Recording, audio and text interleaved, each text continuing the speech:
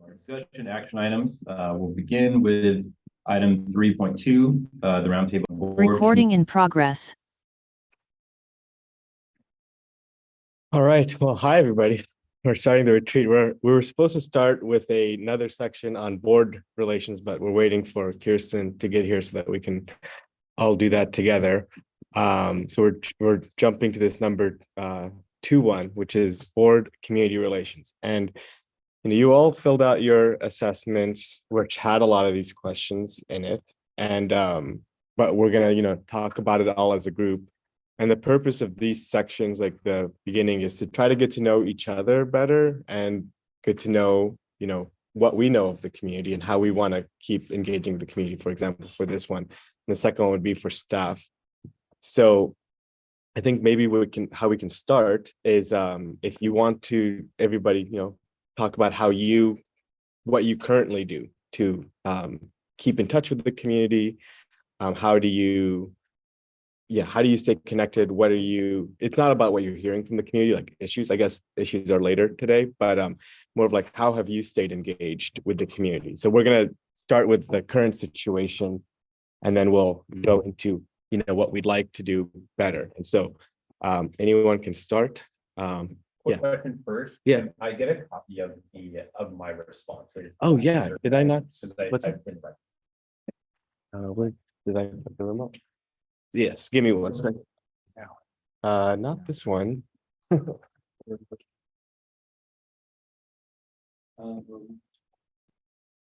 one's seen the remote. Small black remote. No. Oh, it's right here. Oh, it's okay. Like a Monday morning, huh? It is I guess it is a Monday morning.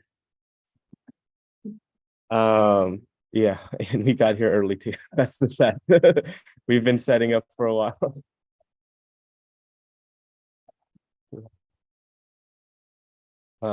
Yeah, Spencer, I just shared it with you.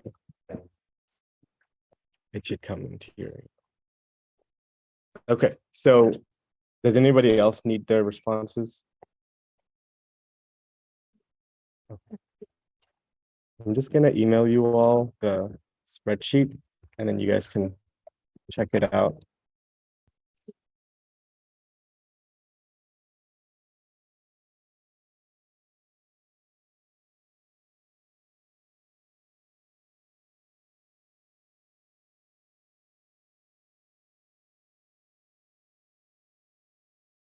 Okay. So community, how does everybody currently, I'm gonna use the whiteboard. You guys don't mind, since we don't have to have a whiteboard. All right. Keep us going. Like the Twitter paper. I know. We have to put paper too. Sydney has them somewhere. So we'll put, and I have the worst writing, so you guys can deal with that.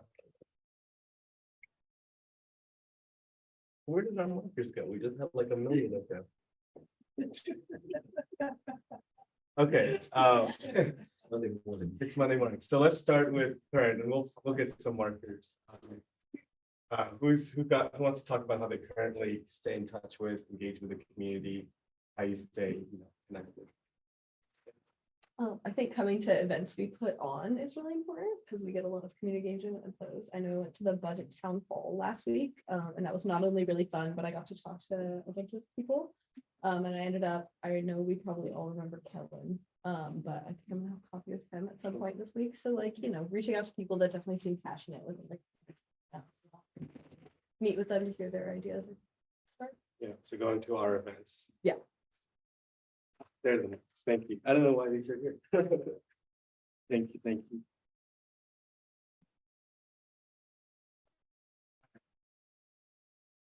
All right.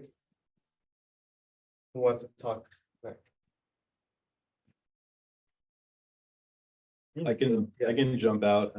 So beyond our specialized events, I try to be very open and available before and after our meetings, and I try to let people know when there is an interesting topic on our agenda, and try and just ask them questions and hear, do they have anything to say? And a lot of my neighbors and community members on 6-8 are kind of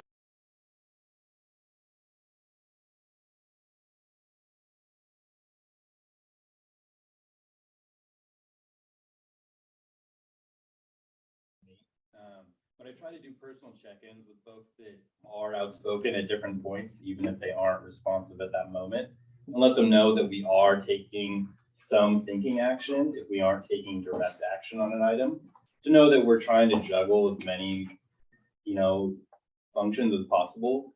And then, yeah, just try to check in with individuals that I know who seem to have a very firm opinion on agenda items as they come up.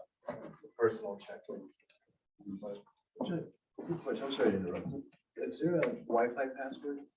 IV rocks 20. Thank you.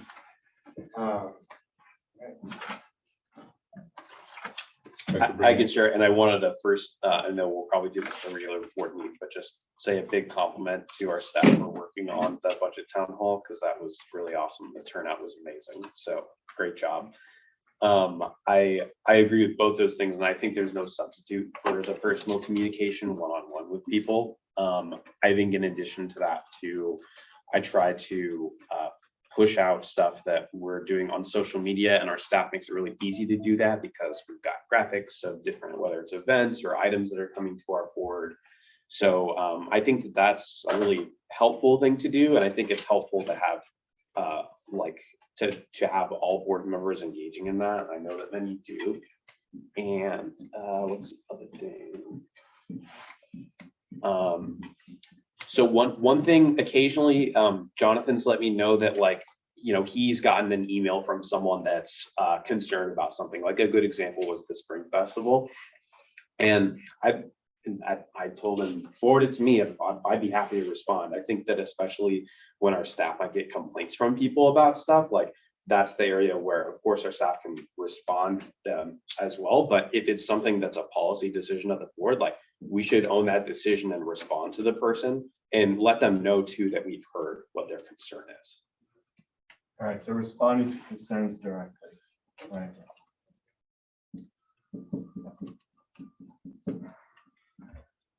And then sharing district media. Big thing is transparency, being really honest and clear about the actions that we want to take, the actions that we're going to take, and the actions that have to take.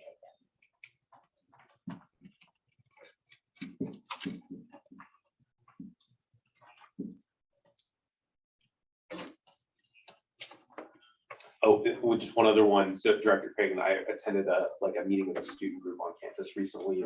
Gave a presentation about the event, the budget town hall. So I think that there's good opportunities. And those are also people that just tend to be very interested in stuff that we do. So.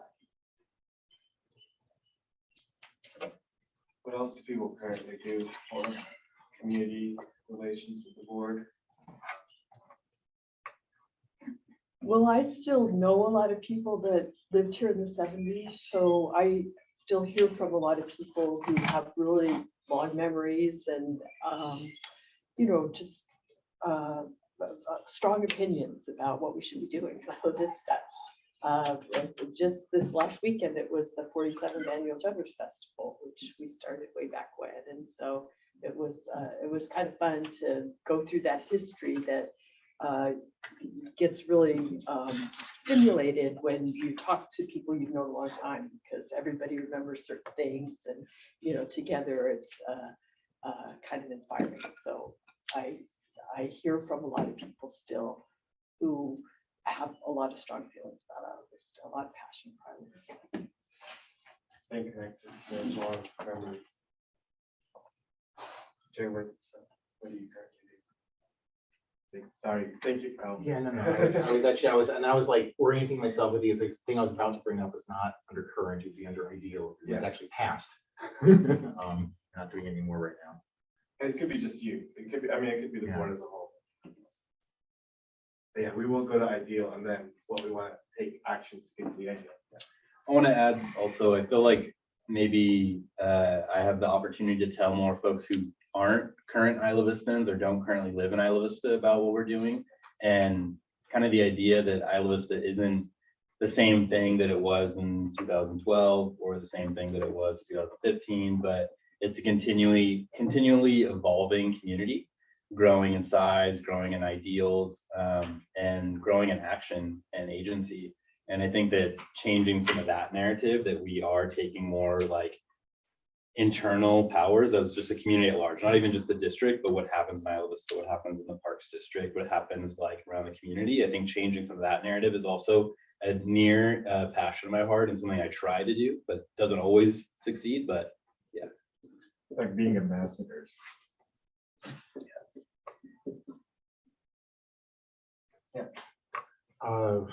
Not quite listed on here, I don't think. It's like working with some of the local newspapers and reporters. Kind of us here have done and continue to do. And there's also, because you were kind of being specific about like events and some of those things like that and student meetings, because we are purposely going to the weeds on those engagement. A number of us participate in different social media things, such as responding to people on UCSD Green for sale. If there's some kind of issue that's coming up related to the community, pointing out resources that are available on UCSB housing coordination group on Facebook. But there are a number of things that are also not on Facebook. Tracking people are doing on Instagram on the tags and trying to see what their issues are. Just being super vigilant on social media. Yeah. Seeing what's out there, what's being talked about. Cool. Well, yeah, anyone have anything? I mean, staff can respond to share that. And then there are a number of us have been, whether it's like literally a board assignment or whether it is something that we do on the side, attending and participating in other local government meetings that overlap our region, or participating in higher level government.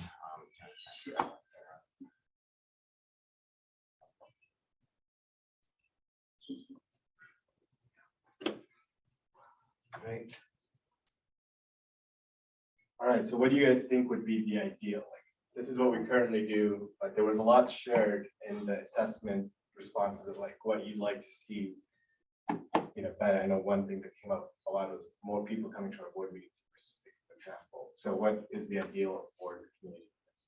Something that I used to do, and I stopped doing when the pandemic started, and I never started doing it again. I think it would be good for people. Is attending the various churches in the area put on meals for the houseless people in the area, and it ends up being a big congregation time to discuss issues that are happening in the community. And I would actually bring copies of the agendas for our meeting to those events and distribute them around. A lot of those people aren't going to be able to have access to our electronic blasts of the agenda. So going to more events, community-based events, but specifically that one. Yeah, yeah. In the previous category, we talking about whether it's something I brought up at government meetings or like bringing up the student meetings, and it's like there's actually specific congregations for this sub-community. Yeah. Do you think this like means more like having a more organized plan for the board to like here's the list that you can reference at any moment of which meetings are happening? I mean, our community calendar kind of does that, but yeah. So what happened was kind of my fault. It's very much my fault. I and Father John were assigned to a subcommittee to work on a giant document for which I have a large number of notes that I did not put into form of a document, which does exactly that.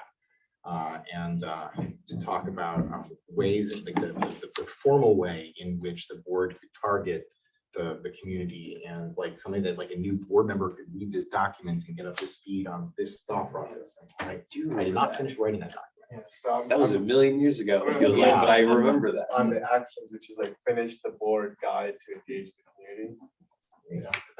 I think the list and almost like, I don't want to say formal, but like kind of assignments for board members for this kind of stuff would be really cool. Actually, It might be difficult to put it together because I know the times of meetings are always changing and stuff. Yeah. But I mean, I know that's something cities keep track a lot of that stuff. sure. Actually, I'm not certain if it really was mentioned in occurring yet, but now I'm so sometimes I'm really good at names. Most of the time I'm not, and you just walk in the room and I forgot. Carly. What was it? Carly. Carly. So like the work that Carly has been doing with the what what is it called? The monthly compost collective, everyone come and see how the district type work operating. I know that Jen has been involved in that and stuff. We've already kind of covered more of what like, oh, now I forgot your name. I swear I had your name. Yeah. Sydney. Sydney. I almost like, okay, the work that we covered a little bit with Sydney's down, but I think we haven't quite hit as much of the work that, yeah. So like so it's like district events. Yeah, well, when you say going to our events, like when I Oh, think yeah. of that, that to me is something different than like running a specific outreach program. Okay, so like specific events for the board to meet people, sort of thing? Or is that what you're Oh, saying? maybe I misunderstood. I was rebuilding the network at the beginning of this. So was this Yeah. specifically for people like myself, how how the district communicates with the community? It's, yes, like the board. Oh, The okay, board, I'm yeah, sorry. the board. All right. You're brainstorming the wrong direction. It's okay, but this is correct, so I mean, that's Okay. still, yeah.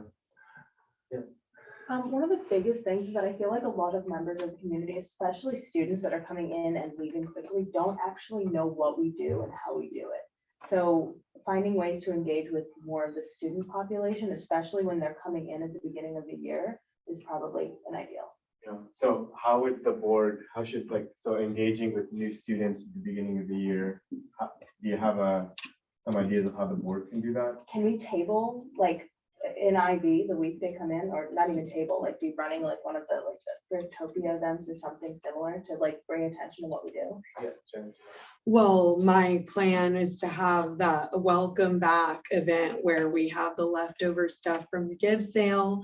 And I wanted it to be kind of all encompassing at like a tabling, education about sustainable move-in practices and basically an introduction to the CSD as a whole as well. The sustainability thing has more to do with like Vista Beautiful and Compost Collective itself, but basically that, like introducing the community to what we do, but also having an incentive, which would be like selling secondhand stuff left over from the gift sale. So kind of like a little event.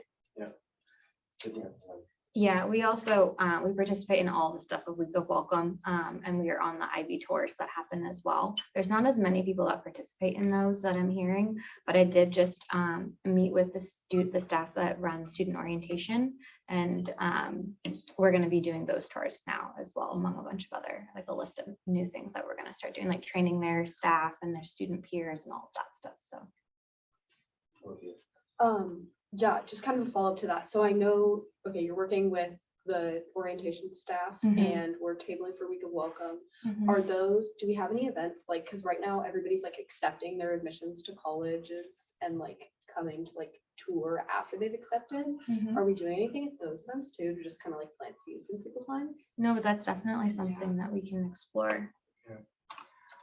Yeah, I mean, I think one thing what we can do is make sure that the board is aware of all the opportunities where CSD is going to be at and invite you all. Because yeah, we were at pretty much every Week of Welcome event possible last year. But yeah, we can just make sure. Maybe that's just a general thing. Like whenever the CSD is out there tabling or anything, we can notify you guys to be there. It doesn't happen every week, but I think that's great because like sometimes I'll like randomly have time where if it works with my schedule, I can be there. And so, yeah, I like that idea. Have we asked UCSB about getting in Gaucho FYI? Yeah, we're in the process right now. Cool, awesome. They actually are updating all of their stuff.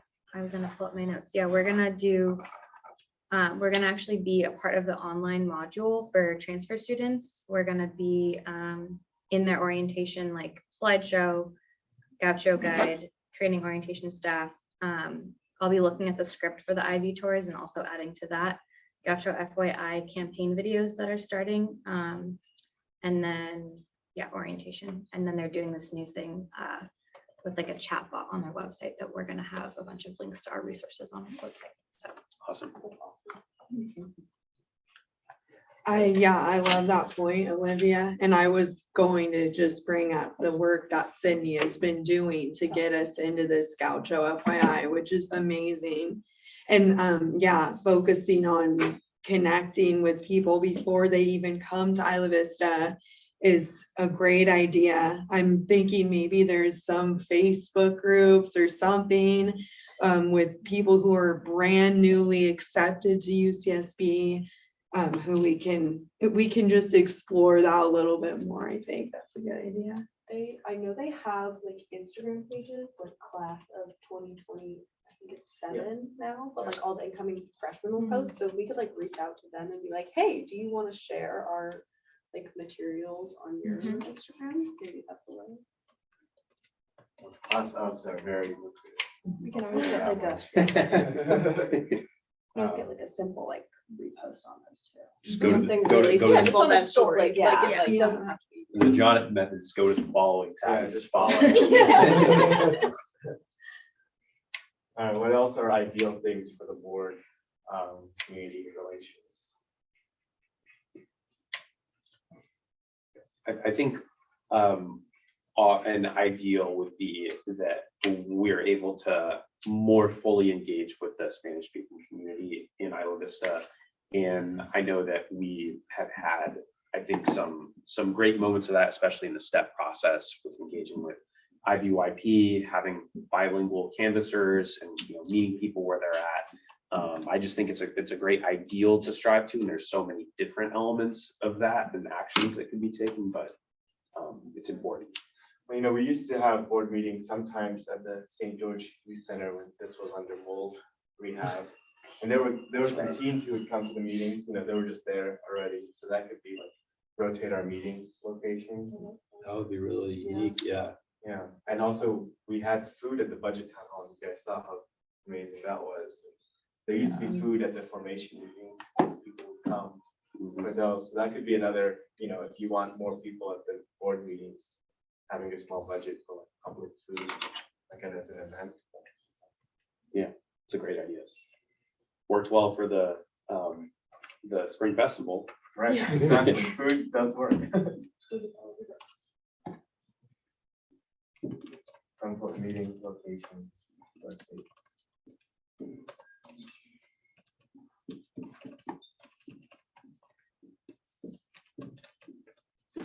Oh, you guys can talk this, right? So I know that we do like a current stream with our YouTube meetings. We're in the middle of the stream right now.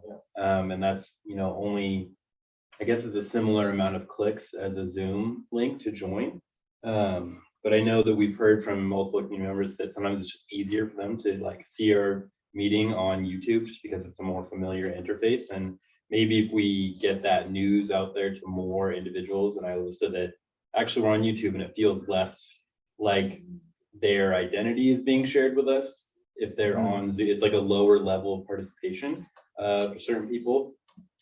I think of the same reasons why, at the UCSB library, many users, and even with people's personal devices, they'll cover their camera on their personal device. And I totally understand that feeling. So letting folks know that beyond just Zoom and person, you can also live stream our YouTube and see what's happening even for just portions of the meeting, and realizing that one doesn't have to attend the whole meeting in order to be a full participant. And just trying to like lower the stakes for the public too. And one reason why I often use YouTube streams of meetings is also the ability to pause and then rewind a little bit. But here's something. And when things are on YouTube, I mean, can you look for the greatest hits or something that you don't have to watch the whole meeting? Or is there some way we could like make our greatest hits real of, just Within the meeting, you mean? Like within because I mean, I think there were some things that were very interesting that happened in our meeting, but they were kind of like, if it's in the middle of a 4-hour video, how do you you decipher wouldn't that? find it easily. I know that YouTube does do like, with people who have tons of views, they do spikes and show like this is the most watched 10 seconds of the video. Also transcription and those types of tools, all these things aid in accessibility.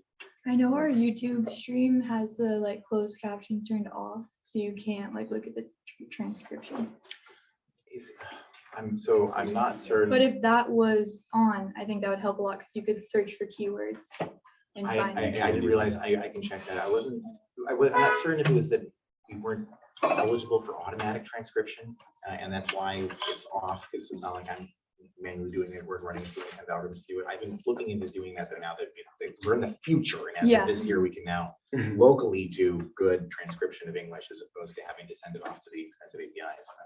We should check on that too, because I know that there's more legislation about accessibility for if you are doing a stream, it's got to have these. That's why currently it is set up that the district does not have a YouTube stream. Yes. I have a YouTube stream that I'm streaming the meeting, but like I continue to have the offer on the table that as soon as the district wants the YouTube channel, I will give it to them. But there was like some kind of work that was being done to look into these specific issues before the district was. I think what we were hearing from Ross recently, and he's not on to correct me right now, but I don't think we can take the old videos. I think we might have to start new and then re-upload. I don't know. That's just how I feel. Yeah. We can just put in the comments like the exact time of what it is, what you were Oh, saying, yeah. Carrie, like, we can just put 9 minutes, 25 seconds or whatever, like 2 hours, whatever, what it is. Yeah, Right. and YouTube will automatically do that for you Yeah. if you have transcription. Like, Absolutely. as long as Marco says, okay, now we're moving to the next item, and then says what the item is, Gotcha. it'll figure it out. So I'm a little confused with context now. So this, can I get reoriented on how these last few items are the board engagement? I agree that the engagement of board meetings, but like, is that Yeah. what's Board counted? meetings, board, yeah. Okay. Yeah. All right, then I've Board got, to community relationship. Yeah. okay. So how does the board? Including if it is simply work that is done by staff in order to cause It might one-way help communication the from the board, board yeah. to the, okay. Yeah. It's awesome. So, Yeah.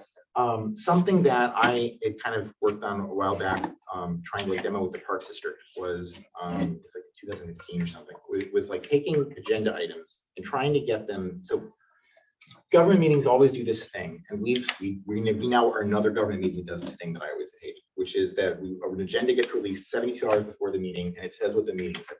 And there is not necessarily any good long-range calendaring process that allows people to have an understanding of what's going to be happening a month from now on the agenda, even though Jonathan has that in his head oftentimes and is working with us on what's going to end up happening.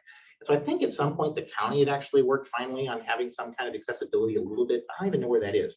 But if I would really like to have something that allows people in the public to see what our tentative agendas are going in the future, so that they can get a feeling of like planning what they might care about. Because the community engagement, as somebody might be interested in the meeting, you've got to then go and suddenly get all your neighbors to be interested in some topic, start providing and organizing the materials you want to try to present at the thing. And everyone always has to kind of frantically do this within the 72 hours before the meeting.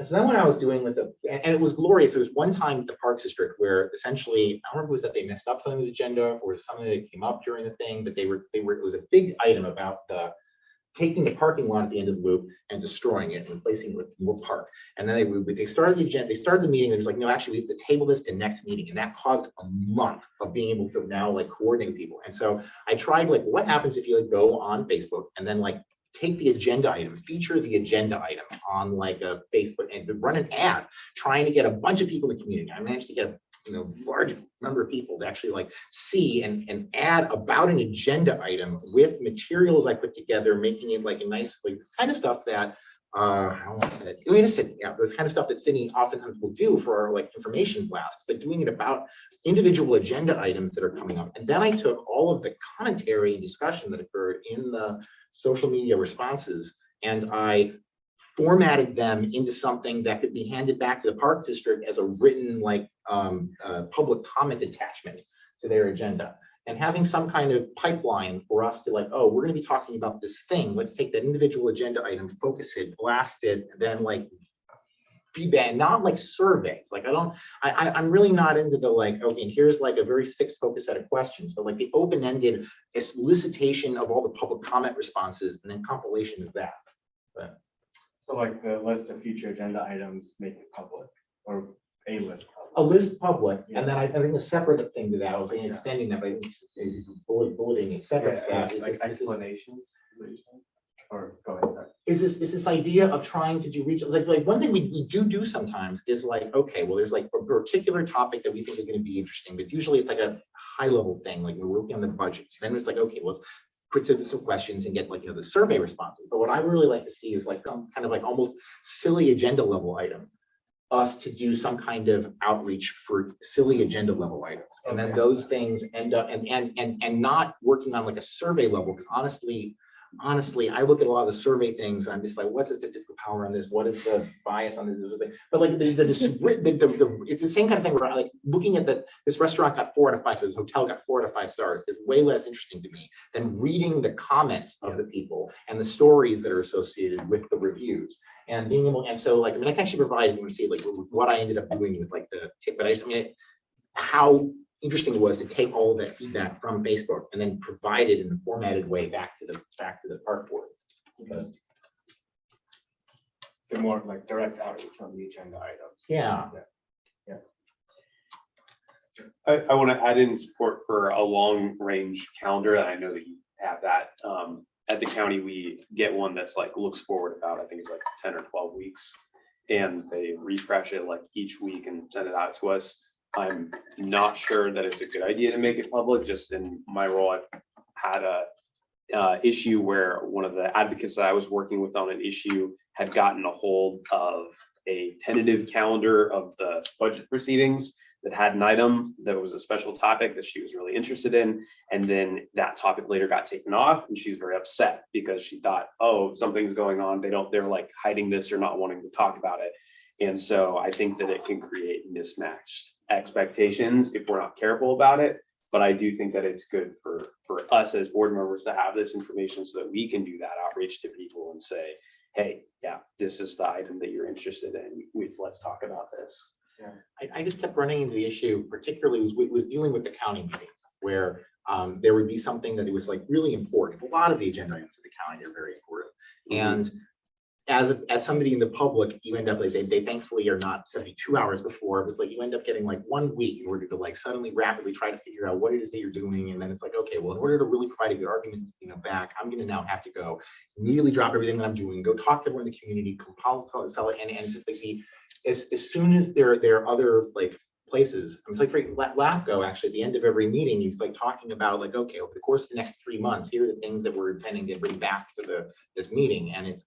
And while, every now and then there's something confusing that happens at LAFCO where somebody gets an expectation of something, I think on balance, it's like really important for members of the public to be able to like not be in crunch mode on things that they're dealing with.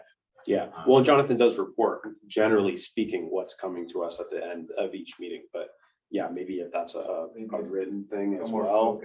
Report on that too. It's like mentioned right now. Yeah, it's not like a specific user report on this. Sure. Yeah. Because what you're talking about of like scrambling, have to communicate with people, like I just view that as our role. Like that's our job as board members, is when we see this stuff come up, and sometimes there's not going to be a whole lot. Like we wish that there was more notice, but it's just kind of it comes with the territory. I'm not talking about my job as a board member now is difficult because I don't know what's going on. I talk to Jonathan, I talk to Mark, I can learn what's going on. I'm talking about the like because in 2015, I mean, we didn't even have this board. It's like as a member of the public, the experience on the other side of interfacing with the board, where it's like suddenly, and then I'll get angry. Like Esther would come to me, and Esther would tell me that like later this week something's happening. I'm like, when did you know about this? Did you not know about this 3 weeks ago? Why are you only telling me this now? I was so angry at Esther sometimes. And sometimes the answer to that question is probably she did not know about it 3 weeks ago. And sometimes she knew about it 3 months earlier. I understand. There was one time with Esther where she was telling other people and that were not in Isla Vista, and then it was like, okay, what we're gonna do is we're just gonna sit around and no one mentioned it to Esther.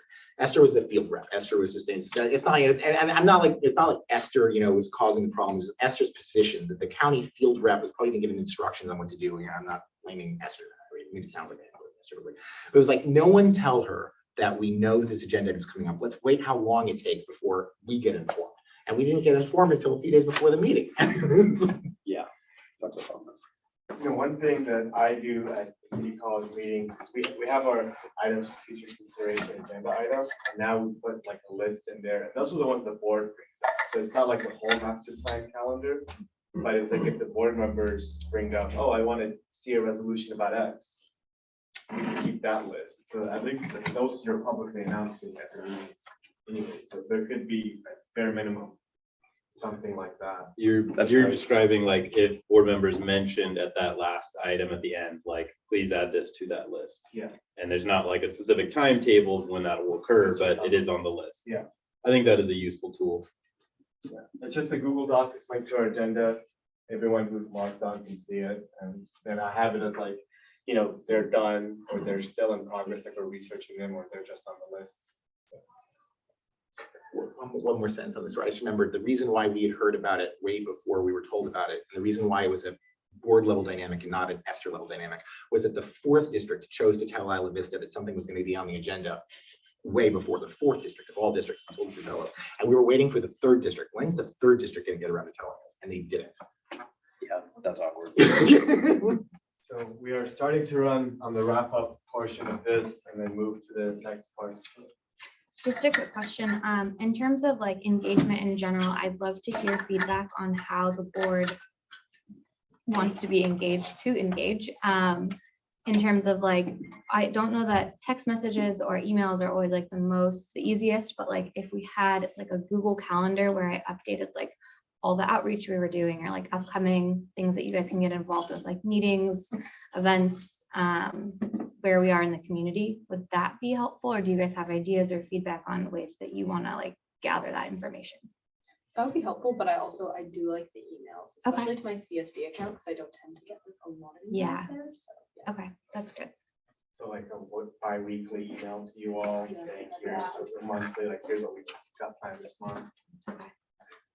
Yeah. I agree. Yeah, I always appreciate your texts. Yeah, sounds good. All right, anything else to add on here? I'll take a picture and then erase it. Schultz. I wanted to jump back to the YouTube stream. Really quickly. Do we have translation options on there? Because that would be a really straightforward way to be able to like see the meetings in other languages. I don't think- Because I looked, it doesn't look like it's on the live stream, but I don't know if it's on the actual. No, usually like what I understand other government agencies do, like you have to hire a translator to like transcribe the whole thing in real time or after. So that's something, but it's not something. The problem with, I think, the YouTube automated ones is they're not always very accurate. No, but there's something. Which is why I like that. Oh, so you're Closed saying, caption. could we do closed caption out, like translated? and Yeah. closed caption? Because Okay. YouTube usually like does it for you. Okay. Yeah. Yeah, so I got that at least here as transcript, and then we'll put other languages too, if possible. Yeah, I guess we can also test the quality. Yeah. Because if it's like transcripting YouTube CC and then translating, it's like 2 levels of mistranslation possibly.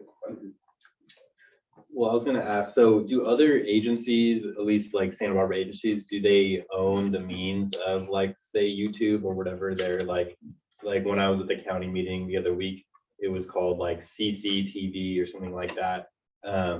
Is there a partnership that we can join in with that, or that if we took over the means of this YouTube and did the branding and et cetera? Yeah, is that normalized in the community? Do other agencies do that? I don't know if there's like an out of the box solution. I actually don't know, all other districts in the Santa Barbara County, ones that do YouTube channels, I think are largely ones that I helped get a YouTube channel. Yeah, So we have the all the cities on the South Coast have The CS a- cities. as their own TV station, which is also a YouTube channel. Yeah, and I was gonna say, like, yeah, but the cities and the county, they've got a television station. Yeah, they have like a staff, like SBCC, we have like 4 staff people who run the tech for the live stream and YouTube Wow. of the meeting. There's, like, That's impressive. multiple cameras pointed. I mean, this camera does it automatically. Points to the spot. They have to do that, like manually. We probably have the best low-tech solution. Yeah, probably, actually, yeah. I now, when you describe the angles of the view, I remember something that when I was at the Goleta City Chambers for the library advisory meeting, their infrastructure, like physically in their meeting space, is very impressive. But simple things that we could do to copy their setup of having like a specified speaking area for public comment, or a specified like even just a minor podium or something. So that person understands they do have the floor for that time, and to give more agency to that individual. I don't want it to be intimidating, but I do want them to feel like they have the floor for that time. We actually used to use a podium. Actually, it was the podium that I had gone back when I was running for supervisor and I was donated to the district. And so I would just drag it in here for a while. And I think we still have that podium, right? Somewhere, I think. But like the thing that actually was awkward about it is that it does lead to this feeling of like the separation between the board and the community. And like the thing that I had always kind of, what I loved about the Parks District meetings back forever ago is because of the small room that they were doing it in. It always kind of felt like you were almost at the table with the board, and the feeling of having the people in the community where you're just kind of like, which I think you're actually very good at doing. It's kind of like, oh, they're interested, let's bring them back. Let's have somebody raise their hands. They can throw it out without having to like be like, okay, now I'm going to go up to the podium. I'm going to provide this like formal thing. Yeah, I kind of like where we ended up landing as opposed to the podium, but we definitely take advantage of the pros, I would say. Yeah. We actually, I mean, we came back from Zoom and didn't have the setup, you know, like we came back from Zoom, like we were on Zoom for so long that there was no podium or in a situation. There was no logic to the way we came back. We just, you know, set it up. We set up the tables, we put out the chairs, and we said, okay. But yeah, that maybe having a more formal structure. We are kind of limited in this room. It's a hard room to do, but it's not that.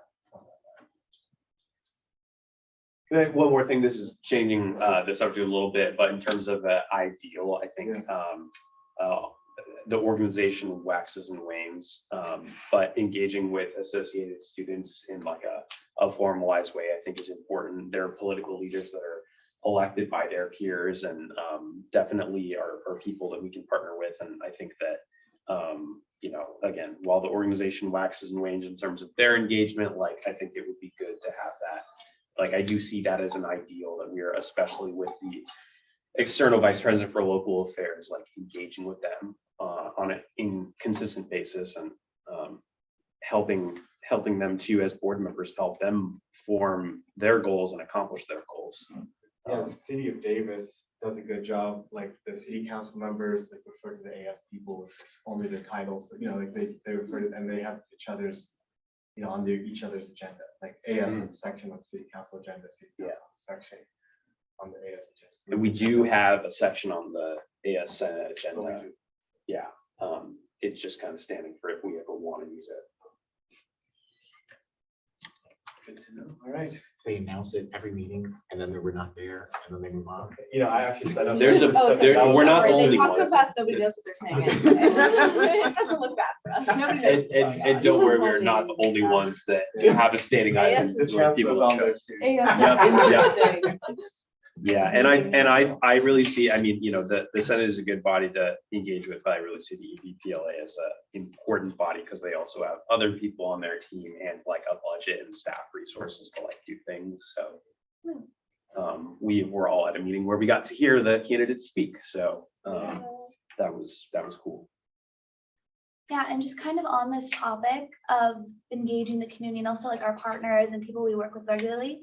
This kind of is an idea that came up from the budget town hall that I noticed. I think it would be helpful if we had some sort of meeting, and maybe not specifically about the budget, but also that, where we just talk with our partners separately from the community. Mm-hmm. Like, of course, our partners are welcome to come to these like open community meetings, but I think because they are our partners, like what they say, they're like stakeholders for us. So I feel like if we had like a separate check-in, I don't know how regularly we want to do that, but like just with our partners. And people we work with very frequently, like AS, I would consider on that list, but also like some of the other nonprofits and orgs, and just kind of hearing their thoughts and opinions, whether it be about something like our upcoming budget or just about how they're doing, checking in. Yeah. So more organized meetings. I agree with that. I know we talked about, I think it was in reference to the IV Safe program, maybe incorporating like a meeting format that was half, like we had the public involved, half just with our partners. Like more topic specific, like maybe like a relevant partner and then like community members who are interested Yeah, too. that would be cool. That would be cool. Yeah, and we can maybe like organize, you know, like some of you got the invites like Kirsten's Lunch and Learn thing. So it could be like something like that where we can do like a quarterly lunch and learn meeting about CSD. We could invite our partners. I guess we'd have to see the Brown Act because she just noticed it. That's yeah. All right, well, that's this, everyone can take like 2 seconds to read the assessment again before we move to the next section. I'm gonna erase this now. If anyone wants their own picture, and then we'll start to the next.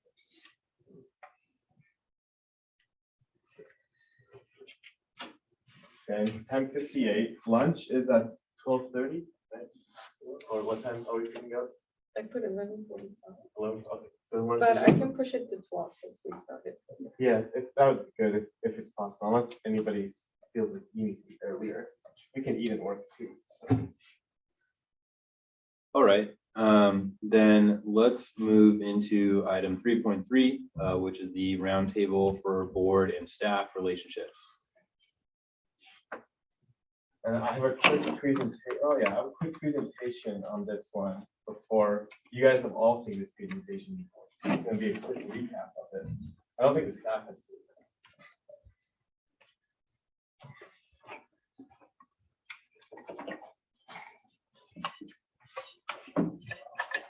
I haven't used a whiteboard in a million years.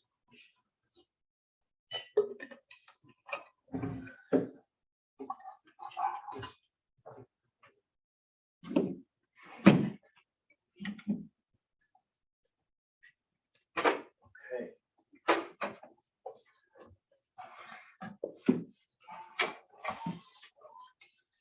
No, Ross? Not Ross.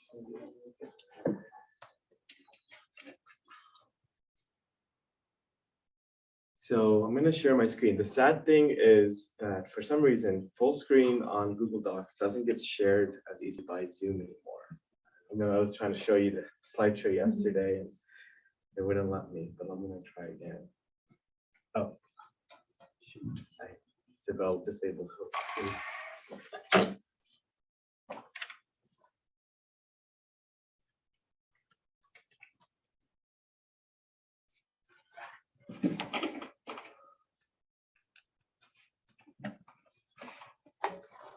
I'm used to being the host.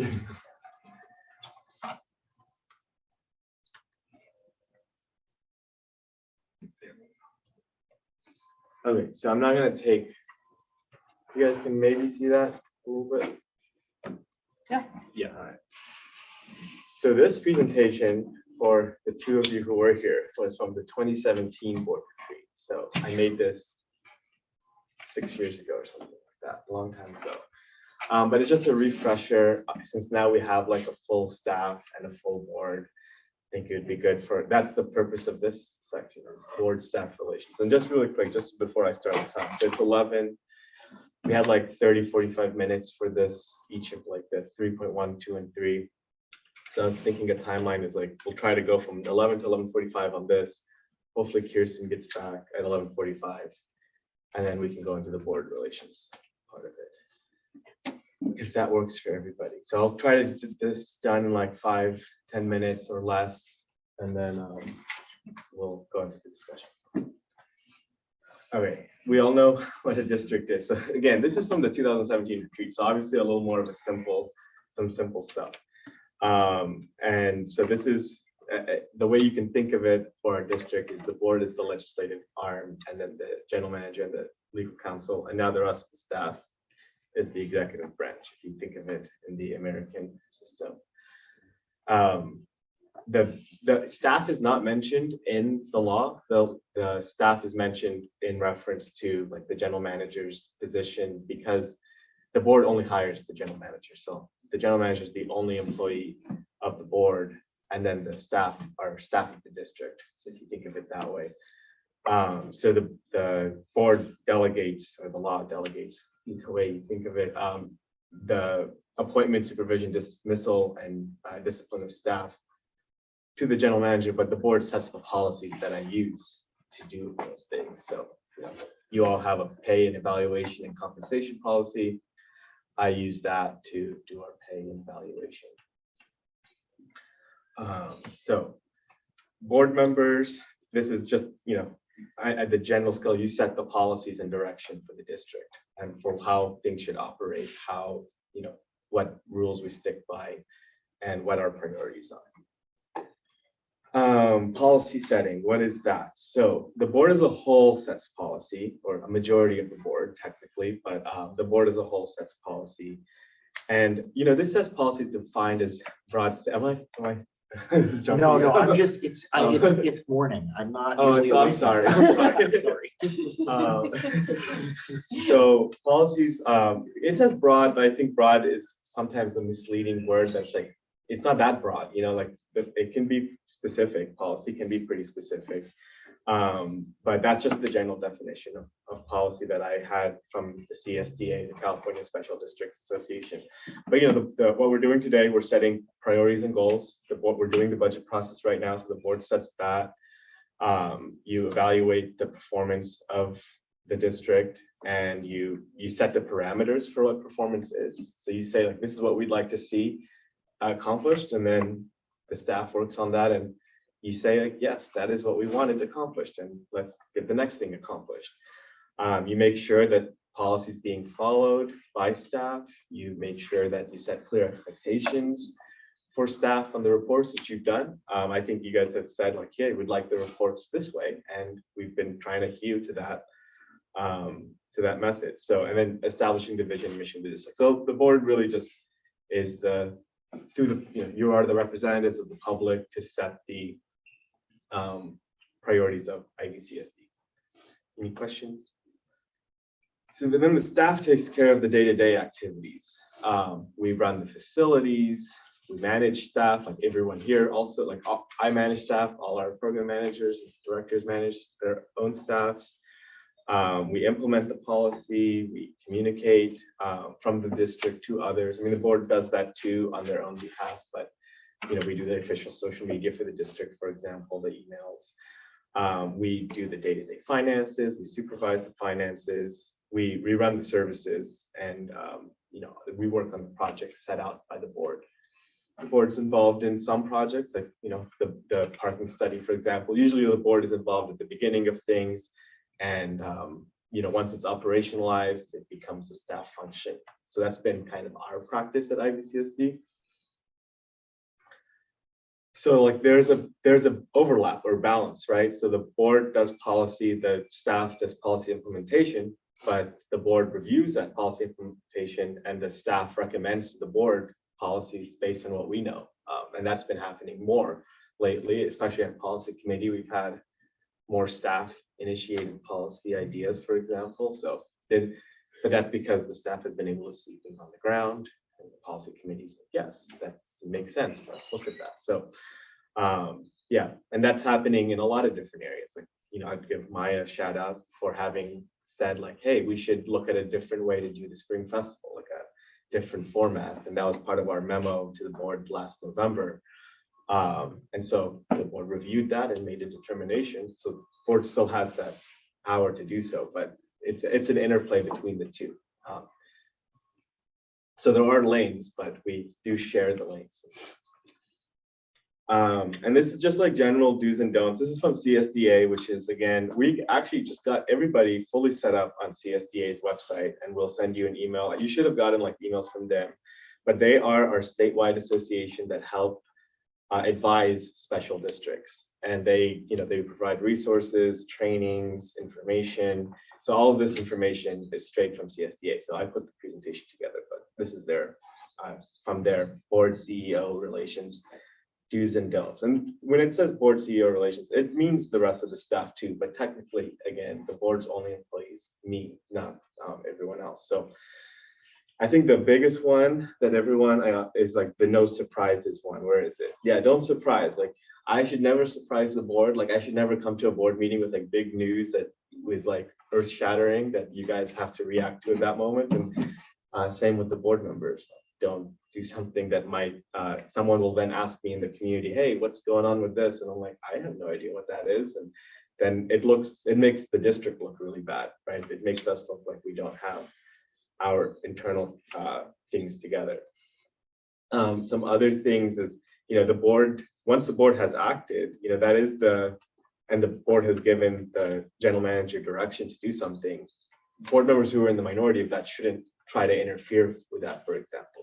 The board does act as a whole. It does act as a body. So that's something important. We've never had this problem at IVCSD. It's just one of the general things to know is that the board acts as a unit, not as individuals. When setting policy direction and decision, the president of the board gets some delegation of that outside the meetings, because there are things that come up outside the meetings that, you know, I go to Marcos before Spencer. I'm like, hey, we need to do this. Do you think this is fine, like within current direction? We did that just a week ago with, we had to submit a letter for lighting to the county. Talk to Marcos and Spencer about it, and it was, you know, yes, we've established policy on this, we can just send the letter. But yeah, it does take that communication and no surprises. So yeah, and it's about like respecting each other's position, like totally respect the board's position, like you are people setting in policy, and then respecting the staff is like, now it's your job to do it. Like, don't micromanage someone's, you know, oh, it should be this picture on the social media instead of this one. You know, obviously, like that's the level of like we respect each other's jobs here at IVCSD.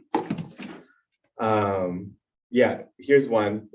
We've never again done this, but this is new since we have staff, is like not criticizing personnel in public. As you know, if there's like an annual report happening, it's always good to criticize the work, like, oh, this data doesn't look like the data we want. Like, that's totally like fair. Like, you should say that. We expect you to say that, but you shouldn't say like, oh, you don't seem like you're doing a good job taking care of this program. You know, we don't do that. I know this sounds obvious, but this is just a, you know, general of how the two should interact. And same with the staff. The staff can't make commitments for the district. The board can't either, like individual board members can't either, but the only person who can make commitments for the district is the board as a whole. Like, that's the only person who, you know, I say person, but that's the only entity that can make commitments for the district. You can say, yes, we'll take it to a board meeting. I'm happy to share that with the board. That's for both staff and individual board members, but it's really only the board that can make commitments. And then these are just two videos. You can watch these another time. This is linked, but it's just like the role. This is all from the Institute for Local Government. And this is like, and again, you've all had this sent to you, so you can check it in your own time, but there's a video about trust and the role that plays. And it's really so big. Like, you have to build that trust with the staff and the board, because, you know, the staff is spending public money, the board is setting the parameters for how that's spent. And so we have a big job on our hands, and there's a lot of trust that goes into making sure that job is getting done. Role of the CEO and then role of the board. So there's a video for both.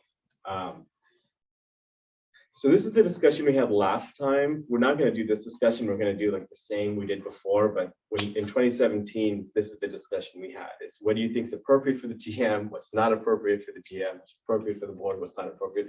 The reason we had this discussion in the past is we were still, it was like I just got hired like 2 months or 1 month prior, and we were just starting to get to work all together. And so we had to know these things, like we had to say these things out loud. And we probably want to say them out loud again in some way, because, you know, it helps formalize, like, yes, we've all agreed, like, staff shouldn't do this, staff should do this, board should do this, board shouldn't do this. It helps, I think if we all are on the same page, then it helps keep the relations between the staff and the board really positive. So, yes. And also, for people who weren't here, it was effectively because we had just hired Jonathan, the board was acting as staff. And so that was this really awkward process of essentially explaining to the board members, no, I realize you've always done that.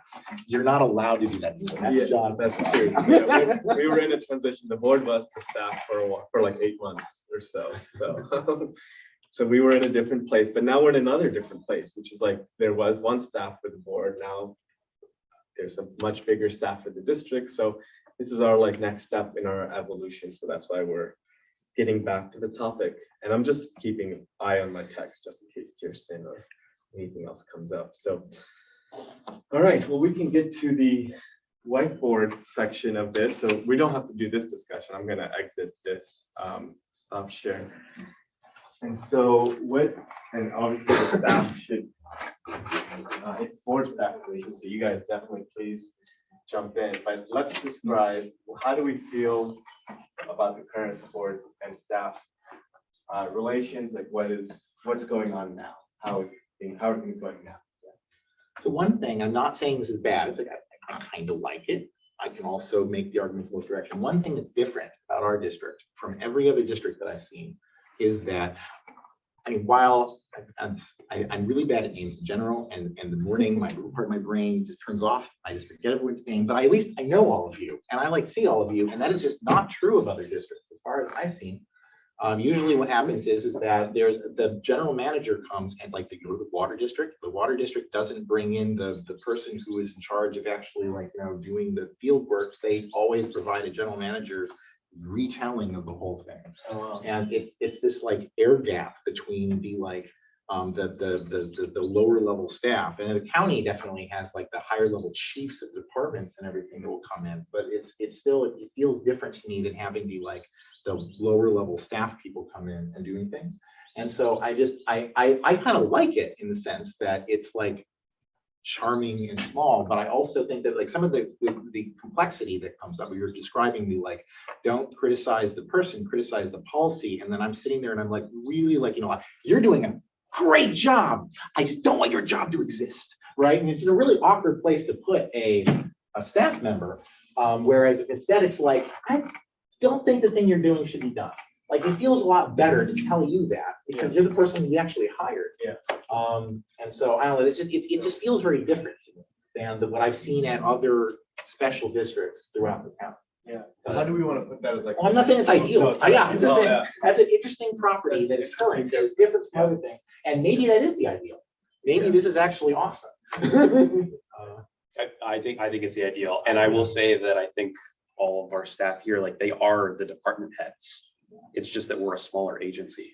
So I think it makes sense. And I think it's great. You're all the experts in what you're doing, more so than Jonathan is on like the details of your program. So, and you always do a great job presenting to the board. So. Yeah, I think so too. I mean, like, we don't have dirt writers come in and talk to us, but like, it's nice that you're all very close to your programs and informed, and I love your. On that note, I love hearing how like frequently people come in, like hearing about Ivy Beautiful, like at least once a month is like really, really good to hear about and like keep up. So you think the frequency of communication from staff is good? Yeah. I was going to say that too, just in terms of our relationship, Jonathan. I really appreciate that I can text you and get a response within minutes to all kinds of different questions, just as things come up. And I think that is very much appreciated. That guy came out before too, so keep it going. So fast. I don't know how feasible this is, but I do think it would be something to explore. Like when we submit our reports and stuff before we come in, like if you have questions about them, almost like writing them, we can look at them. Just so that like, let's say I have a really specific question about something in my presentation, and it's something that I might want you to like look up on my computer and give you like a really nice answer for it.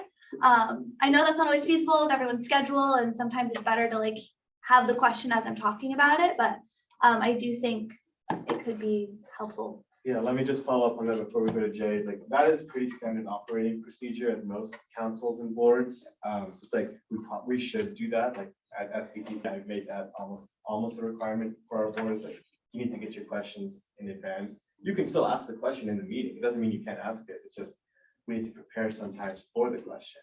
And so, yeah, but obviously that means us also getting the information to you right on time on Saturday, so that you can formulate your questions over the weekend, and hopefully soon to happen, always on Friday instead. So that's the idea. A lot of agenda items get finished on Saturday still currently, but we're making our way towards Friday. But yeah, that's a good one. I want to say on the previous thing about being able to communicate with you and randomly text messages. I do that. I take massive advantage of it, and I feel a little bit bad about it. I want to make certain you don't have to respond to me if I don't like it. And additionally, if it's not even a matter of like, you can respond to me later, you don't respond to me that point, you can respond to me days later, I'm very synchronous, it's cool. But additionally, if you want to push back on that, you can push back on that. It's all good. It's all good. It's all good. Don't break it, it's working. What else is the current relation between board and staff? What else do we want to highlight? I mean, this is good and bad, but so don't say like, oh yeah, this can be improved. Well, I'm just thinking about this thing, which is, that we're a small location and, kind of a very friendly group. And so as a board member, I have opportunities where I'm just chatting with the staff. And so I'm not really saying things as a board member or, you need to pay particular attention to what I'm saying. I'm just chatting or, I might have ideas that I'll throw out, but I don't want anybody to feel like, it's like coming from a board member and, it has all this weight. It's really just chatting. Yeah, that's a great point. I mean, that's true. Like, as individual board members, you're not able to direct staff to do things. That's just not your role. You can tell me, and then I can get it done, or see if it's possible to get it done and work with staff to do it. But yeah, definitely. But casual conversations are, of course, more than fine. I mean, we all have ideas and we want to talk about the cool things we're doing. But that's true. Like, board member, the way I see it is like, staff person's time is public dollars, right? Like, they're getting paid X amount per dollar to do things. As a board member, you don't have that power to direct public money, essentially. Like, you're spending, if you say like, oh, please do this task for me as a board member, then you've like, it's like 4 hours, they get paid 50 an hour. That's not 50, but that's, you've spent $150 without the authority of the board behind it. So that's like the way I think of it. That's how I explain it to my other colleagues. And so, yeah, but you can tell me, because that's like, and then I can help allocate those resources based on the board's preferences. Just to add to that, though, I do find it very appreciative that if I ever have a question, I can reach out to all of you. And you answer me promptly. It's very much appreciated. Yeah, feel free to ask questions, I think, to the staff. I mean, if that's something you guys are okay receiving questions outside meetings, then yeah, please feel free to do that. I definitely am, and I value speaking one-on-one to all of you, just because I know that you all care about Isla Vista and everyone has different knowledge about Isla Vista. So I think, yeah, it's very valuable to have that time to just talk about just stuff that doesn't necessarily have to relate to even what we're doing. Like, hearing about the history of Isla Vista from Carrie is just like inspiring and fun. And so, yeah. And then one thing is, this might add a little bit more work for us, so you guys might want to kill me, but so like when we give our presentations, they're obviously very thought out and we spend a lot of time on them. And I know that we already do give board updates or general manager updates at the end of each meeting.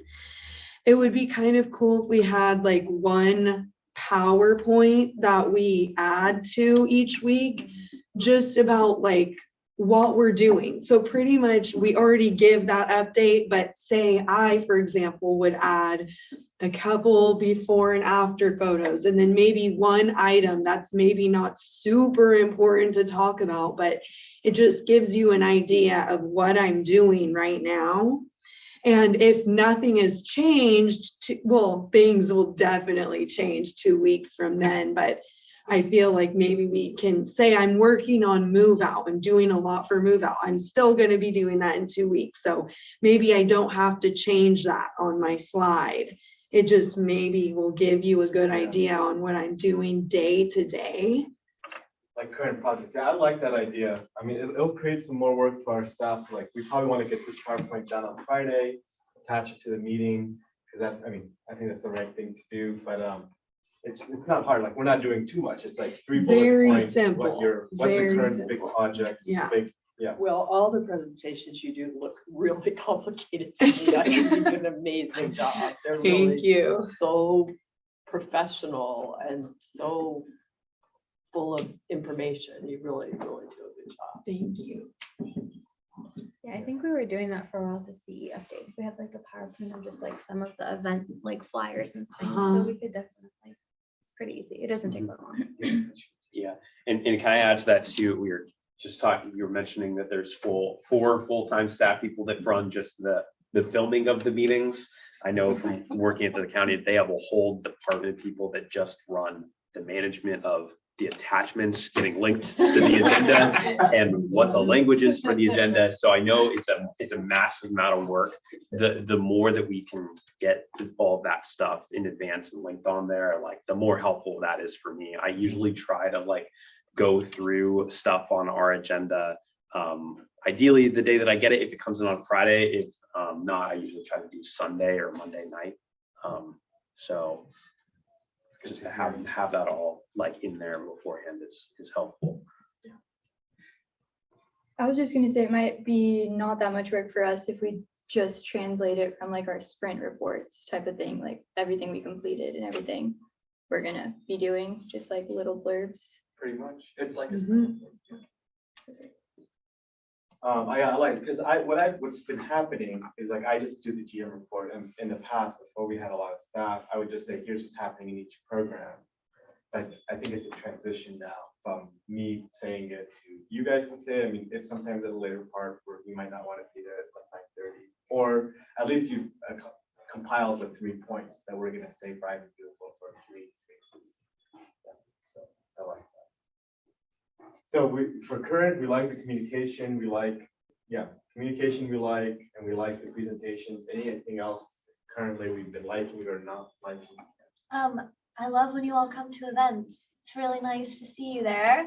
It's also just nice for you to see everything in action, whether it's like, the open houses or like the budget town hall. It's just nice. So I would say always great to see the board members' face. I think that's really awesome that you all do that. And I know that's not super common with different boards. So it's nice. Anything else? So what should be the ideals? Like I know, so a lot of good stuff, but anything that's not happening now that we want to say could be the ideal. Yeah. So I've got one. This is more for our board than it is for the staff. So just on the presentation, one of the things that stood out to me that Jonathan mentioned is that the process is that oftentimes staff will bring the board recommendations for how we should approach a given policy or a direction that we should go. And I think it's important that we all understand that once, even if we're adopting a staff recommendation, once we adopt that, that's our decision and that's no longer the staff decision. And so what that means is that we also really need to, I think, be owning those decisions. And I think that for me, just what that means is that especially, I brought this up earlier, like if there are complaints in the community that maybe our staff is fielding, like we need to own those decisions and back up our staff. I think that's really important. And I think that just something that I've observed is that sometimes I think in our board's desire to want to signal how deeply we are committed to partnering with the community, that we may I think sometimes step over the line of saying stuff that maybe is a little critical of our staff in public.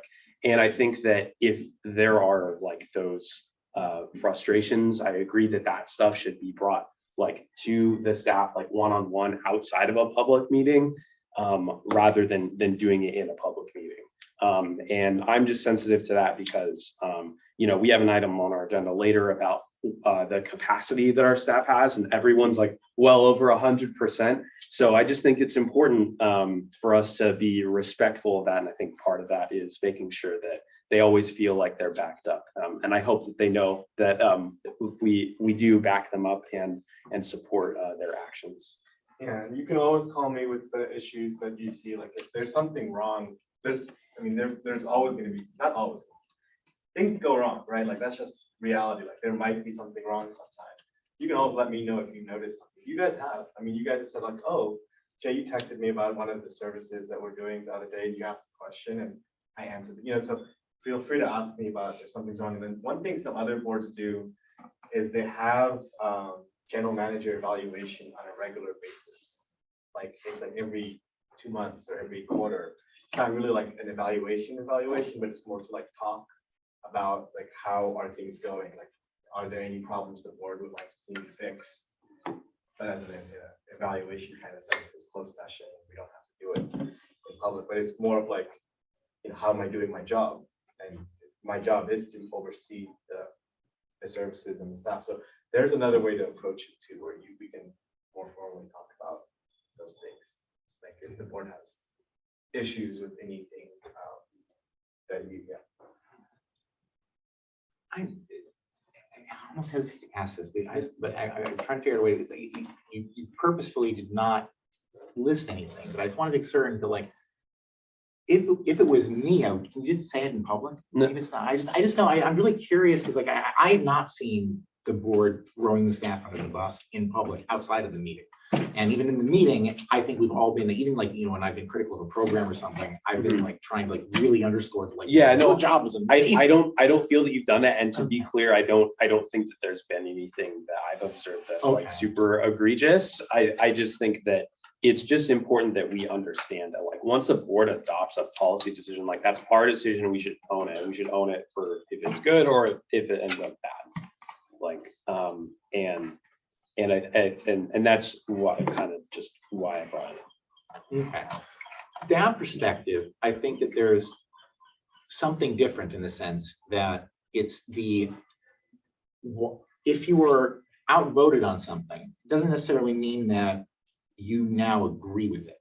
And if somebody asks you about it, like for example, I oftentimes will just defer on the question. I'm just like, you know, I don't speak for the board and the board says this. I won't even answer the question sometimes, but it's, that's not a staff issue, I think. And I also don't think that it really should be the board saying that like, no, you know, it's like everyone needs to, you know, accept the party line at the board level for that. But I don't know if you may disagree. That's not necessarily what I meant either. I think that it's totally normal for if, you know, there's a decision the board makes that you didn't agree with and you voice those concerns as a board decision, like you can explain to people if people are asking you out in the community, this is my position, this is how the board work. I don't think there's a problem with that at all.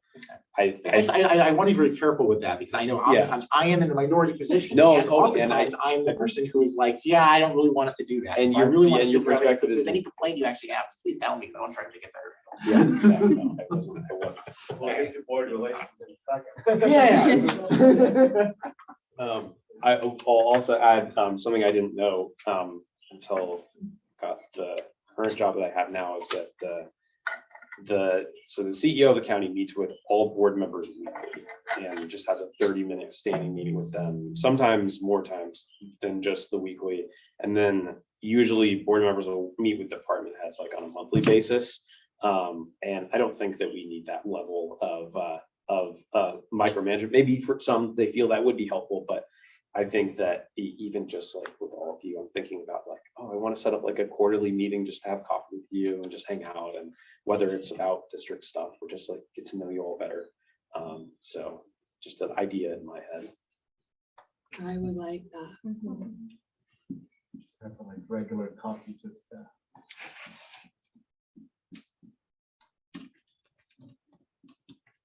You guys know I can't, I'm not good at writing a whiteboard, obviously. Left-handed. Yeah. An action idea. So a lot of this is talking about like, you know, how we have really good discussions after like a discussion item, right? Like it says in the name. But I think it would be helpful for staff if like in those discussions, we have like 1 to 3 like action bullet points. Like, okay, this is what we talked about. This is like 3 things that I want to like get before we meet again. Because I think a lot of times, like, you know, obviously we take notes and we rewatch the meeting. We're like, okay, this is what they liked, what they didn't like. But if there's like action items, like, okay, you know, we feel that this is great. Let's do more of this. We feel that this isn't as great. Let's dial this back and just like maybe write it down too in the meeting. I do think that would be helpful. Yeah. So to say that in another sentence, just to make sure I understand you, is like on an item that is like give direction to staff. So we're coming to a consensus, but that consensus could have 2 or 3 sentences that are clear. Yeah, like deliverables, Yeah. almost like from. So we should just make the motions. Yeah, you can just make. Because more we of a got motion. into practice because you're so good at translating our direction and just saying, oh, I think staff knows what we want. Yeah. But I do think that that's good. We'll Yeah. make the motions and spell out like ideas. Yeah, that's a good idea. I think like at the beginning for me, it was really good to have the motions in the beginning because you would know like this is exactly what needs to get done. Yeah. Sometimes it can be a little rigid, but I think we could figure out a way to make the motions not super rigid in a way that, if it's something more general. It gives whatever. enough flexibility to understand, like, sometimes we'll have ideas that for whatever reason can't be accomplished or with the current setup or something. Right. And I think also just like with like our board reports, right? Like that's a lot of information that we're throwing at you, not like throwing, but you know what I mean? And so like, I think it would be helpful. It's like, okay, you take that and like, these are key takeaways that you like and want to roll with or not roll with. So, yeah. You can go here. So I'm actually, I'm particularly curious about Spencer's opinion on this, because Spencer, so I've seen a lot of special districts, and the special districts are all very, very small. The district is, sort of, county is large and has like a lot of more interesting, and I think we were almost modeled in some way with staff more after the county than we are after the thing. I'm curious if this is a comment about like us making a bunch of motions that spell out what you do as opposed to what we want the program to do at a high level and then relying on Jonathan to tell you. I'm confused because like I feel like you work for him and you really shouldn't be taking direction from me. And if I'm also and then it feels like if I'm like writing out an emotion, what exactly I want Jonathan to tell you to do, that's like me micromanaging as opposed to like me providing the policy direction that I would like the following types of things to occur. And then Jonathan tells you to do something and then Jonathan reports that he can't, you do this. And then it's like, okay, well, that's down to that. Did we accomplish the goal? I guess it did. Like it's just like, but I'm curious, but you had mentioned that like at the county, the board meets with the director, no, district head, department heads, and but I also feel like the county doesn't do like a lot of like the department should do exactly this. It's very like very high level at like the motion level. So I'm feeling like how was your experience of that? So when the board members meet with the department heads, usually it's to give them feedback about what they think about an issue, so the department head has an idea of like say if it's a contentious issue and they want to get a feeling for where all the board members are at, they'll get an idea in those meetings of like what their recommendation should be. So if they put something forward that hopefully will have support, for example, that's how like that kind of, I guess, interplay works. But also that doesn't happen as often as just like more general updates of like, what's going on with the department and back and forth. But in terms of like the motions, like, I mean, they'll make motions to just direct staff to do this. And there, I mean, it's not always, it's not like we directed the CEO to execute this. It's people just say direct staff, but the CEO manages all of the department heads. And yeah, does that make sense? It makes, how I'll add to it, like you could just say direct staff. That like it's implied that the CEO then implements that and works with the staff person to implement it. I think we'll just have to get good about the motions not being micromanaged. It's not like direct staff to hold a dance class event. Like we're not going to do that. That was kind of what I was thinking. Maybe like, what were you actually? I was thinking more of like goals, right? Like, okay, I just misunderstood. No, it's okay. I wasn't very clear, I guess. But yeah, no, I guess I was thinking more of like broader goal direction. And like I know we do that, but just like maybe one line item, from this progress report, like this is like an outcome that we are working towards. I'll give an example. Like one level, like the level it could be at is, let's say Maya's giving her report for the community center and it's like we're clearly not getting any college students to come to our events. Let's just say that. The board motion can be like, direct staff to develop programs and services to attract this population. We'll figure out what that means. We might think it's a game night. We might think it's, whatever. We'll do them. We'll report back to the board. Like, oh, well, we did these things to try to attract college students more to our events. And we got them, and we didn't, we need to do something else. So I think that's the level. It's more like, okay, it's like the bigger topics. Not like hold this event or not like, do this social media. I mean, it could be like, oh, we want a campaign on cliff safety. I think that actually even happened. Carrie brought it up at a few meetings that we should have. We didn't have a formal motion, then Cindy did it. And so I think, yeah, that's kind of the interface. We don't need to get super, like Carrie wasn't saying we need a cliff safety campaign and one of the posts should be about this, but it was like the board priority was, we need to get more safety information about the cliffs. So, yeah. And I think that like, we'll probably, there's no way that we're not gonna just throw out our random kooky ideas. Some of them are kooky, some of them Oh, might be yeah, we'll do good. that. But I hope that staff does know too, that like when we're doing that, it's not direction. So like you can kind of take it or leave it for some of those things. It's just And- chatting. And yeah, and when we have ideas that are like, you know, that we're like really serious about, we'll probably continue to talk about them and bring them up and talk with you about them, you know, directly. So does that make sense? Anything else? And so any other actions we need to take to improve or strengthen board staff relations? I know Marcus, you mentioned, or you and Carrie mentioned something that maybe before, if you want to bring that up. Yeah, I think that it'd be really great if we had a form of like staff appreciation in like an event. And so I asked Jonathan about like what are the Brown Act capacities around that? What could we do that involves every director without having any kind of like weird still work boundary of like noticing the fact that we're having a luncheon or we're having a dinner gathering or something like that. And instead build a more friendly relationship, kind of what Carrie was describing with chatting.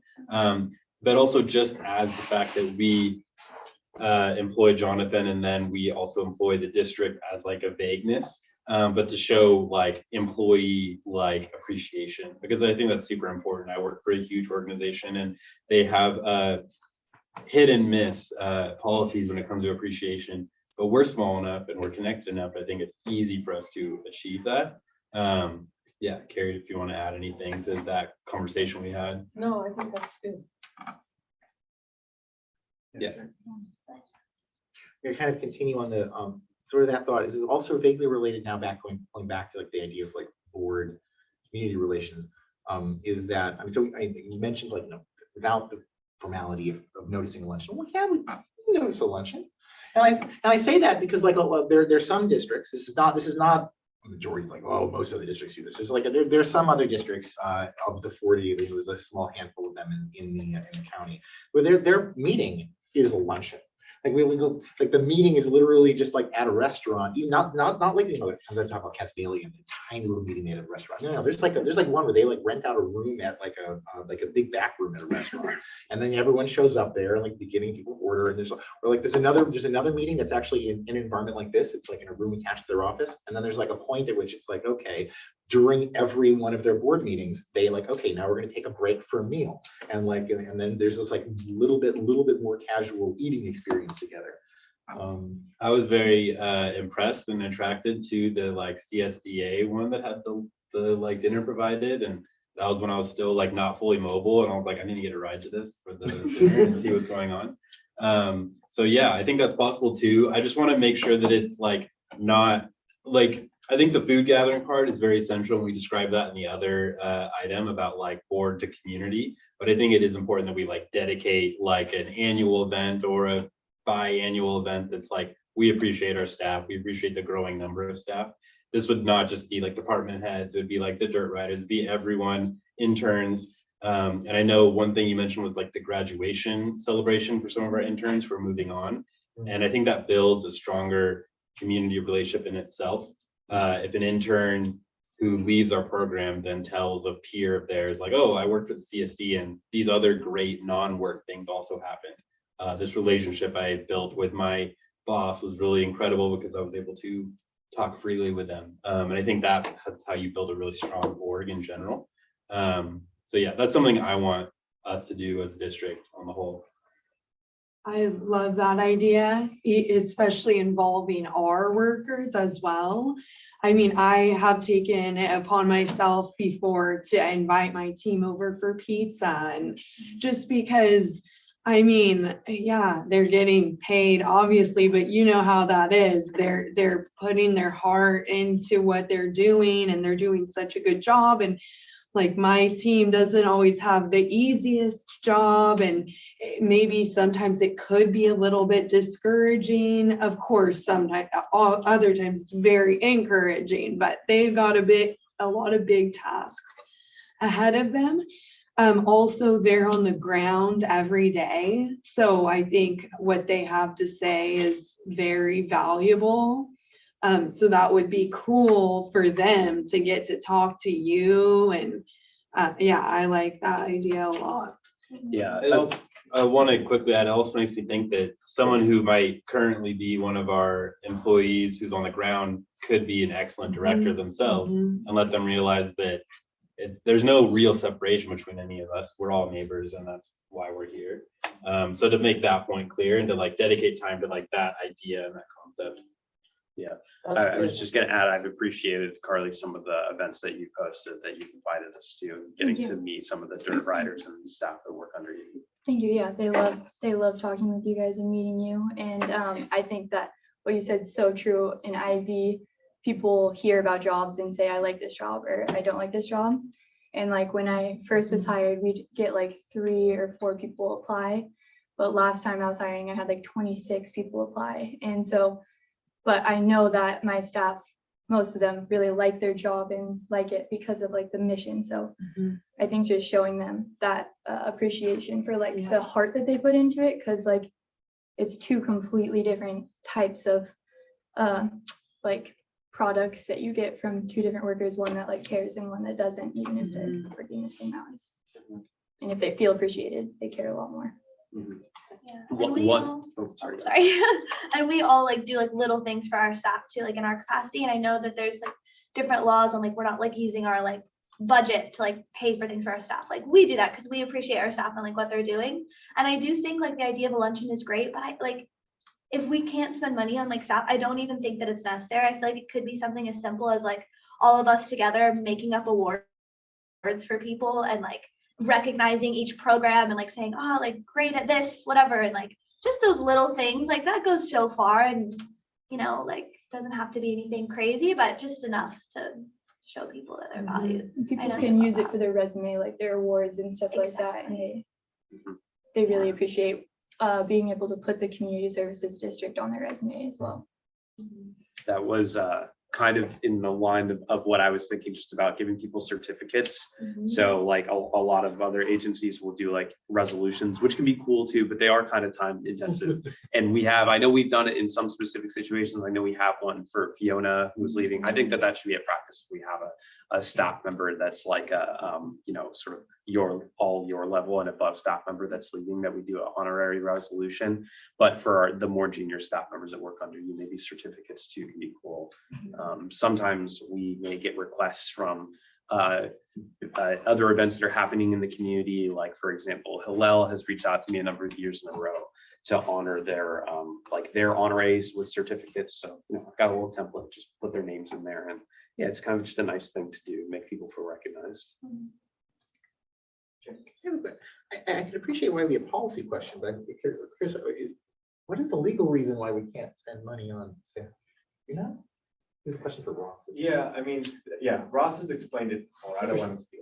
All right, there are rules around public money for like you can do limited things, but not that much. Wait, sorry, what is this? Like spending public money for staff, like for internal staff.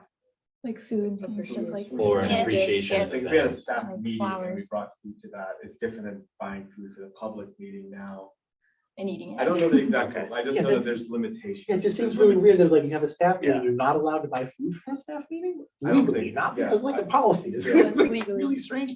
Yeah, we run into that boundary at UCSB like all the time, and it's often a head scratching moment for like new and long-term employees of like, whoa, like the UCSB policy I'm going to fudge, it's not accurate. It's like if you're meeting for business reasons longer than 5 hours at a time, then you can spend this much money depending on how many people. And it gets really stiff and uncomfortable. And I want to like find a way that we can like somersault over that boundary and do something more genuine and more free for people to feel like totally comfortable to be themselves when they're there. Like it's not being a policy decision, because of course UCSB is, you know, some of the sticker on Yeah, things. It might yeah. be decided that like, oh, people are like, but legal. Like the idea that there's like some state law that says that we're not allowed. Yeah, I think we should explore that so we know It's what we definitely- You can know, it do. depends too, like the feds have certain laws about personal use spending. And so if it's federal funds, you're under those things, but you know, your utility tax, I think we probably have a lot of latitude to Yeah. figure it out for ourselves. I know it was brought up in a previous retreat, like maybe even the first one. And so I'm just using that memory at this point. So I'll check in on that. Yeah, and I guess now that I think about it, retirement parties I've been to at the county, usually there's someone who like just collects donations on Venmo to like cover the cost That's of what I've stuff. heard happens, yeah. So, yeah. So are we good on this? Obviously, the summary is appreciation and action items or more clear direction, I guess. I'll take a picture. And Kirsten is almost here, so we can get started with the next section. And she'll jump into it. All right. So now we'll move to item 3.1, the roundtable on inter-board relationships. Okay, and we're gonna start a little differently on this one. So we did the PowerPoint for the one, and for this one, what came up a lot in the assessments is you all wanting to know more about each other and like why you're doing this role or what you care about. And so let's start with that, and then we can go into this. Maybe what's current, what we want to improve. But yeah, so let's start with whoever wants to start. Like, what brought you to CSD? Why you care about this? What do you think about when you come here? And what are you trying to get done here? Anyone who wants to start? Go ahead. I honestly feel like I fell into the position. In 2014, I was on Pardal about an hour before the shooting that occurred on Pardal, and I had been there for hours during the day, just sitting there at like in front of Deli Mart, I think, at the one table they had, just talking with a friend. And then the only reason why we weren't there when the shooting happened was because we had been up all night the night before because we're computer people and we were weird schedules. Multiple times during this meeting. And so we went home to both like go to sleep and then come back. We tended to come back a little bit later that evening. And then it's like, oh wow. And so then I ended up going to a meeting of there's the AS Public Safety Commission that had gotten reorganized. And while there, I was mostly wanting to point out that like this isn't a new random issue. Don't do something random today, like this is some kind of structural thing that's going on here. And then while there, I ended up meeting Cameron Shunk, and I met Josh Plake, who were talking about these ideas of like Josh particularly was kind of pushing this idea of like maybe we should construct a community service district.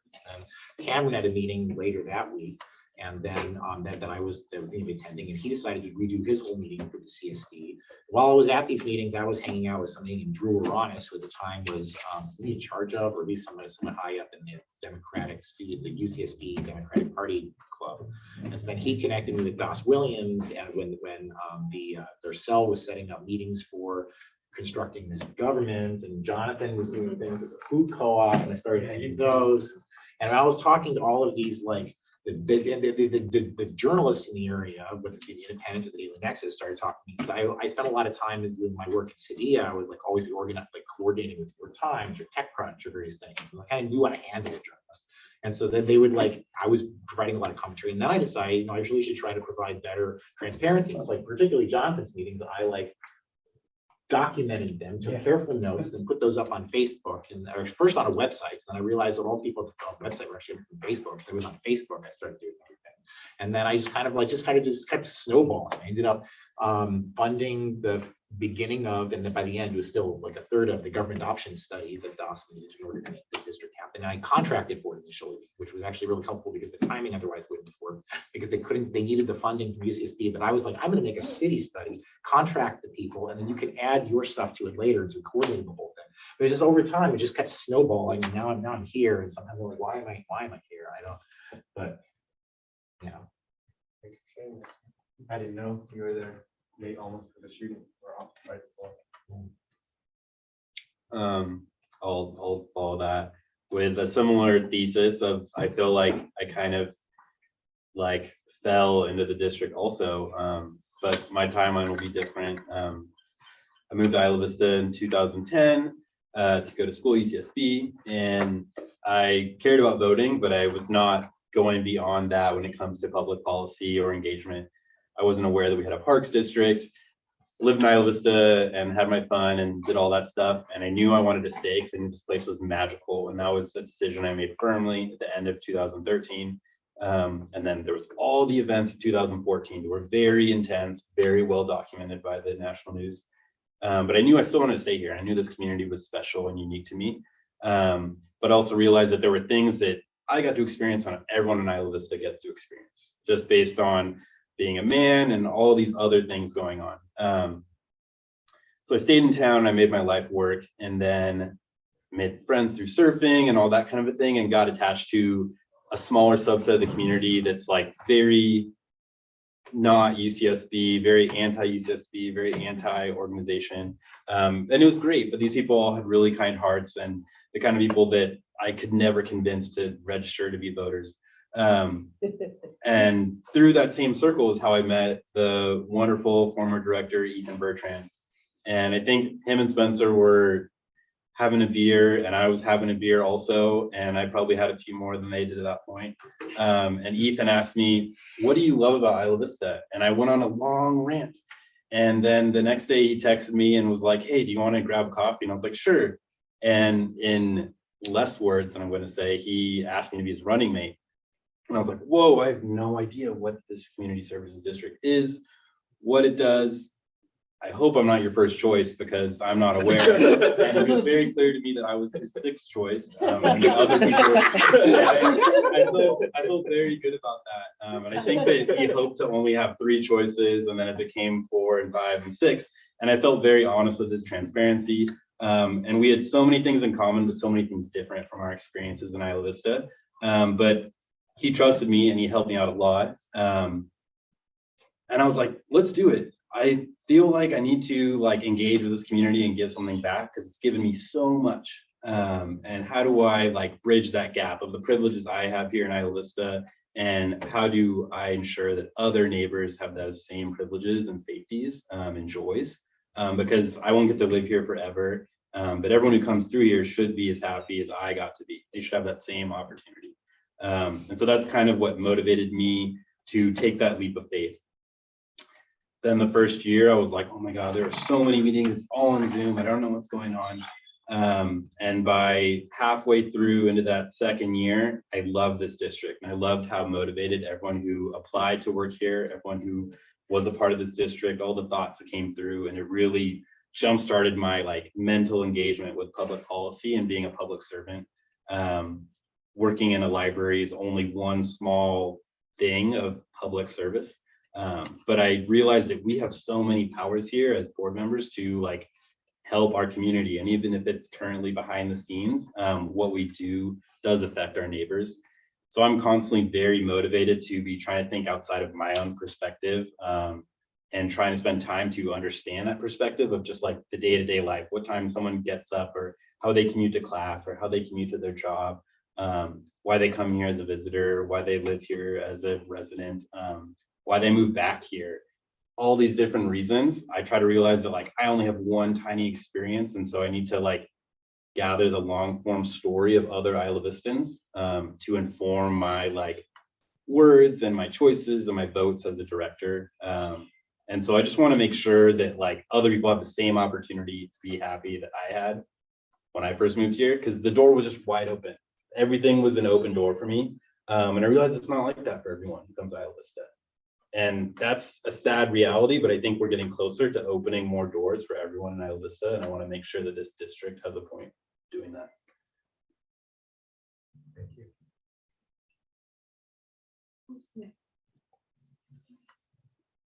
Who wants to go? Someone has Let's to. make it follow. I know. I don't think any of these are gonna be easy to follow. So I came to Isla Vista, it was actually my third UC in 1970, I guess 3. And it was just like you say, the doors were, everything was so open. I just loved it here. I never left Isla Vista. I didn't have a car. everything was bicycle access, and it was such a wonderful community, and you just left your door open and walked in and out of people's houses all the time. And it was just a wonderful place. And, you know, some of the really magical local things aren't even here anymore, like the Enchanted Forest out at Devereaux was so amazing. And one of the things was it was right after the bank burning, so there was a lot of concern that Isla Vista would settle down, and so they threw a lot of money at Isla Vista. And it was also the Federal Comprehensive Employment and Training Act money, so there were a lot of jobs here. And there was just so much going on. And if you just like raised your hand and were willing to do some work, you felt like you could get anything done. And so we had not the compost collective, but the community council was IVCC, and the park board. And so that was when we were just starting to buy up park land. And I got a job as the cultural arts coordinator for Isla Vista, and we got a grant through CETA for community theater, which we spun off from Guerrilla Theater, which was doing you know, street performances. And it was such a cool place to live. And I feel like for me and my own development as a person, it just taught me about community organizing, about politics, about personal empowerment and how much you could get accomplished if you just were willing to do work. And so Isla Vista just was one place for me. And I was on the park district a number of times, and then I ran for the water board in 1983. And that to me was like sort of the glass ceiling of how high I wanted to go in politics, because it was kind of venal. It was like, it was awful. I really, you know, I just was, I don't want to do this. This is terrible. So ever since, if anybody ever asked me if I want to run for office, I'm like, no, I never want to run for office again. So I was married, and my husband and I split up in 1988. And in our like divorce proceedings, he got to keep Isla Vista and I moved away. So I went to Santa Barbara and have had my life there ever since. And for a long time, I kind of just stayed away from Isla Vista because of wanting to give him space. And then it becomes kind of a habit that, you know, you don't have that much going on here anymore. So really, I didn't come to Isla Vista very much for all that time. And I was busy working eventually for the county and raising a daughter who's 33 now. And so as I was retiring, being aware of the community services district and how much time we all put into having local control and you know, making a difference in the community back in the 70s, I told Joan Hartman that I'd be happy to accept the county seat if she ever was looking around for somebody to put in the seat. And, you know, it's the same thing if you volunteer and people like make note of your name. So sure enough, I was asked if I would do that. I was super excited because I do love Isla Vista very much. And it's really been fun for me to be here again. And it's definitely a throwback because you're all so smart and energetic and just are doing such great things. And I just love it. Thank you. Kirsten, just to catch you up, we are on the, we did the board community relations, we did board staff relations. We just started board relations, and we're just sharing why everybody joined the board and how they got.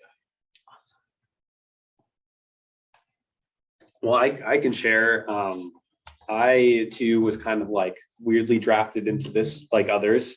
I worked when I first came here in 2015, I was working for the Daily Nexus as a photographer. And one of my assignments one day was to cover the Isla Vista self-governance meeting, which is the one that Jonathan and Cameron and Darcel would organize each week to talk about how they're going to create CSD and how IV self-governance was going to happen. And it was really cool just being involved in that, you know, growing up. Like my dad is a public servant as a city planner, my mom's a teacher. So like this is always just the idea of being civically engaged is always something that was important, but it's never something that I had ever done in my life. And so it was really cool because the door was wide open. Like it was a very participatory sort of setting. And it just inspired me to learn more about the history. I'm still so inspired by the history of our community, and just got my hands on a copy of some master thesis that someone wrote about Isla Vista from like the 80s. And I'm like reading it and just like feeling all of the energy and inspiration that I remember feeling when I first read Carmen's book, Citizens History.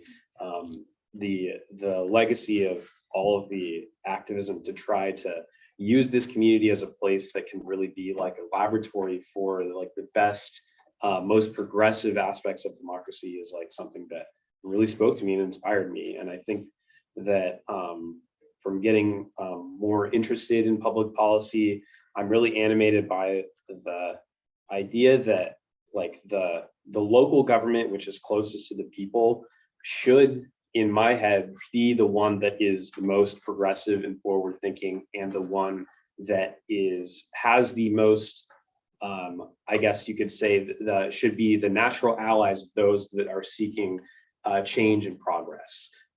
Because we have, again, we're closest to the people. It's a smaller unit of government.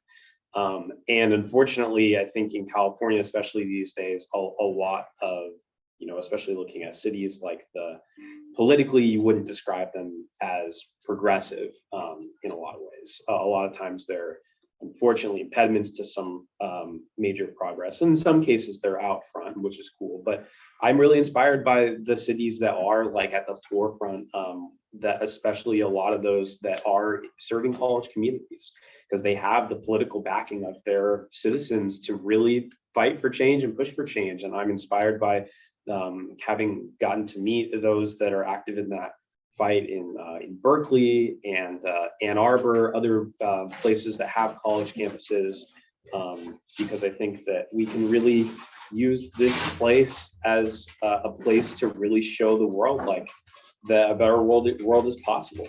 And I think we are doing that, and especially the fact that we are like so service oriented is awesome, because we can make that change with services rather than just policy or just pronouncements. So I guess that's what kind of animates me. Do you want to go next? Me? No, I'm not yet here yet. I can go next. Yeah, so I found the community services district through UCSB Dems. I joined Dems the winter quarter of my freshman year. It was like my fastest friends. It was so awesome. It was a bunch of other people that were passionate about social justice in the same ways that I am. And I got a text from our past president Maha that was like, Spencer is looking for someone to run for the community services district. And I was like, that sounds cool. And so I texted Spencer, and there was a very soon deadline to send an answer to be a candidate. Yeah. And so Spencer and I were going back and forth while I was on a family trip to Yellowstone National Park about how to get the documents there in time. And unfortunately, I was not registered to vote in the state of California because I'm from Nevada originally. And so there was not enough time to send documents back and forth. And so I ended up flying from the Jackson Hole Airport to Santa Barbara to register to vote and to be a candidate, and then flying back the same day. So it was really a mid-vacation adventure, but it was such a wonderful decision to make. Fall quarter was so busy, but so fun. Running a campaign and canvassing was awesome. And yeah, I feel really fortunate to have ended up in the position that I am. I love getting to work with you all, to be a voice for students in Isla Vista. And I agree with Spencer about, you know, being the forefront for social change and trying different things to see what works in our unique community. So kind of in like a full circle moment, Olivia was actually the catalyst for me running. I showed up to an internship that Campus STEMS was running, and they basically said, here are all the candidates, and this is what they're doing, and this is why they're doing it. And they introduced me to everyone, and they introduced me to Olivia, and I'm like, Olivia is like my age. Like, she's doing this. Like, this is awesome. And I was like, great. So we went through the whole internship, and then like winter quarter, it was at a meeting that they were announcing that there was an opening, and I was like, well, I have to at least try, right? Like, I love IB. Like, this is like, I want to do government work. Like, this is it. Like, this is really, really cool. So I applied and I did the whole interview process. You guys sort of heard a lot about why I did it in the interview process more than anyone else probably. And so, yeah, and that's how we got here. It's a little more simple than a lot of other ones.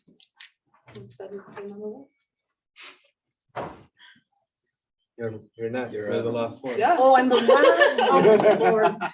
All right, well, you want to know why I'm here? I was appointed by the chancellor. Short and sweet.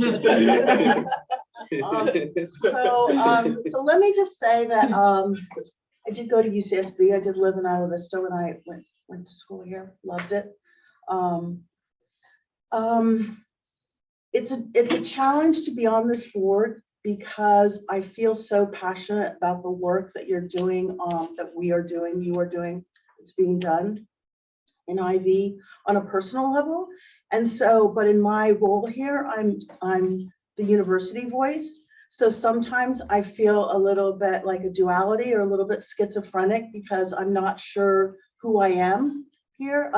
If I was here, like it's in myself, it would maybe be a little bit different, but I feel like I do have to represent the university's voice. So it's a bit of a challenge sometimes. But I'm very inspired by the work that's happening. I'm very inspired by all of you who live in Isla Vista and are committed to making it a community that is loving and safe and inclusive and innovative. And it really inspires me to hear your voices and your ideas. I have been in government in some way or another for many years. You know, I've worked for City of Goleta, I've worked for a governor, I've worked in Congress, now at the university. And when you go through that many kind of levels of working, there's you can get very jaded in the sense of like, this can't be done. This was done, it didn't work. And so it's really inspiring to me to be in a body that is unafraid to try new things and see things differently. And sometimes it's hard for me because I'm like, well, but more often I'm inspired by the work that is being done here. I'm inspired by the voices, by kind of this looking at things differently. And so I just love this community, and I love being part of this board because you all really inspire me to see things differently and realize that the same old way doesn't have to be the next way. It can be different. So I appreciate being on the board, but I do have this duality, as like you saw today, that I have another job that calls me frequently, but I love being here. And so, yeah. Well, that's it on this section. We can do this current ideal actions, or you can get lunch. We can take a lunch break and then maybe our choice. And then maybe get lunch, and we can get like once everyone's settled a little bit and eating, we can do additional talking on that. But it does seem like lunchtime. The food just got here. Thank you, Sabal, for getting it. So. Thank you, Sabal. Yeah. Thank you. A public meeting on which I believe this will be. Oh yeah. I mean, And it was for an Thank you. oh. How long will it take? Yeah. Oh, that's not too bad. No, I just don't want to. As like different, non-research staff. Yeah. Like, right, That's what I do. I just vomit. That's That's okay. like, Yes. What class? and like, I think Yeah. Oh, is that 6? 7, 6, yeah. Yeah, I have my. Good politics.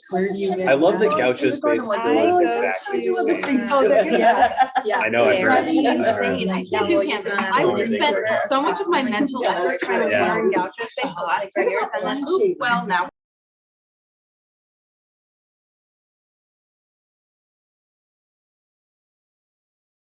Nice. One time I got on these, I get, yeah, she was like, yeah, I'll try to, but yeah, we never had, we didn't have anything like that. in high school. Then I got here. It was I disgusting. did find someone. I think I've told you before, it's at least been all the professors. Materials on calculus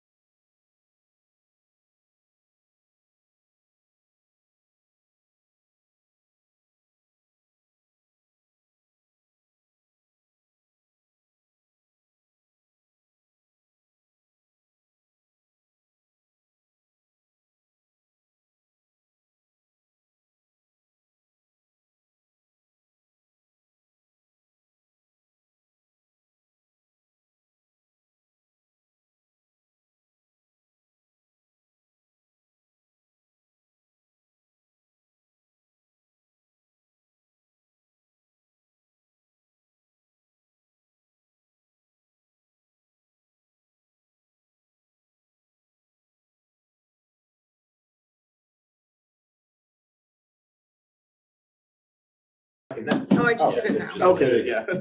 Oh, I see. I'm sorry. I had the camera confused. Yes, yes. So and this is on the, oh, yes. I am. All right, so we kind of did a lot of the board relations section, but if there's anything you all want to talk about in terms of a lot, you all filled out a lot on this section, the survey you took. So is there anything else you want to put down as a statement on current board relations, ideal board relations, and actions we want to take to expect? So anything on current board relations you want to talk about?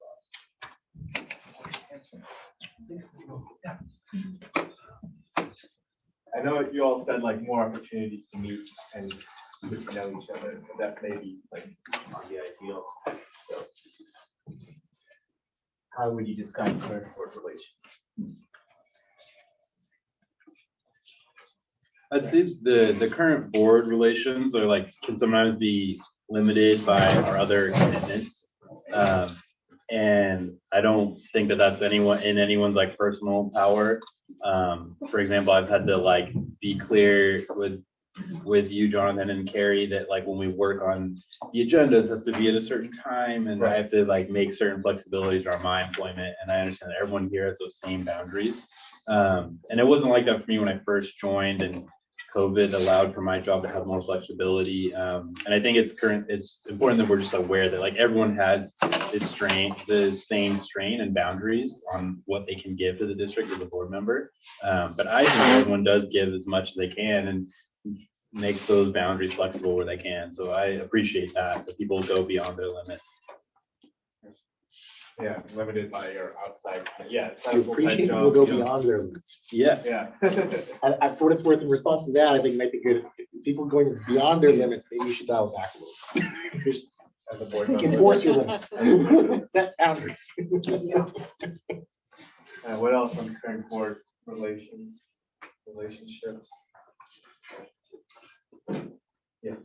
Is from the perspective of like current, one high level thought that I've run into over the years is that in some sense, I started to think of the idea of, oh, government would be interesting to actually get involved in, because I'm making friends in governments, and then I'm able to like, you know, be a little less lonely in life and everything. And then I made the mistake of actually getting elected to a board.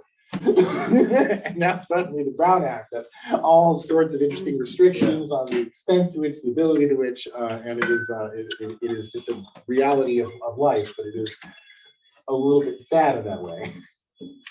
So finding ways to maybe, you know, be able to stay within the law, but not have to deal with some Stay of within the the law. parts. What else? Board relations. I'll just say something that I think we do right now that I really appreciate is that I feel like we can all speak from our own perspectives and listen to each other's perspectives in a way that feels very cordial, collegiate, and I really appreciate that. I know, like, I'm even thinking back, and Jay, you'll remember this, like when we first started, everything about what we were doing was just way more chaotic as a board. So I appreciate that we're able to keep it light, friendly, but also like disagree with each other respectfully and also agree with each other respectfully. Yeah, that's true. I think IVCSD always, before we got started, everyone was like, oh, it's gonna be so bad, or like lots of disagreements and like people fighting. I don't think we've had a fight. Yeah.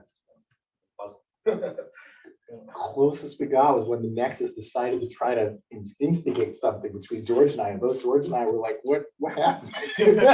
Why did they report like that? Making stories, making news. Anyone else want to say? I mean, things seem to be good, but anything else anyone wants to note that could about the current state of things? What about ideal board relations? What would you guys like to see with each other?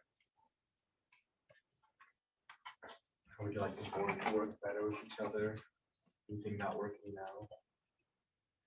There's something about the interplay between when we have the discussions on like our agenda items and the like later board reports. There's something in there where I feel like I wish that there was a little bit more of a like ongoing visioning of like, you know, maybe it's just that I just have such a stamina for long meetings, in fact, enjoy the long meetings. And so therefore I'm the person who's, trying to claim, well, the meeting should have this changes, make the meeting longer. That's not good for anybody. But I mean, I think it'll be really fun, for example, if something comes up, it's like, okay, maybe Spencer, instead of just giving a little bit of talk about it, you all give a presentation on what we want to see this go. I'm like, and so sometimes every now and then I poke somebody and I'm like, I'd like to hear what this person has to say. But there's some aspect where I feel like if we're a little bit more like encouraged to like us talk about the future of things outside the scope of once a year we do the retreat. I mean, like this, if more meetings were like this meeting, I would be really, really happy. But of course, this is a 9-hour-long meeting. So That you prepped for weeks. Okay, but no, this is a good point to bring up. Anything else like that you'd like to see with your policy execution? I think there's a natural time when we do board updates that I would like to see, so we have board updates, we have meetings and stuff, but like a time where we can suggest other things that we would like to see brought up in the future.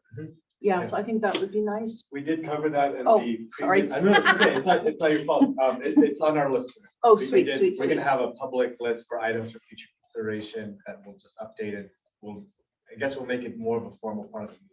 Yeah. Do we have a future agenda do. as part of the meeting? We do. Okay, We so can we just- I do? think we can- Really? We just, yeah. Did you skip it? No, I say it and I usually use it as time to say the date and the time, the location. Where And then you're like, and we adjourn. Sometimes we adjourn, sometimes somebody makes a motion and it happens. That's the gray area there, but Yeah. the consensus is always strong on adjournment. Yeah. But yeah, so there's it's like item 7, I believe, is the time. Future items, okay. Yeah. So we can pause there more, I guess.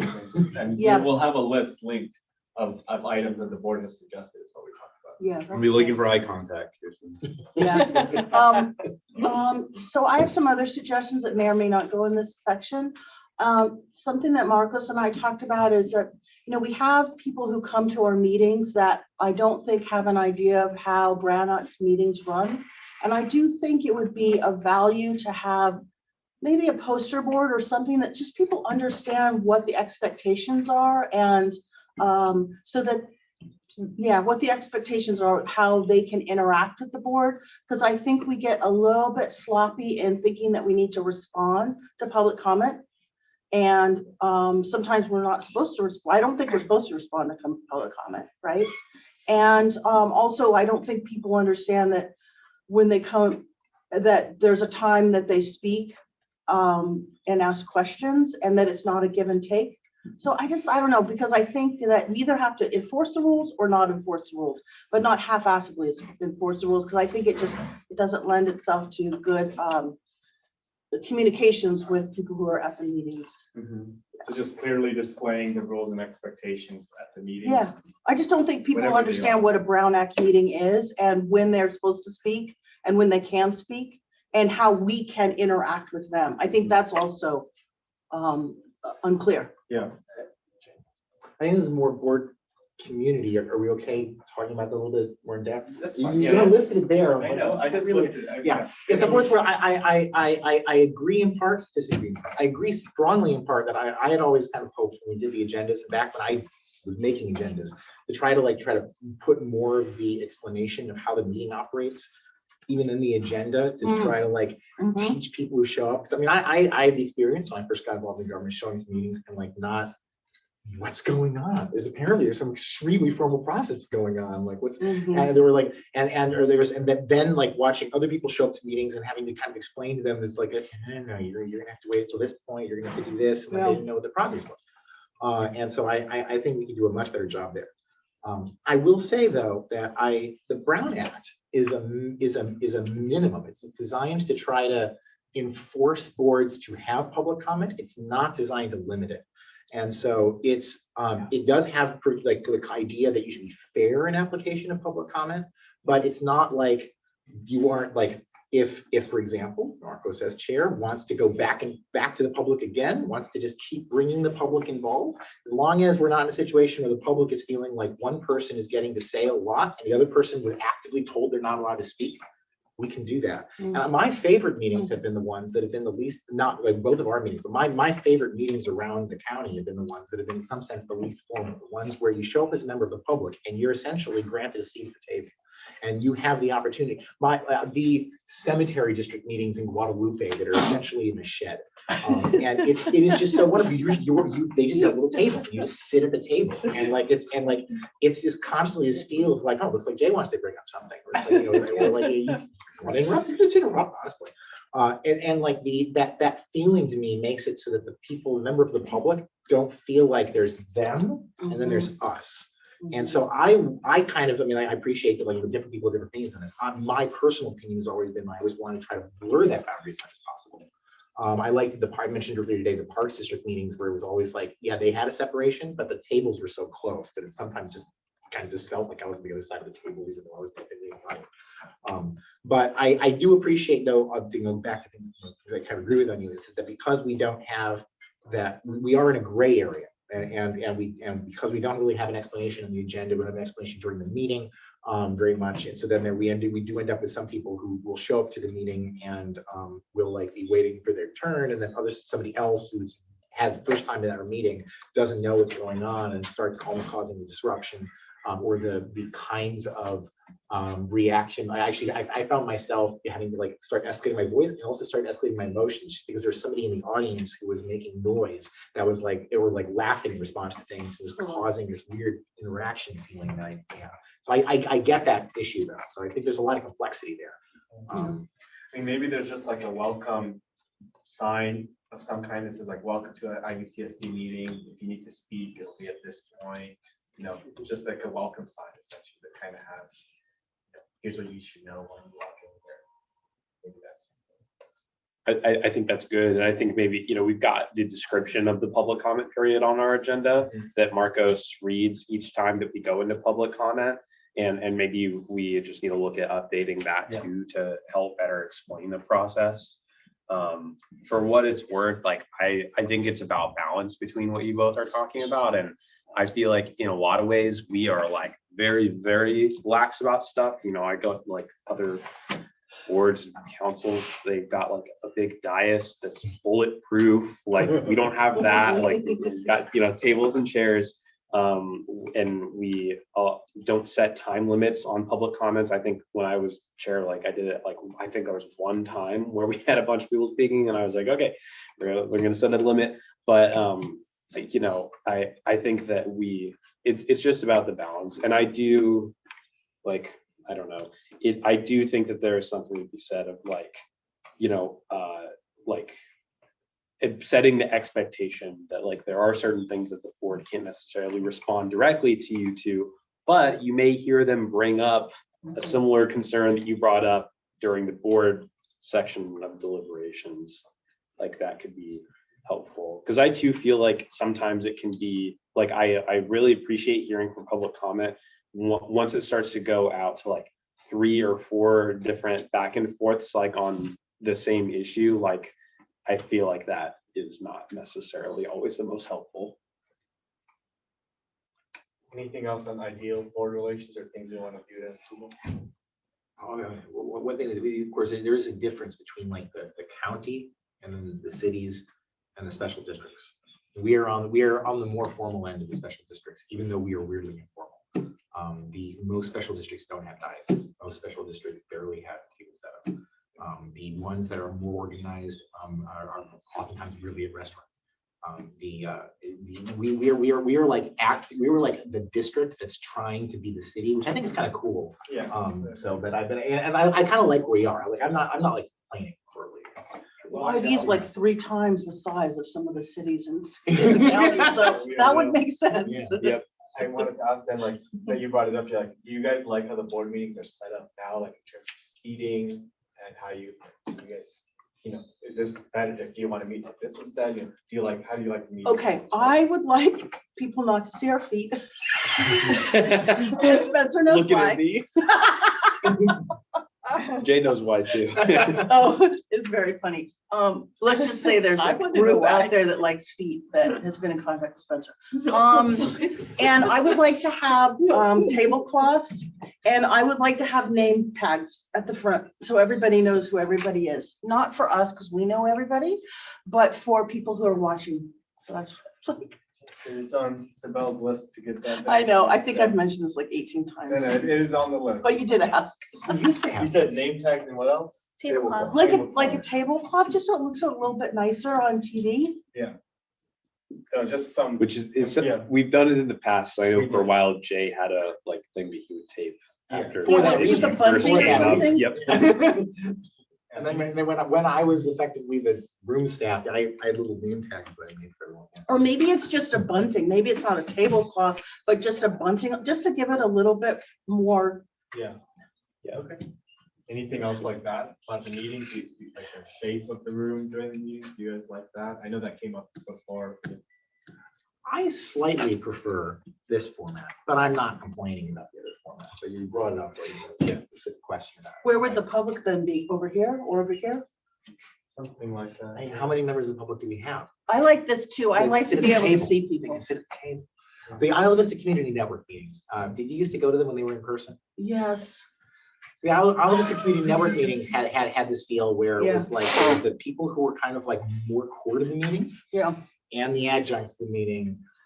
You were sitting at the table, and like if you're a member of the public, you could sit at the table. There was also an audience section, so people who didn't want to have that feeling of being on the spot sitting at the table, they kind of go sit in the audience section. But it had this feel of like you were welcome to upgrade yourself to sitting closer to the action. But then again, that's because I've got this whole shtick, right, where it's like I'm trying to blur the boundary between. Yeah, what I'm not with trying to that. sell. I'm not down with that. I, as a, when I But I was, appreciate you. when I was a student attending those meetings, did not appreciate that. Yeah. Because it did still feel very exclusive. Oh, interesting. The Ivy Community Network. But I think that it's important that we are able to see the public, like. Yeah, that's true. I You can would. turn around and see that. But I can't right now. Yeah. So as long as That's I'm able true. to see the public and see my board members, like that's what's important. So I like how we like angle it. We used to just have like a Right. straight line of tables. Now impossible to try to like. look Yeah. around. Maybe it was something like a U shape. Yeah. And then the audience can be like where the TV is Yeah. essentially, but the TV is somewhere in the mix still too. Yeah, I like that. I have a conceptual question related to that comment about the IVCN. So now the IVCN meetings are done always remotely on Zoom. Do you feel they are more in person? Not in like in the terms of like who can attend, but I mean like in the terms of like when people show up, do they feel like they're part of the action or they? Here we go. Let's talk about it. Sorry. I think in a way, because of the I have too much Zoom energy, format, sorry. like yes, but also at the same time, I think that because they're on Zoom, you don't, like, you lose something on Zoom. I agree with you. The reason why I'm not even entirely certain what Kirsten's doing there. They think I might be trying to make the meetings all Zoom. I legally can't do that, or I would. But I'm actually bringing up the idea that I think that that meeting has fixed that problem by essentially making it so that all of the people are equal. There isn't like a section for the board and a section for the audience. Now people show up to the that meeting and they feel like they're part of the action. Actually, it was interesting, like the LAFCO meeting last time where we had somebody show up on Zoom. And because they showed up on Zoom, while everyone else was this extremely ridiculously formal meeting with a television camera crew, they didn't know that coming in, and we were actually not set up on the other side in order to like moderate their interaction with the meeting. And I actually took those. I was sitting in back channel with them, teaching them how the meeting would work, so that they knew, like, okay, actually, when you just kind of pipe in, even though she was like totally respectful of the whole thing, she wasn't like, you know, somebody like causing disruption or anything. She just didn't understand that it wasn't like a small meeting, that like it actually just starts booming in the mic in the chambers and everything. But the but I think but because I think she felt really included, because like for that moment, until I had to tell her that you're not actually able to be included. But yeah, but I just, there's something to me about like, I agree. When I first started doing those IVCN meetings, I feel what you're saying, but then somebody was like, you can sit at the table if you want. I was like, Rodney, well, he's gonna be here. And then you start to get to feel like you're actually able to provide commentary better. And so that's why, like, the extent to which a meeting can be more random, but not everyone gets a vote. Only the elected members get a vote. But I think the point of these public meetings is that everyone gets a say. And so Now I've definitely said my piece on this. We should wrap this up pretty soon, but yeah. I think it's important to have like the boundary after the public comment where the board like responds and discusses amongst each other as like a set of brains to like, we've heard public comment. Some of us are now having new perceptions because of public comment, and we're like becoming in that moment on the fly, like advocates for something we said, or maybe opponents of something that was said. But I think it's important, and that's part of that ownership piece that Spencer highlighted earlier, and the do's and don'ts from CSDA that I think is a strong practice, is that like that's that complexity of owning one's position as a director, and realizing that we do have to respond to later or in that moment the public. I think it's important to have that boundary like at the firmest, and whether that's affected by seating or not, I can't really say. We don't have a ton of attendees yet, but as we grow and get more attendees, hopefully, then we will have to have some separation. Anything else on this point of board relationships, inter-board relationships? But just one more thing, and it's ironic that I'm raising my hand to say this, but for those of us, and I'm particularly looking at us three, I'm always thinking about how I can say less and allow others to say more, because I value, and I think that we all have the Who are natural. you looking at? Why are you looking at? I'm looking at you, I'm looking at you. I'm looking at you. Who's We the take other up a lot of person over space. there? Look- Okay. Yes. Somebody can sit next to me and kick me. I'm okay with that. No, it's not that. It's just something I think should be Yeah. brought, and we should think about, like making space. I do, for what it's worth, think about it a lot, and if I see something, I try to like force it off to somebody. Yeah. It's hard. I'm an Aries, a dragon, and firstborn. Like I was born speaking, okay? But, Also, okay, duly noted. first word. But yeah, but I also like want all our board members to know that Yeah. are the firstborn Aries dragons, that we like, I really appreciate when you speak up and think that you should always speak up and talk. Well, how do we improve that? How can we get more board members to participate like as much as others? How can we improve that? We're going the other way. More board members to participate less. Right. I'm more on Jonathan's place. I would like, I like long meetings.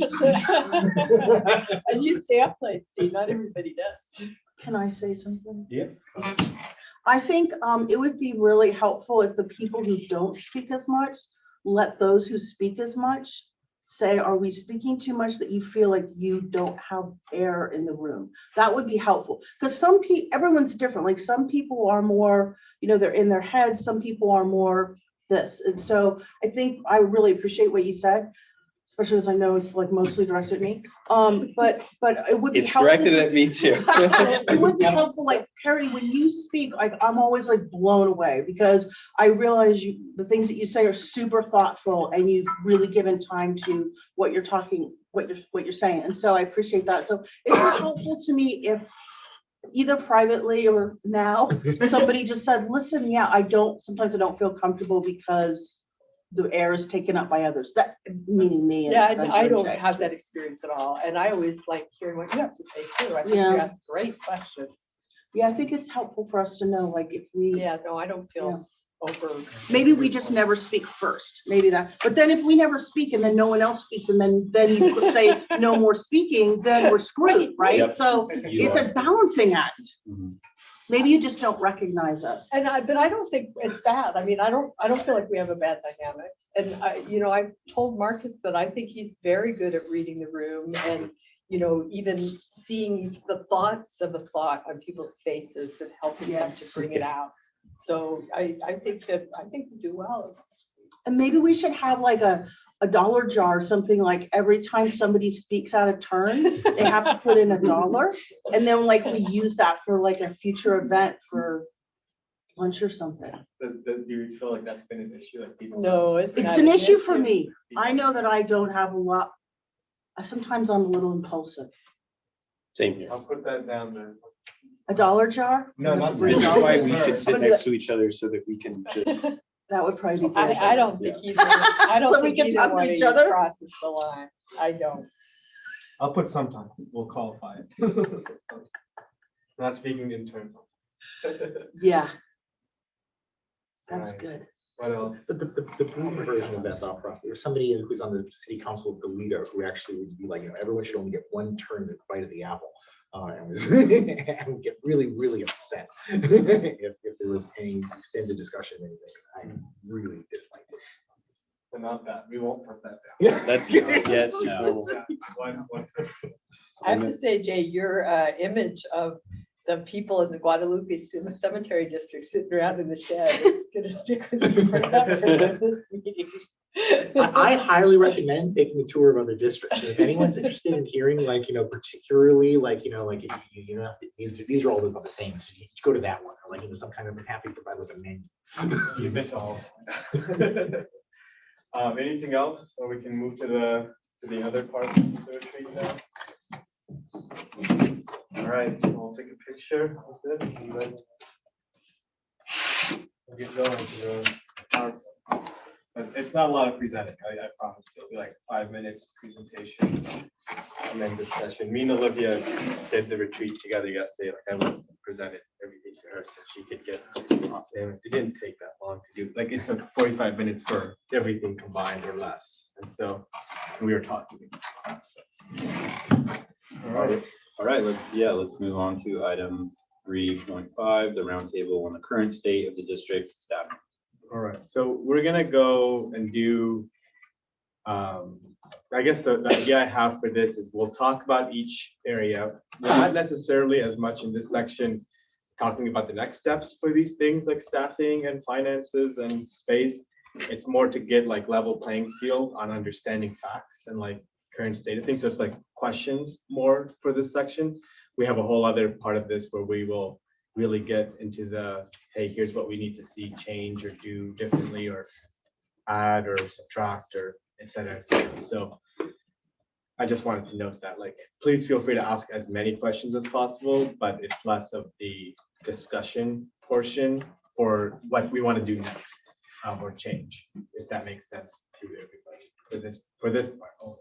Just so that we can get through the information and then have more free time to just discuss, if that makes sense. So I'm just pulling up my agenda. For some reason, it's not there. Too many tabs open. All right, so the first one is the staff. So all of these presentations, actually, 3.5, 3.6, 3.7, 3.8, are exact replicas from last year, just with the updated information. So anybody who's super eager can go like look at last year's and look at this year's and make your own comparisons of what information was presented. All right, here is the screen share. So this is the same staff capacity. Can you guys see that on the ends? Oh, I have it. You got it up. Okay, cool. So this is the same as last year, just obviously now more information because more staff. So okay, role of staff. So we're not gonna, we did this, the board management roles and Western government roles. So we don't need to, you guys got this. Current staff resources. We've got our 3 services teams: Compost Collective, Community Spaces, Ivy Beautiful. We have our community engagement team, which kind of touches all of them. We've got our management assistant, which for some reason is not on this version of the PowerPoint, which is also another position that touches everything we do. All these positions are filled. We are fully staffed for the positions we're funded. There's another slide where I'll go show you what we have for temporary positions. The only position that's not filled but is funded is an outreach worker for rental housing mediation. It's not a lot, it's about an intern level position. So that's one position we haven't hired, but we have funding for. Jonathan, is there a distinction between intern and part-time position? Is an intern always a part-time position? Yeah. Okay, so if it says part-time, it really is 7 part-time intern. Yeah, I mean, it's a blurry line. Like, it's something we need to maybe work on is for our part-time, those like 10-hour-a-week staff roles, some are called interns, some have a specific title like dirt rider. Got it. But they all are that level essentially, but what they do is so vastly different. So I wrote intern where it's like, for sure, that's their title. Some of them are called interns, but we just have like a, oh, they're paid as an intern, like the job classification as intern, but they have a different title because of the nature of the position. I think Ivy Beautiful, what do we call them, Jenna? Like team member or crew? Yeah, just Yeah. team member. So, but it's something to figure out. But they're all the same classification. All the same internal classification. Non-staff members of our team, we've done a lot. We have our mediator, we have our safety station CSOs, we have our interpersonal violence investigator who's not currently on, the community garden, we contract for that, so they hire people, but we pay for them. We're wrapping up the STEP grant. We have KTUA on that. Parking study, we have Dixon. They're gonna collect data on Thursday. Be excited. And then accountant, we have Carrie Troop as our accountant. This is like everybody who helps us in other ways. This, I'm sorry for the small text on this. I should have improved that, but I'll just talk. It's getting smaller. It's getting smaller. This just shows you that Sibel made this, and it just shows. And thank you, Sibel, also for lunch. That was awesome. Yeah. We had, in fact, so I've been telling the board a lot, like in casual conversations, or even at like maybe finance meeting, like, oh, we have like 20 employees, 15 interns, 5 or 6 regular staff. But that wasn't accurate information like maybe 7 weeks ago. Now we have 33. So that's something to know, like even in that short time of February 26th to today, that's been mainly in Ivy Beautiful and community spaces, I think, had the most like growth since then. But this is what we have funding for. So it's not like we're going past their funding. We just didn't hire our full budgets of intern staff at first because things were new and we just can't take on 10 people all the way at one time. So this is just to keep you informed of like the staff is growing, it is growing fast, and there's work that even comes with having more staff. But that's just something to know. Org chart, you can click to get the bigger version, and there's a bigger PDF in the there's a PDF in the folder, so you guys have like one you can zoom in, super details. But this is just here for the PowerPoint. But there's not a big change in our org chart from what was before. The main change is there's 2 main changes. One is Ivy Beautiful went from a dotted, so the dotted line, is a contractor. So Ivy Beautiful went from a dotted line to not a dotted line because we have Jenna now, and then we switched the assistant general manager position out for the management assistant position. But besides that, we don't have any other major changes. But those are the 2 we did since last retreat. So staff capacity. So we did this again last year. This is how much average we've been tracking our hours. People work every week. There's a good news in here. You might think like, oh, this is bad news. There is good news in this because mine was 40% last time, and now it's 120, which is like that's an actual change because we did hire staff and have more people. So there's a reduction, like 20% reduction or whatever that percentage is. From last year. God, this is horrific. No, but I think this is part of the discussion where like we want to like a level set and like align time to goals. Like no one should be working this much. Like it just shouldn't happen. Correct. So sometimes it's like there's like 3 different solutions, right? Like you can either remove something off the plate, you can have new staff hired, or you can like change what you do, which is similar to removing things off the plate. But yeah, so there are paths to fix this, but I think the board needs to decide what those paths you want us to take. Well, I would just say it would be helpful to also hear from the people on what they think could be For changed. sure. Oh yeah, no, this is Right, everyone. yeah, okay. Everyone can participate. And then you all have had these at the annual report for each program. You've seen everybody break them down into percentages of like pie chart. So you've seen that. You're going to see a version of that again in a second.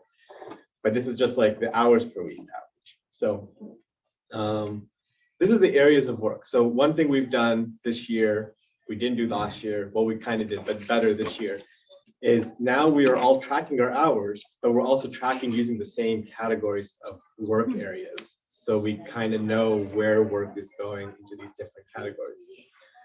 They're all kind of self-explanatory. I will make some explanations of like how they all have, what the quirks are. So meetings is just like, no, I'm not gonna explain meetings. But this is like meetings, like the board meetings, AS meetings, community meetings, IVRPD, UCSB major events committee meetings, all these meetings like of other groups that we attend, staff. Equipment maintenance, obviously that's different per program, office supplies or bike stuff, or the tools in the shed, all that stuff. HR is when you need to give direction or to your employees. That's when you're having to do like, oh, you need to maybe improve this. A lot of payroll, timekeeping stuff. Team management, though, is like the more active, like here's the work we're doing. So HR is like, the not as fun part of leadership, but the team management's like assigning tasks, supervising, reviewing work. Operations, again, is different for everybody. It's like the core functions of each like service area. So like for Sabal, it's doing the fin stuff, for example. That's part of her operations. Outreach is outreach. Reporting is things like, for any grants we have, if we have to put together proposals for plans with other groups, which we do often. So that's like, putting together information and consolidating it. Preparing for board meetings, that's all the parts of preparing for board meetings, like from like the making the Google Doc part, which Sabal has thankfully taken on from me from before, to answering board questions that come up, to writing the memos, which more people have been getting more involved in lately. Then there's finance budgeting, that's like finance tracking, and keeping track of our budgets. We made research an area which you could say it falls under everything else technically, but we do a lot of like general research about different topics, and especially certain positions do. So we split it out. Event planning, all the programs have some sort of like event component attached to them. Vendor management, that's just like dealing with the people, our power washer, our auditor, our, dealing with these our dance class instructor, just dealing with all the contract stuff that comes with that. Facilities management, district-wide support is more like, when you have to assist another program that's not in your job description necessarily, or you're just lending a hand to your colleagues. Problem solving, obviously things come up in a public service job. There's always going to be problems that happen that you never plan to work on, but you got to work on them because something happened. And then work planning, which is, we do a lot of small chart. You should go into like the actual PowerPoint so you can see the details of it. You can see like the big areas of work right now is operations, which is good because that's like the stuff we deliver to the public. Team management is a big area for everybody because the teams have been growing too. And then the communication. So that's communication with each other, with the public, a lot of constituent responses, communication. So those are the three big areas of work. That's pretty much 30% of, or more than 30% of staff time goes into those three areas. But when the board is saying, oh, we want to do more of this and more of that. So there's both the hours, like we have the hours as one area, but it's also the relative amount of time for all these things. Like there is only 100%, right? So if you want to say, well, make outreach 15% instead of 9%, well, then what are we going to cut to account? Because even if you say you can add more hours, that's one thing, but it's also like the relative nature of all these things together that is an interplay too. So you could change how this pie is split up, but there's also, there's wins and losses for that. And so this one's easier to see. I understand. So this one is our services where this is budgeted time. So this is different than actual hours because I'm only using 40 hours a week and like 10 hours, whatever the budgeted hour is for that person. You can see this one tells you a story, which is community engagement has the least of our in-house things we do, has the least dedicated hours per week compared to everything else, which has more hours. And there's one intern for community engagement in Sydney. Everybody else has like larger crews of workers right now. I think everyone has at least 7 they're supervising. So That's I don't one. really understand this chart. Okay, Can you say it a different way? yeah, so it's like the hours we have budgeted for each program. So if community engagement, 52, so there's Sydney's 40 hours and then her intern's 12 hours. So that's 52, and that's what we have funding for each of these programs. So And it's not taking into account that Sydney's working more than 40 yeah, this is just resource budgeted, yeah. So it's like, it's showing you what we've put money into on in staff hours, because there is a chart later in the financial part where it's like how much each program is getting funded relative to each other. But funding's not always staffing, right? Like one program can have like a ton of equipment costs and makes it look like it's a bigger part of the budget, but they have less staffing technically, it's not relevant. Yeah. Does this hour breakdown represent like wages or just hours? Does it? Represent wages of each hour? Nope. It's just the hours that are budget. I mean, it is kind of, you walk it back from wages, because if you have $10,000 and your wages are 17, then you divide that, and that's how many hours you have. But some of these pie chart areas might be expanded or shrunk depending on the relative amount that we're spending per hour. Yes, but this is just how many hours we This is have. just the hour that, I'm just like hearing for. Yes, yeah. Yeah. This is just how many hours we have for each program that we've budgeted for. There's different level of hours, yeah. Some are director hours, some are program manager hours, some are intern hours. So this is like a full-time equivalent chart, but Yes. instead of full-time equivalents, it's hours. Yes. Yeah, Yeah. okay, that makes sense. Essentially, That's helpful. essentially, yeah. So that means that Compost Collective and Ivy Beautiful are almost twice as much, almost twice as much as community engagement. Well, compost is hour, double, hours. and then Yeah. Ivy Beautiful's triple almost. That's what, yeah, okay, Yeah. that, yeah. But I'm kind of guessing that we're paying some of those people a lot less. I mean, I'm not talking about money, I'm talking about. Yeah, I know, time. yeah. That's what I'm Yeah. focused, I'm Yeah, just this is thinking what at this is for. time. We're not talking about money yet, Yeah. we're talking Yeah. about time, yeah. Yeah, this is what this area, this part of the Yeah, retreat is, it's like district Okay. time. that's helpful. So, and yeah, you could, almost all of these, I mean, not almost, all of these are a manager and then several part-time employees. That's what all our programs are structured as. And then this is it just as staff. So I took out the contractors. It's pretty similar. I just took out like the CSOs essentially and the community garden, just so you can see it as like staff only. Hours breakdown too. Well, it's good to look at it like that. So who runs the community garden? That's not under Ivy Beautiful? No, it's not. It's gonna be its own separate entity? It's not, the board decided to keep it as a grant to the church to run it. Oh, got it, So got it. that's something the board wanted to do. We could have it in-house, the staff thing, but the Okay. board wants to do that. As it Damn wants board, every time. no, I'm kidding. No, I'm kidding. We did discuss this last year and we went the path, we're like, let's keep things the same. Got it. And then you haven't seen my time breakdown yet because it wasn't in any of the annual reports, but here's mine. It's a little different than last year's, I think, but here's mine. I have not much to say about it. But there's mine. So if you want to know where you want to change what I do, you can reference this.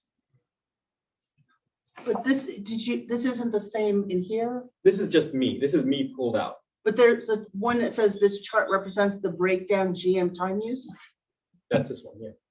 Is it? Oh, it's just a different color. Oh, yeah, the Computer, colors, sorry. the TV might have different. Oh, colors. Yeah.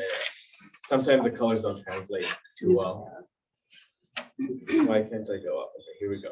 So these are things we've already done to make ourselves more efficient. So it's like in terms of like, oh, are we getting our hours to be all, productive hours or, whatever you want to say.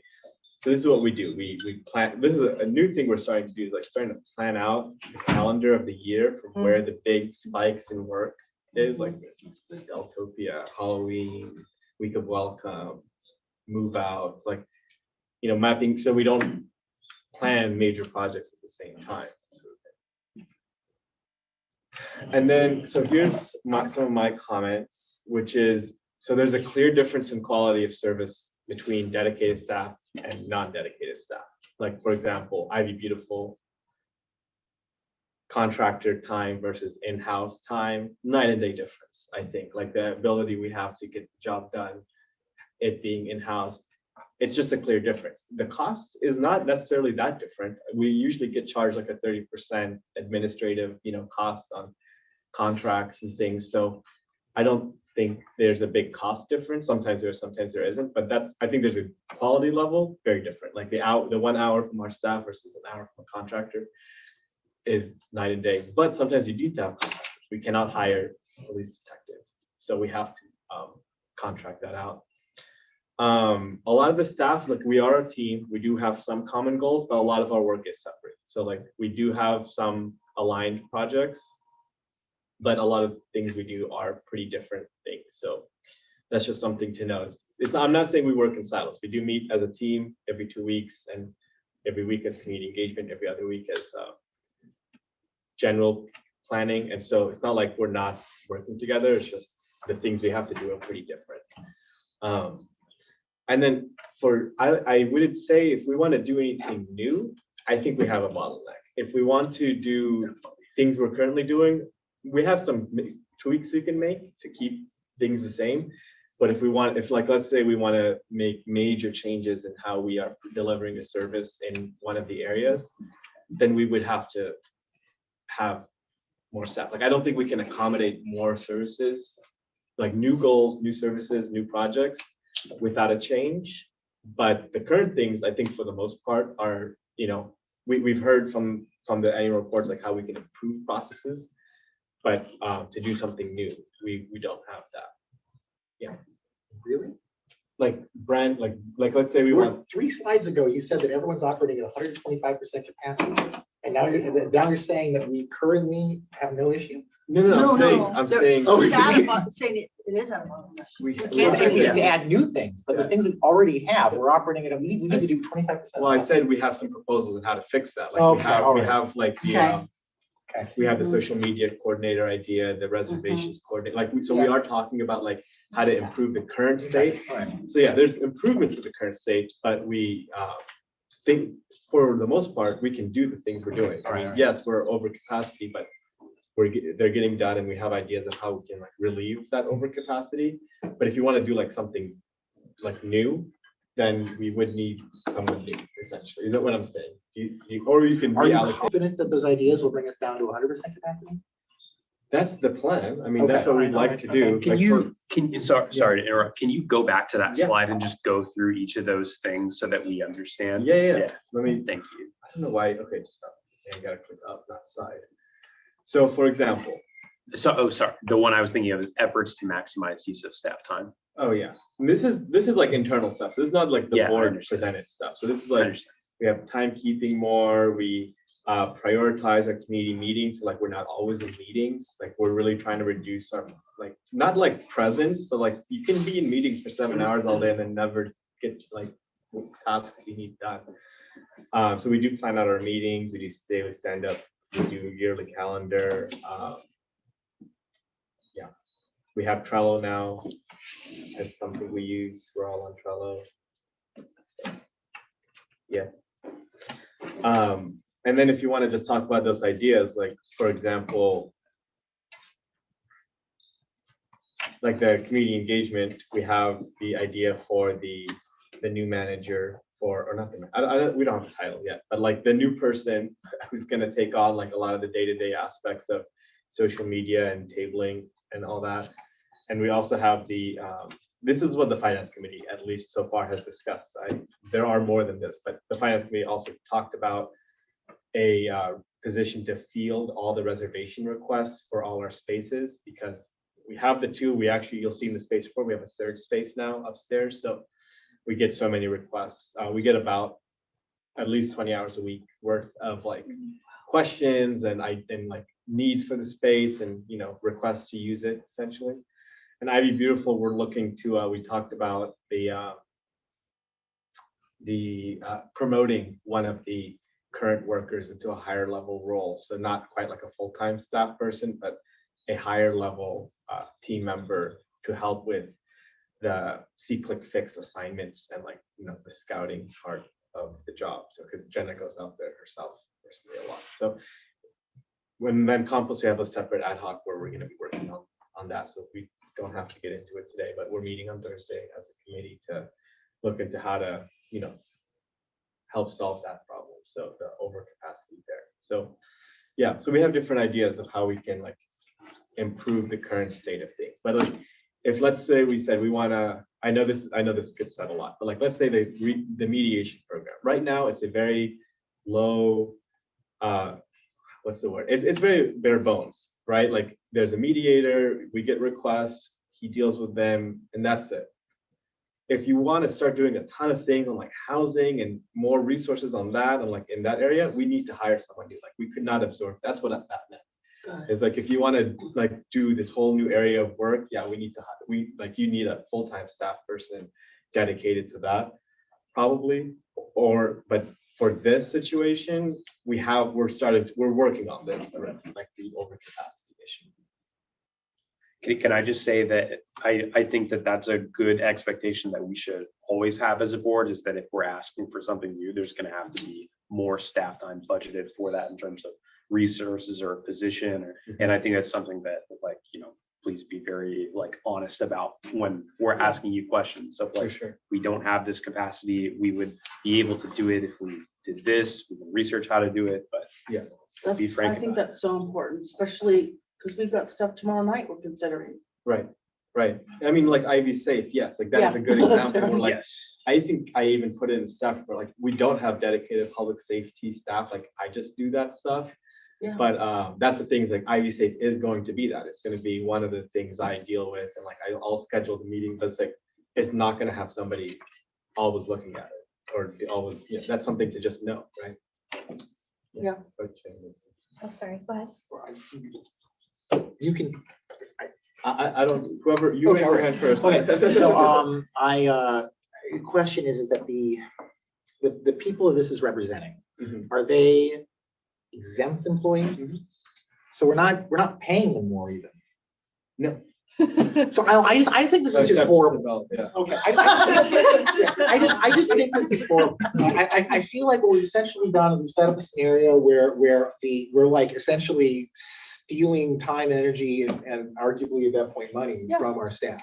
And like exploiting, yeah. Well, stealing wasn't a positive word, so I'd be sugarcoated.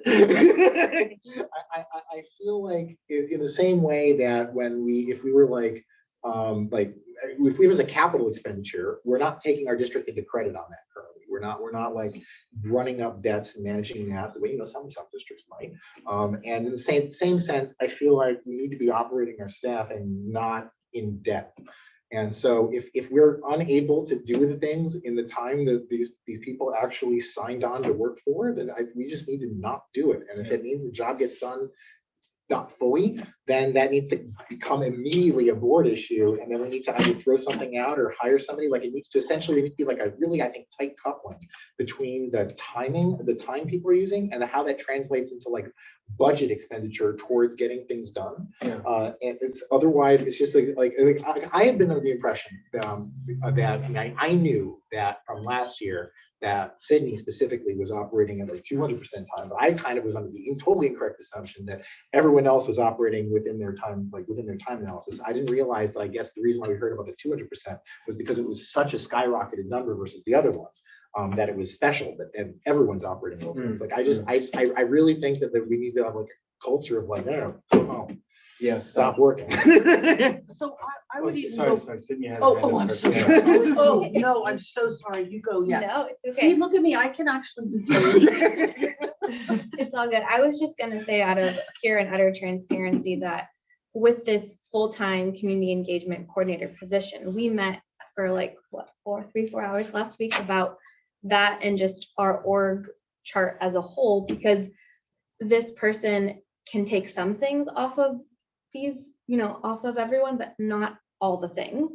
It's and every program is so niche. So like, yes, this person's going to do the tabling, the outreach, the social media, a lot of things, but not everything. And so I say that with the caveat that like these numbers, I think they'll change, but I don't know how drastically, and we won't know until we try it. So I feel like we still can't, maybe this will help bring our numbers down to like a normal full-time position, but in like still taking on new projects is a little bit worrisome, especially like, for example, Fiona's concluding her position on Friday, and she was, a 12 or 10 to 15 hours a week position that was like solely dedicated on the STEP grant. And now we're transitioning to the parking study, where all of the outreach falls to the community engagement department.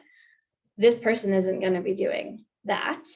And so that will fall back to me, but I am losing some step stuff, but I'm also losing step hours. So there's still, I think, a little bit of like a tweaking thing that we have to figure out. So I just wanted to share that. Oh, Kirsten. Yeah, I was just gonna say that I think, I hear what Jay said, and I just want to augment that, is that it's one thing to say, oh, go home, you don't do anymore, right? But I think more fundamental is that I think that the jobs that exist now are too much, like there's too many duties, right? So I don't think it's enough of saying, just stop. It's more of like the jobs need to be re-looked at so that they are, 40 hours, because there's just I believe there's a mental health component to if you have a job that is too big and you can't get it done. None of these people are going to walk away, right? Because they're all super dedicated, committed. And so you either do it or you worry that you're not doing it. And what I suggest is we need to look at how can we create jobs that they can do during the hours that are given and not be expected to stop and leaving something undone, which is very difficult for people who are really committed and motivated. And it's a public job. It's not like you're making money for a company here. Totally, 100%, yeah. After my. Yeah, and I just, that's kind of the point I was getting at too. It's like, yeah, we could just stop working, but do you know how many people like we're gonna be disappointing? Like all our partners that are like waiting on answers for us, or if I just say, oh, done working, nobody can use the center anymore. Like they're gonna be like, what? I have a reservation tomorrow, And so like that's why we've been trying a lot of different things to kind of change around how we're working and how we can delegate. Like, for example, I just didn't think we kind of talked about this, but I've been trying to do like a pilot program to see what is it like to like hand off these responsibilities. Can I get more done in time where I'm like done at the end of the day?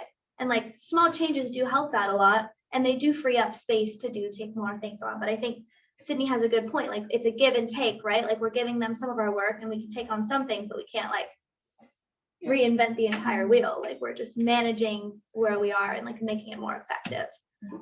Because we're not gonna just stop and leave all these like unfinished projects. Like we can take on less and delegate more and expand our team. And I found that to be really helpful, and collaborate where we can. But yeah, that was my point. I mean, Kirsten, you said it very well. We have a certain job to do, and like we are not gonna not do our job. And doing our job might mean working overtime.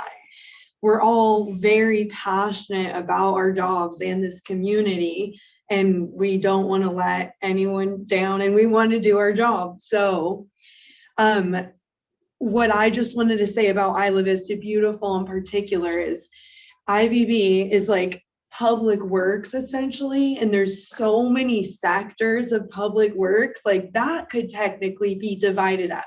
Like it just kind of depends on how much you want to focus time on different areas, but mostly Isla Vista Beautiful day-to-day operations, and then move out could be its own program. It can totally be its own program. So that's where like having someone under me who's kind of like my assistant to help with team management would free up more time for me to focus more on move out or the bigger picture of Isla Vista Beautiful. So it's kind of like I feel maybe I have several programs under one name kind of sometimes, which I'm fine with. I love my job, but it's basically just what you said. Like I am not gonna halfway do any of my given tasks. So that's where it gets hard. Like, I was just gonna say that it seems like also like what would help is like traditionally like with like the program management, like a program has tons of projects underneath it and yours even multiple programs. But like it seems like usually there's project managers and then a program manager. And so I think like we all have tons of projects going on, like composting would be like the actual composting operations. Then it'd be like marketing, development and expansion, things like that, which are all like individual projects that could all technically be like full-time positions, depending on how much resources you wanted to put into it. So I just think that like us all being program managers and having no project managers underneath us is sort of like inherently going to overwork us. Let's see. Oh, Yeah, like others said too. I love what Kristen said. It's like no one is forcing me to work the extra hours, right? But also it's like if we don't work that, like I can't say on Wednesday, oh, I already worked 20 hours. I don't have time for payroll anymore. Like, you know, I can't really do that. But I think also the other thing is it's important to even budget for like a little less than 100% because there are always things that come up last minute. Like, for example, the county's financial system was down for 2 weeks, you know, and that's not us. And the moment, and that just costs so much extra time because there were all these vendors like asking all these questions. And even after it came back up, like Jonathan and I both did everything we could, like that first day it came back up. But you know, there are other people in the county that have to approve. So like people still didn't get paid for like a week or two after we did our part.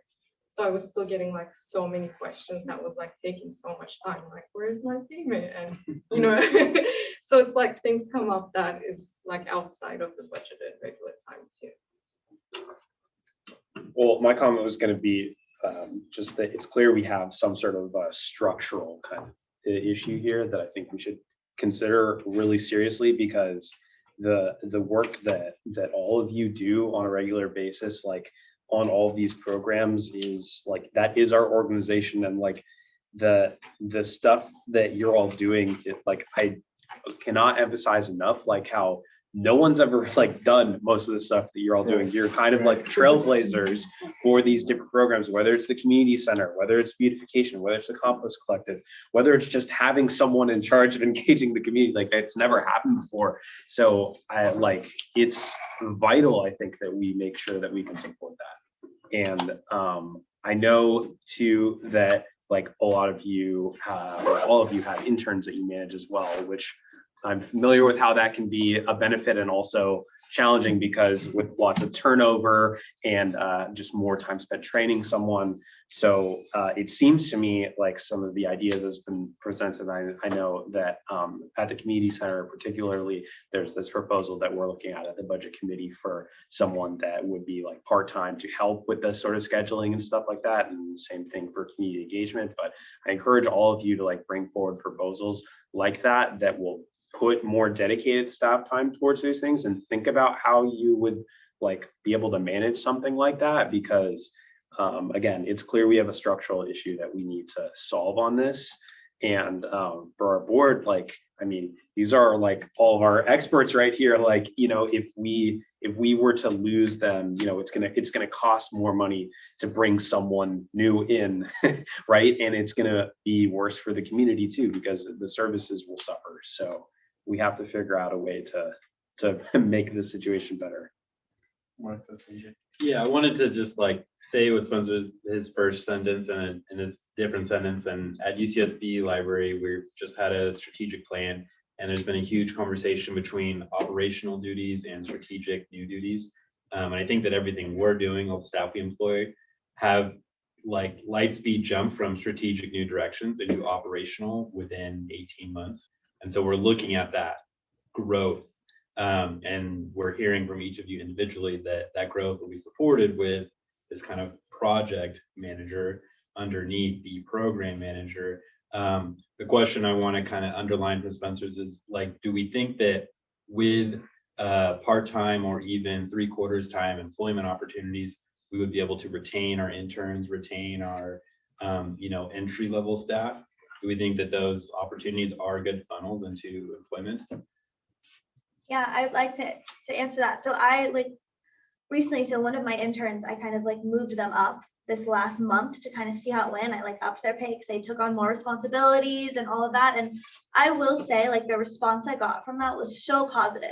It wasn't like it was like, you know, level 2 to level 3 intern, but like they loved it. And their response, their work ethic, like not that they weren't doing excellent work before, but just like tenfold. And, you know, if one of them wasn't moving away, I know that they would be staying here and continuing to work.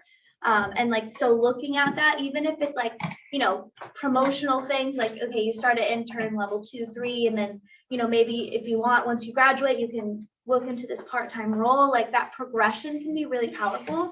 And then you get interns that like learn about the org, they really come to love it, and then they can really transfer that knowledge, which is a nice progression, I think. And to know that there's always that upward mobility, especially for the demographics that we work with, it's good to provide those types of opportunities.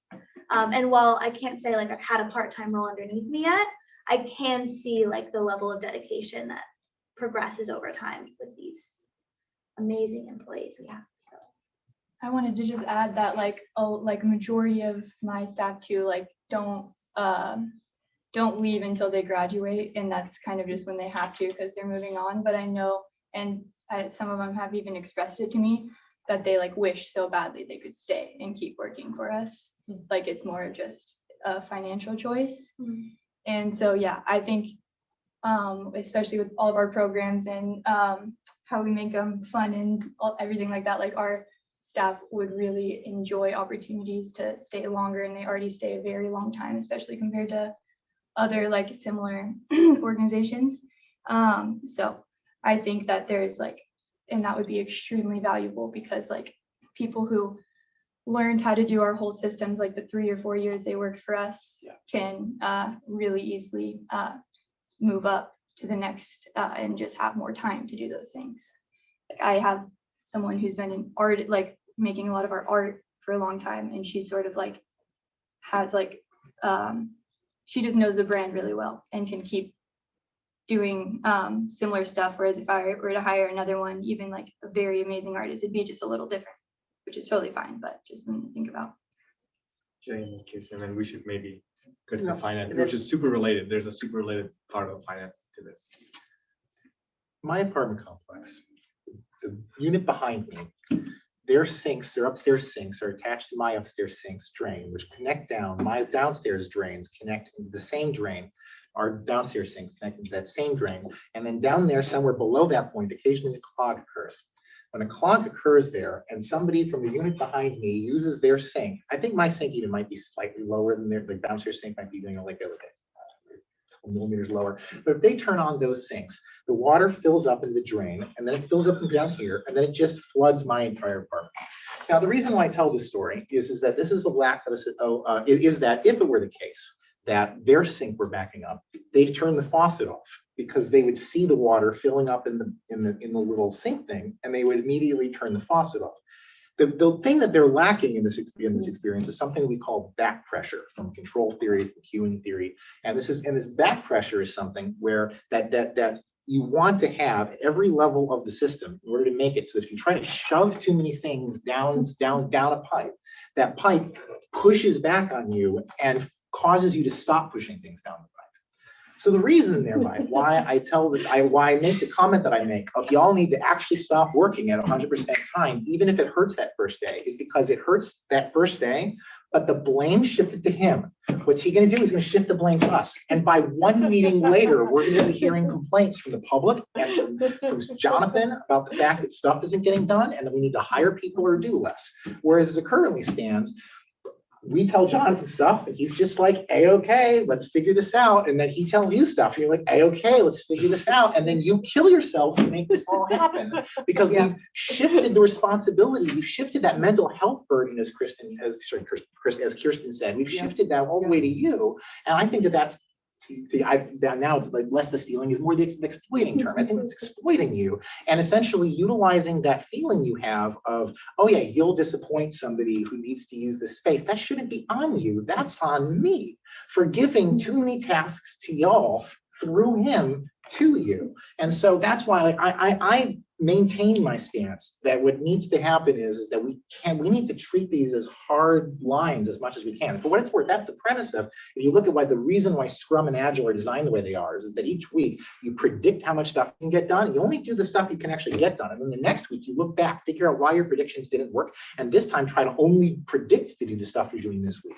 But because we're not planning week by week in that sense, we're essentially like just throwing tasks around willy-nilly, because at the board level, we're just like, it's just so easy for us to be like, that sounds like a great initiative. Let's start doing that too. That we don't have that like immediate back pressure that Scrum Agile were designed to be able to essentially constantly predicting, optimizing, and making the entire team better at managing, push all the way back up to the decision makers. So that's my defense of why I have that. I like what you said. So it's Jonathan's fault, basically. Partially it is. It is, yeah. But so we maybe need to link our staff meetings to the board meetings, because we do our sprint planning and we predict that work, but like, how do we link that to the board meetings so that the board knows what's being planned to be worked on? I think there's also that. Well, yeah, I think that highlights what you mentioned, the like staff report and those kind of small bite-sized understandings, but also when you mentioned that there could be a potential for like a regular closed session, like once a quarter, where we discuss performance of staff via you and like our understanding as directors of what's happening. I think those two tools will help us have a much better accuracy of like what's happening. And then I want to just highlight what Jay said, because it's very true, and that so one of the other terms for this would be called vocational awe, in which your vocation provides you with AWE awe, and that replaces that form of compensation. It comes up a lot in educational sectors, and I think it's something to be wary of. Not let vocational awe take the place of compensation and your own health and things like that. Yep, I couldn't agree more. This is like a common thing, especially in nonprofit that is talked about, is like just the idea that like, because the work is meaningful, that's supposed to be a substitute for all those things, and our organization should not operate like that. And I will also, I guess we're going to talk about money next, but we have, you know, a 15% year-over-year increase in ongoing revenue. So I mean, we're going to act. Now's the time to act on this. Yeah. Kirsten, I was just gonna say, I'm just really proud that we're having this conversation, because just in all my years working in government and public service type stuff, like this has never come up. It is just absolutely expected that you will get work, you will do your work, you will. You were so obnoxious. who do I ask at UCSD about Hold on. And so I just love that we're having this conversation. I think it's such a great first step to really acknowledge the value that our employees have to us as part of this organization, but who they are outside of this organization. And you know, it's the city of Toledo, you know, when it formed, there were all these really, you know, well-meaning, the board, the city council just formed, everybody had hundreds of things that they wanted to do, very little staff.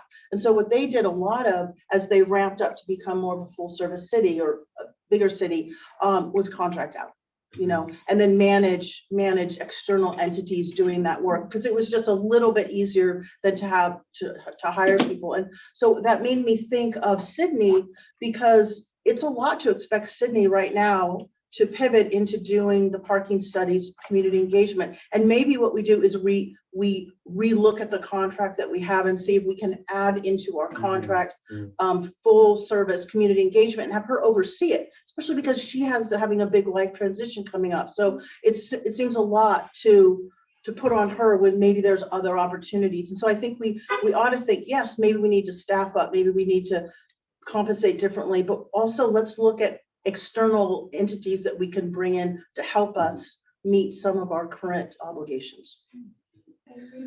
I know Maya, but we do need to move. We're running out of time now. Super quick. So I think a big part of this hour allocation too is thinking of them as projects, as Carly was saying, because like they have different timelines.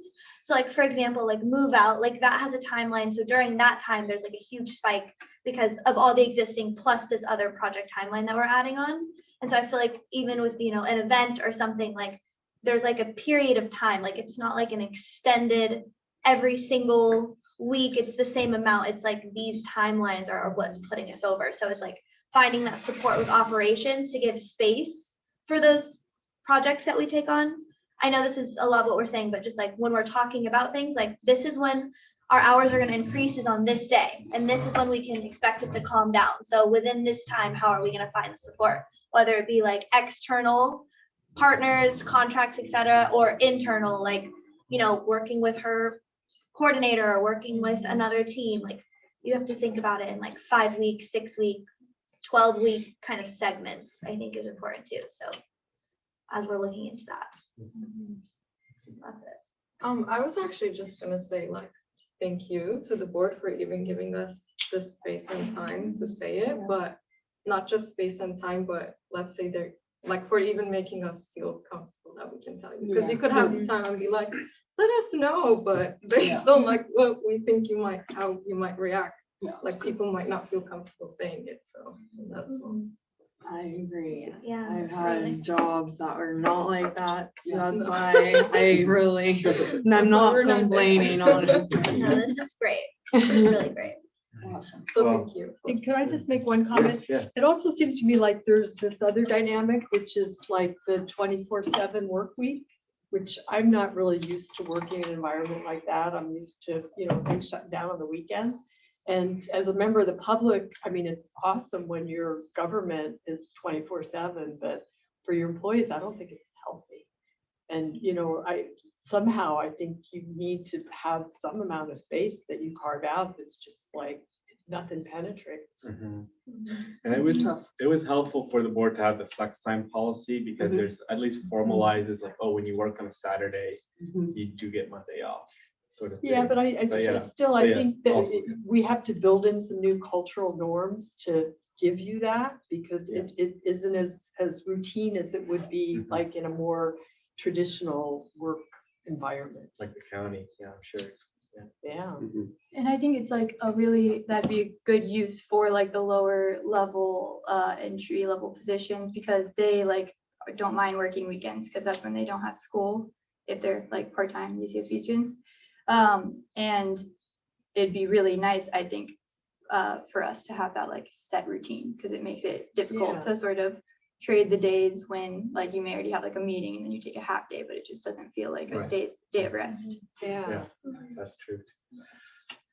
So, But I think, sorry, Oh, go really ahead. fast, Sorry, like go ahead. weekend events are important though, because a lot of kids can't go to any events on the weekend or the weekdays.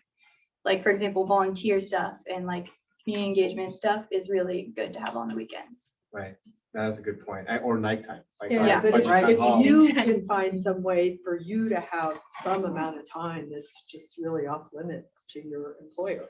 Yeah, like this last weekend we had Earth Day and like we all took the weekend off, but like it was kind of a struggle to have all of our employees have there's no manager of those employees when we're not there. So they're all equal, and it was like just a little bit of chaos, and like I had to take a lot of calls and stuff like that, but it was still possible to just have our interns be at this event with us not there. And just as I guess as an add to that too, like, so I know I mentioned like, you know, if you have a proposal, you're thinking about like ways that we can add someone like at the part-time level that's underneath you. I mean, don't even just limit it to part-time. If you think that like full-time is what's needed too, like, I mean, I'm assuming that will be a dialogue between you and Jonathan and about everything. Like, you know, shoot for the moon is what I'm encouraging you all to do as you think about this, because I think you've all made a really compelling case for why we need to invest in this and why we need to invest in it now. So, And everything we've heard at the finance committee, you've come up with really good ideas. So we're very much trusting your insights into how to solve this problem. So let's do the finances because it's super related topic. And just want to do a time check. It's 1:49. I think it was good we spent more time on this than anything else, just because it's like we know what our services are. We know, we don't need to maybe spend as much time recapping what we currently do. But I think this is a good topic. So next up is financial. And there's a couple different presentations here. Two are short, but they're just good information. So Sibel put this together. I didn't even think to put something like this together, but it was a really good one, which is our credit card transactions. So this goes back to like the staffing thing where, you can see, we got the credit card a year ago, almost exactly a year ago, actually. And you can see where the ramp up of transactions has been. And this is like staff activity, like you're not spending money unless you're doing events or projects or, you know, whatever, buying equipment for your programs. This is just a good display of like, each transaction does represent like a unit of work of some kind. And managing those transactions, sadly, you know, you want to prevent fraud and embezzlement and, you know, proper use of public money. So it takes time. Like when it's 13 transactions, way different than 74 transactions. Isabel has to go there and match receipt. Like the CalCard regulation is not even us. It's like CalCard. You have to like match the receipt to the transaction. Sometimes you have to add in the tax because of like the rules around taxing, and sometimes so 74 is a magnitude level of work different than 24. And obviously we can improve this. It's the first year of the credit card. Maybe we can like consolidate purchases and whatever, but this just shows you like the level of activity at the district, especially now like post-COVID world. We're back to like all our in-person events and everything. So, and this is just the credit card. This is not even all our transactions, but this is like our incidental transactions. So like we're getting the food for the meeting, or we're getting the paint supplies from Home Depot to cover up graffiti or whatever. Like, so that's what this is. So nothing much left to say here, but just wanted to show you, here's just like the graph representation where you can see, in, you know, I'd say April and October, what two things happened, Deltopia and Halloween. We had major events for both of those. So you can just see that in the charts. And then just here, and yeah, $15,000 in April. I mean, a lot of that was purchasing the food for the, or March, yeah, March was purchasing the food. You know, we had to pay vendors quickly, and they couldn't wait for a check from our county system. Is there a credit line on our card? Yeah, I had to increase it. That's what I was gonna ask you. You feel like the system's working okay? It was with 10,000, but I had to like somehow, thankfully, US Bank, I was at like 2 o'clock in the morning, called them and changed the credit limit. Because I didn't find out until way late the night before. That sounds like a red flag for fraud. Yeah. It happened at 2 o'clock in It the took 2 morning. seconds. I submitted the request and they approved it in 2 seconds. Like we had to do that because we had to pay like Rogers Tacos or something. Yeah. No, I know that Yeah. we were talking about that. Yeah. Oh, dang. But yeah, it was 10,000. We moved it to like 15 or 20 just so we could get through the festival. So that's the transactions. And then let's show you, this is just a recap of our wage schedule because it's, you know, it's related to the discussion we just had. Share. Man, I wish there was an easier way to show this one. So this is just what everyone's getting paid right now. Wait, I know what to do. There we go. Make the columns smaller. So not much to say here. It's just for you to know. This is what everyone's getting paid now. Like not what the step is or what the range is. This is like if you got your raise already, your merit-based raise, that's reflected here. If you didn't, it's not reflected here. So. And then this shows the temporary workers. So how many we have in each area and how much they cost. So we're spending 214,000 on temporary workers. And we're spending essentially 400,000 on our, this is wages only. This is not benefits or taxes. Carly, did you have a question?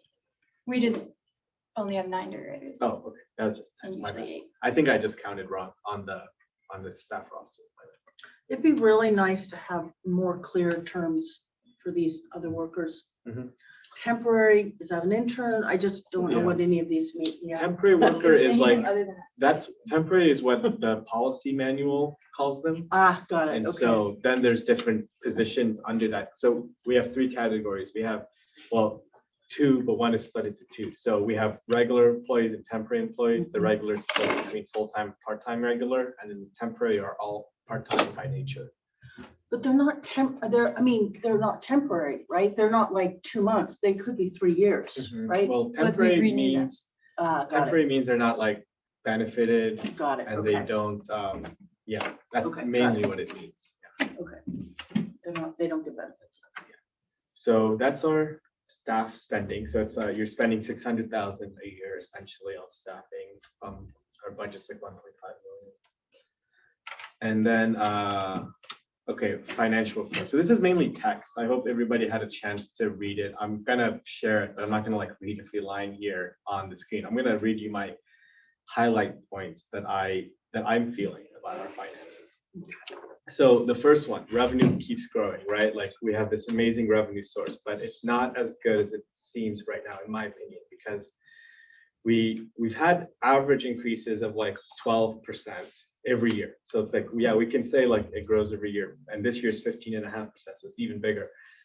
But one of the factors this year grew so much is utility costs spiked. Like, is gas gonna? We collected $40,000 in gas taxes for January. We usually collect 10,000. So that's we're not gonna get that 30,000 again next January. And Gavin Newsom's emergency declaration is over. So we have to set a GAN limit soon. Not soon, but like that's now the clock is ticking again for that because we didn't have to do it during the emergency declaration. Can you explain what that means? Yeah, a GAN limit is a limit that the voters put into place in California on government spending, where government spending can only increase, and like the amount you collect from taxes can only increase by CPI essentially every year. And some expenses are excluded, like capital costs don't count under the GAN limit. So you can, I don't want to say game it, but you can structure your budget in a way where it's like enough is excluded from the GAN limit so that you don't hit your limit. But yeah, a lot of government agencies, the thing that's different with us than others is we have one revenue source, and that grows at a certain amount. But the GAN limit will then cap that amount of growth eventually. We will not be able to have 15% growth. I mean, we could, but we'd have to then be different with our budgeting, where it's like, okay, a lot of it goes to capital, so then it gets exempted from the GAN limit. Or the other alternative is to refund the money to the public, which has a massive amount of logistics and costs that I don't even want to begin comprehending how we would do that, because we don't collect the taxes directly. We tax the utility company. So the revenue situation is better than almost anyone else, but it's not, I wouldn't say it's like gonna stay the same, right? It's like we have changes coming up. And same with water. Like I didn't mention, the drought is hopefully not happening as much anymore. That means water prices might come down. Does that mean we might collect less water taxes? That's just, that's just things to consider. Is like that we are going to have growth in revenue. We probably will always have 3 or 4% growth, or whatever inflation is. We can probably get that amount of growth for operations, but we won't have it forever.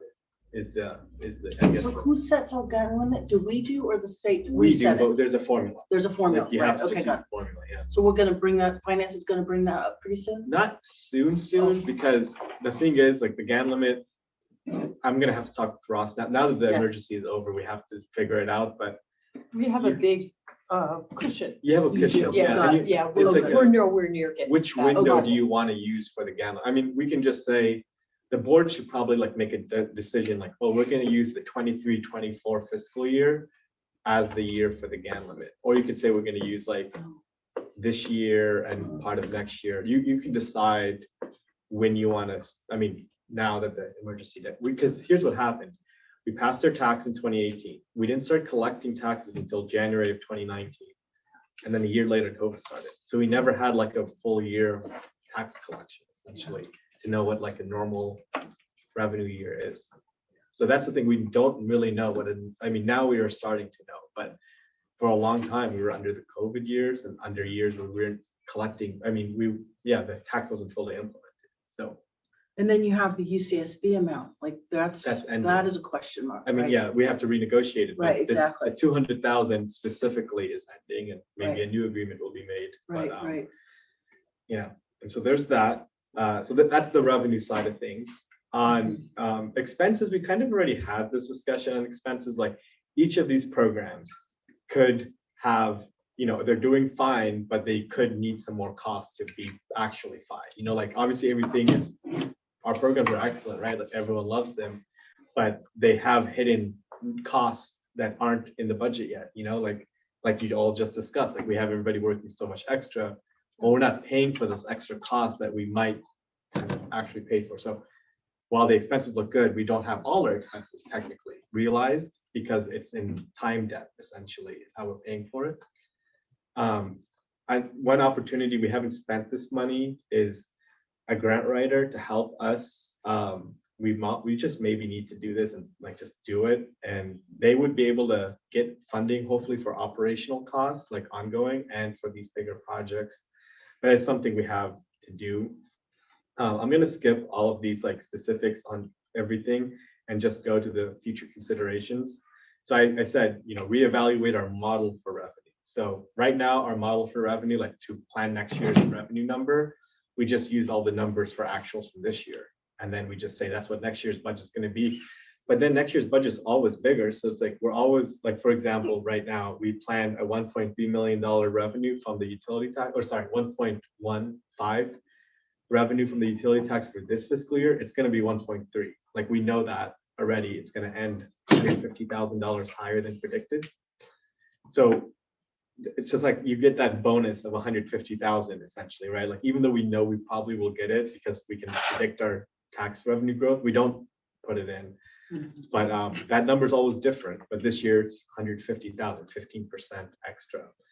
So that's how we get that growth numbers. It's just on the actuals, not on the there's no prediction model essentially. But we might need a different model now that maybe our actuals aren't that reliable for this year because of the utility costs being changed. Also staff salaries.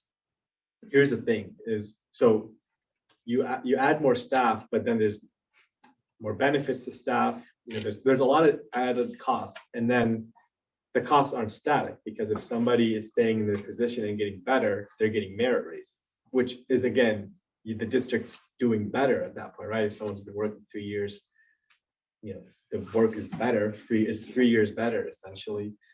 But it is, each position you hire at one level, you pretty much can guarantee it's going to be 15% more expensive just on merit, and then not counting the economic adjustments. So yeah, like we do need to staff up, but even though it looks like we have a lot of extra money, it does grow fast. Like we probably need to project our staff salaries a few years out, essentially is what I'm saying. Is you can't just say, oh, we can afford this position. Well, maybe you can afford it this year, but 3 years after you've added 3 positions and they've all gotten raises and inflation increases, are we in a deficit then? And you have to lay off someone. So that's just something to know. Is like another thing is revenue. So we don't generate revenue right now outside the tax and some grants.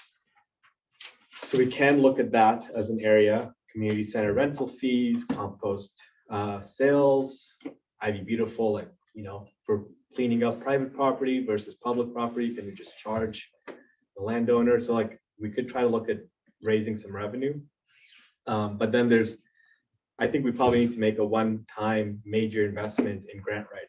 Like not even like we do like 5,000 a year right now. Like we probably want to do like one big effort of grant writing next year, maybe, and someone can come in, evaluate, assess what's possible to be funded in our budget and things we want, and then maybe they can like come up with a grant writing plan for us and start getting those grants done. So it might be a big cost, but it might like solve some of our budget issues.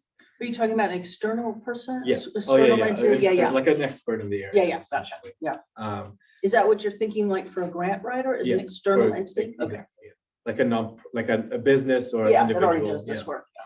But then there's property ownership on the horizon, right? Like we might become property owners soon, which we don't even know what those costs are. I mean, we know some of them and we don't know others. They come with money, like revenue, but they come with costs. So it's a big question mark. Like we just don't know. It's something we know we want it, but there's question marks at that. And we've done analysis of finances before, so we know like it's not like we know nothing, but once you have something, it's way different than your due diligence sometimes.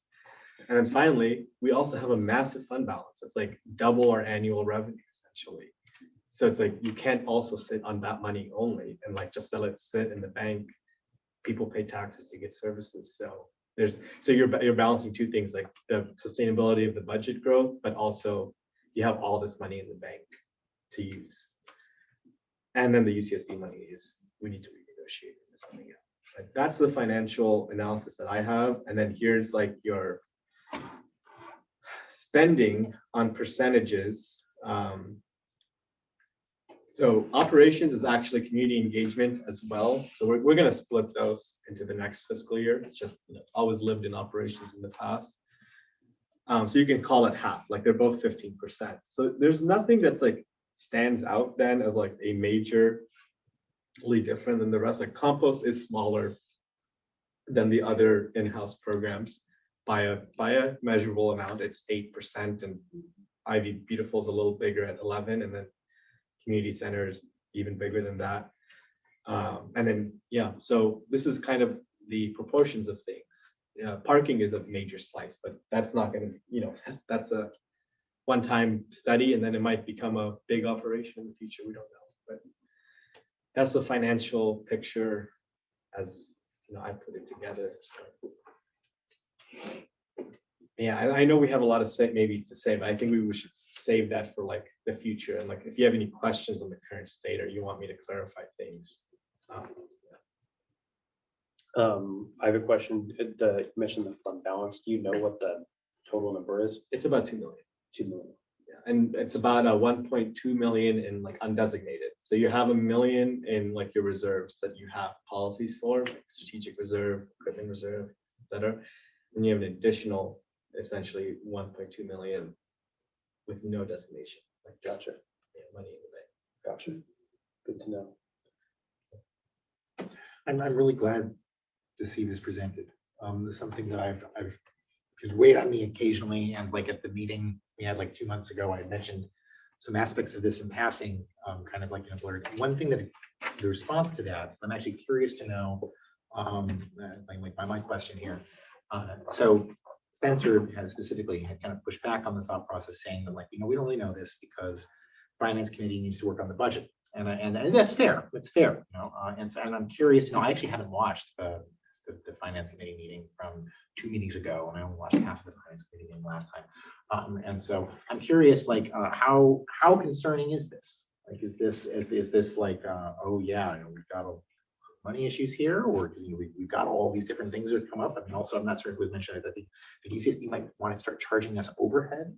And so, or is it like, Oh, yeah, I didn't mention. You wanted to bring that up a little bit more. maybe that'll be good. Yeah. So one thing we've heard, and we haven't actually come to a conclusion or consensus yet with UCPD, but like, for example, for the safety stations, we got one notification that we might have to be charged like a administrative fee or percentage fee that the campus charges everybody that they do business with, and it's like it was pretty large. Like I think it took the CSO hourly rate from like $18 to $30 an hour, essentially.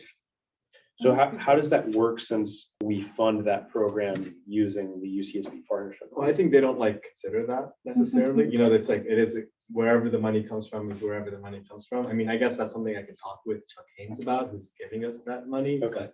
And I have an email out to him to talk about their funding of us, not the renegotiation, just to settle our things for this fiscal year. But yeah, I mean, I guess we spoke with Chief Yao, and we haven't concluded that, and I'm hopefully having coffee with him in 2 weeks, mainly on the investigator, but I can talk about you know, that might come with the additional charge too. So yeah. One more clarification question then before we jump to try to get learn more about what's going on in finance committee. Is the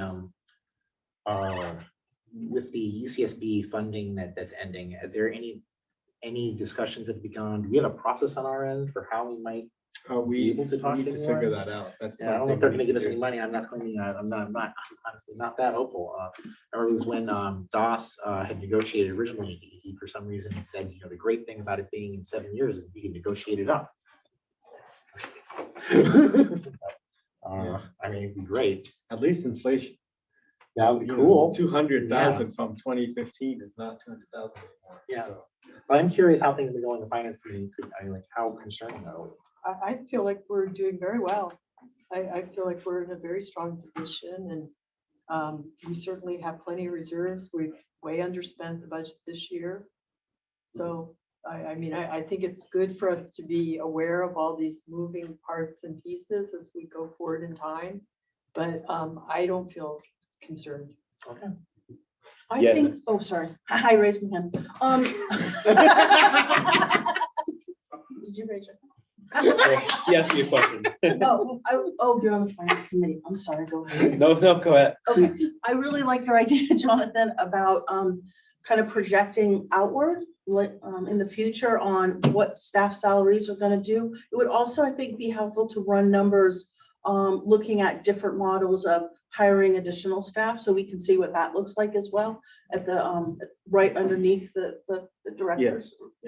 Program Yeah. manager. Yeah, so we can start to see what that's gonna look like to augment our staff. Okay, go ahead. Makes sense.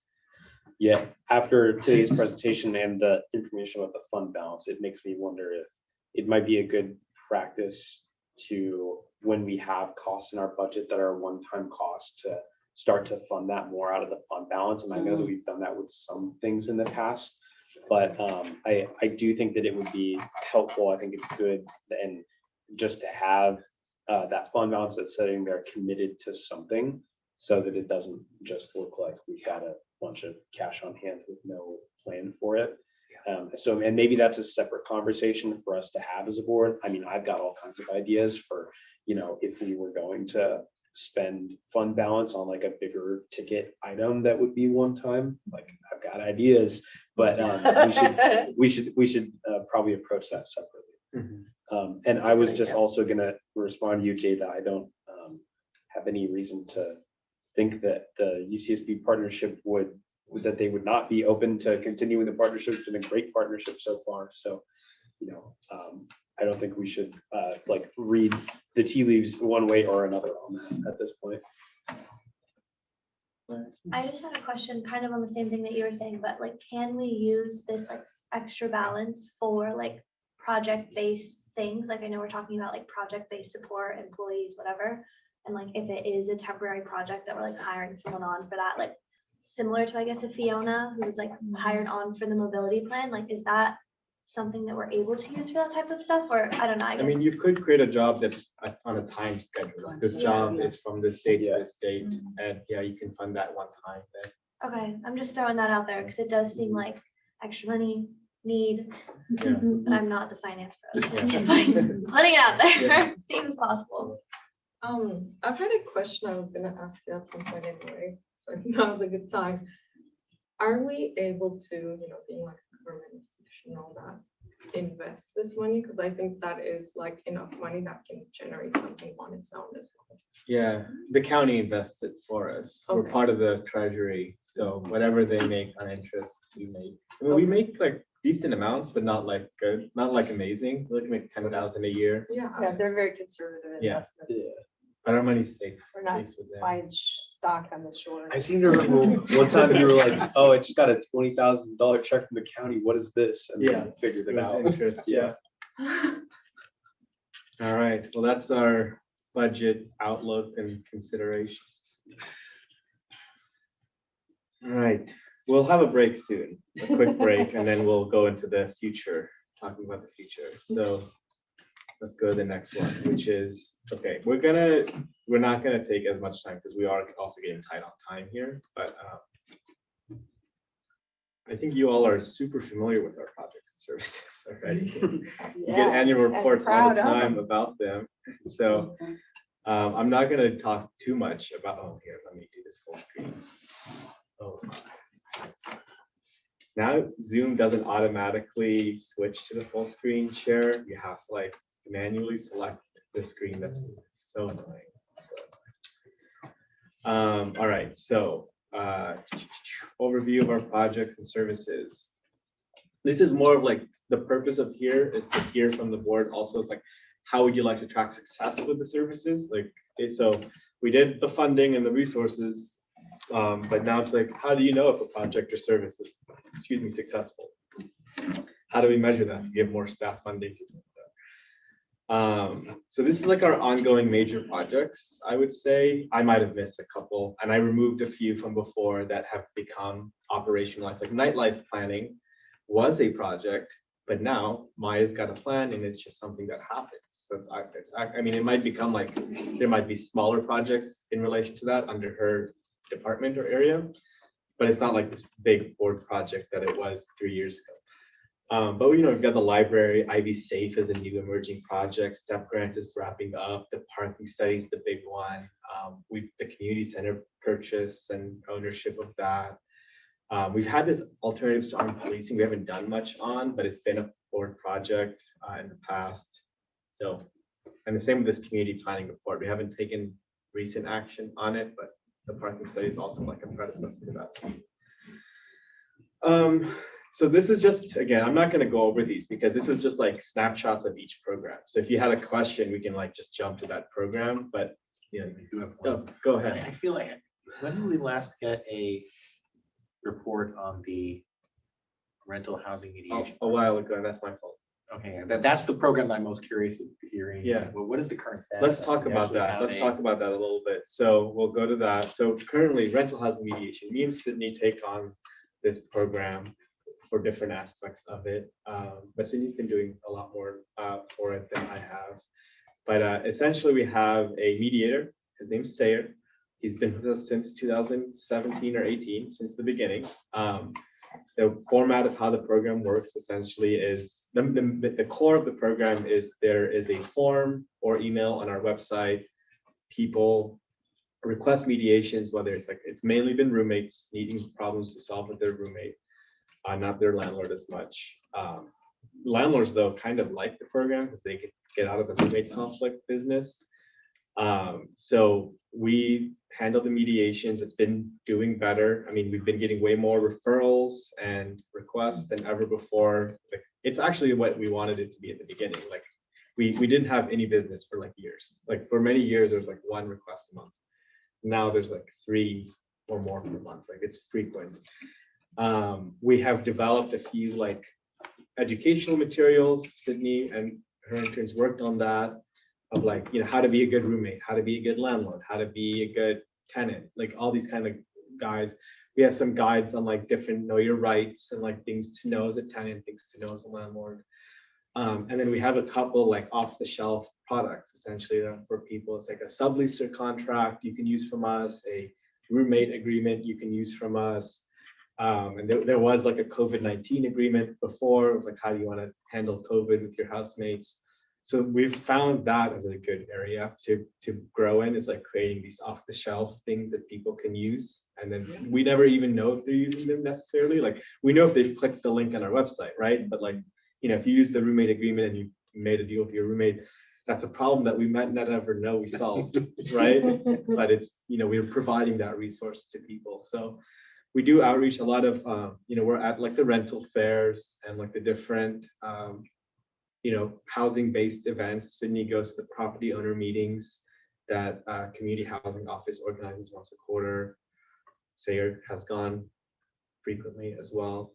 So it is a low maintenance for the most part program because that people just submit a request and Sayer deals with most of it. Like he contacts them, gets the 2 sides, organizes a meeting between the 2 sides, and then mediates it. I mean, there is the problem with mediation where like no one has to mediate. So that's why we don't get a lot of tenant landlord ones, is because the landlords usually don't agree to mediate.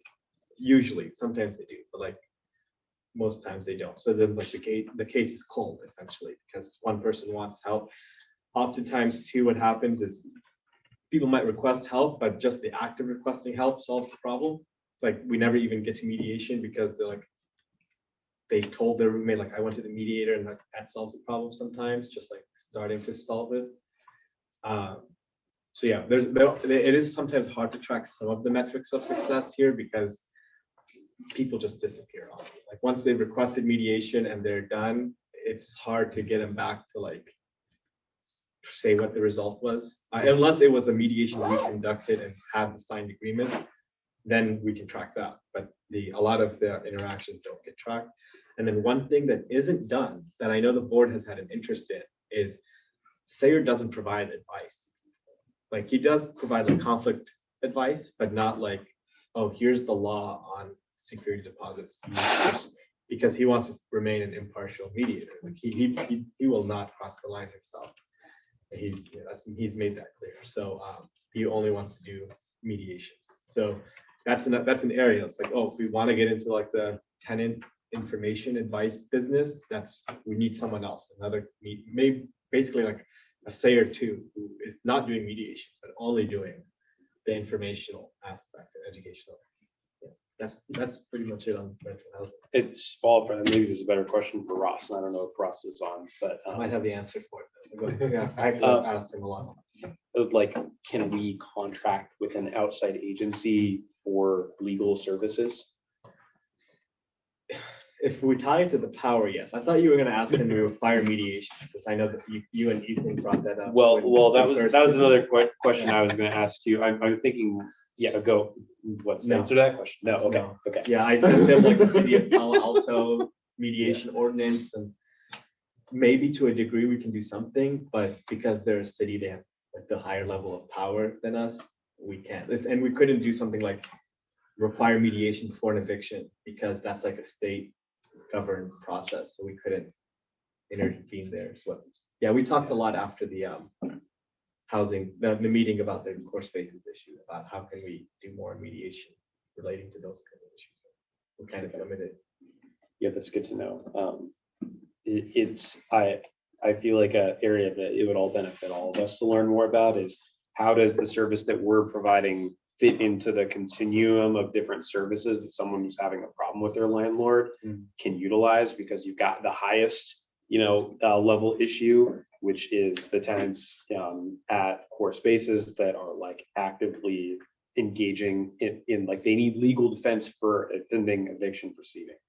But then there's the lower level stuff, and I feel like that's where we can have like the most impact. But maybe there's, if like you said, like some other sort of more medium level thing that we can help with, where it's maybe not providing legal services, but maybe legal resources or something like that.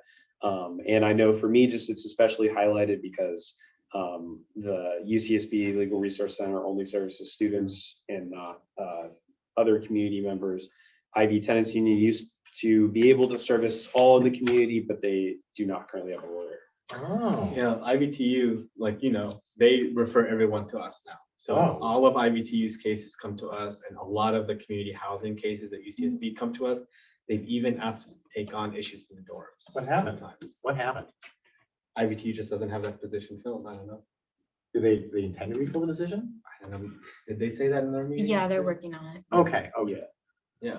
They just don't have anyone in it right now. Okay. Yeah. I was just like, what, they just like exited the space? Like what? Okay. Yeah, and I mean, the previous person who was in that role is someone who's like a retired, like career legal aid person. So I mean, there's not like a whole lot of people. that Yeah, could there's not a lot of fill positions options. like that. Yeah.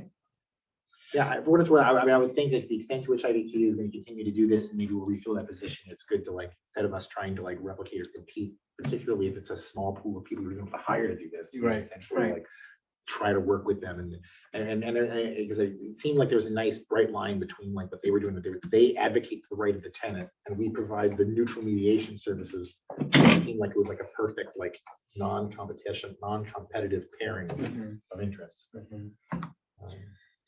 Yeah, but that's the mediation program. We've thought of other things. I don't know, Sydney, if you want to talk about any other ideas we've had about like incentivizing mediation. But sorry, I'll ask. So Santa Barbara Rental Housing Mediation Task Force. the cities. The cities, but they not like in the sense that they weren't like I actually when we were first like contemplating this power, actually I think it was at the AB3 meetings, it was Britta had pointed out the idea of replicating the San Francisco Rent Board, and then DOS went and looked into it with Darcel and came back from like the state ledge council saying that we can't do that, but we can give you this rental house, this like landlord tenant housing mediation program. But then I went and I kind of dug apart, like pulled apart Santa Barbara Rental Housing Mediation Task Force. I ended up actually getting like a presentation to be through, which I have a video of actually, which is demonstrating at the time it felt kind of like a devastating, like this kind of sucks from the perspective of it, is that a lot of their mediators are landlords. In fact, one of their mediators is Chuck Eckert, but we were constantly on our side talking about it. I was like, look, we're gonna partner with them. Chuck Eckert will become your mediator. But in pushing on that, we had them come and give a presentation and defend it. And the interesting thing was the statement from them that they weren't using like legal force to get people to the table. They were using the fact that they had enough network connections with the landlords in the area that they actually were considered to be a respected, actually neutral body. Although, you know, I still kind of wonder biased in the other direction. But like they actually, but the fact that like even if they were a little bit biased in that direction, at least somebody got to the table. And I don't know if that's something that, as much as, I mean, again, like, I mean, I was really pushing hard on that being horrible before, and I was like, I don't know, is it just something to consider? Getting the landlords involved in the process of organizing this program, just so that feel like they've got some buy-in. Yeah. Well, I can explain a little bit of how the program became the structure it has. So we originally wanted to contract with Santa Barbara. That was the plan during AB3 was, okay, we form the district and just sign a contract and it'll be done because that's what Goleta does and that's what Carpinteria does. But then we were formed and Santa Barbara said no. They were like, we're focusing internally right now, and which I get. Now that we have programs, if someone asks to use us, you know, I could understand where we can say no. So they said no. Then we went to Legal Aid Foundation, which obviously has its own positions on these issues. We contracted with them to run it, and they hired the lawyer. They, you know, had the bilingual staff assistant to do that piece of it. Then eventually we kind of grew out of that, and they were moving in other directions. So we took it on directly. It wasn't hard to take on directly because it's just like one contract with one person. But yeah, we chose to not go in that structure of like a committee is the mediator. We went with like a professional hired mediator, whereas Santa Barbara has like 2 tenants, 2 landlords, and 2 something else, like property managers maybe.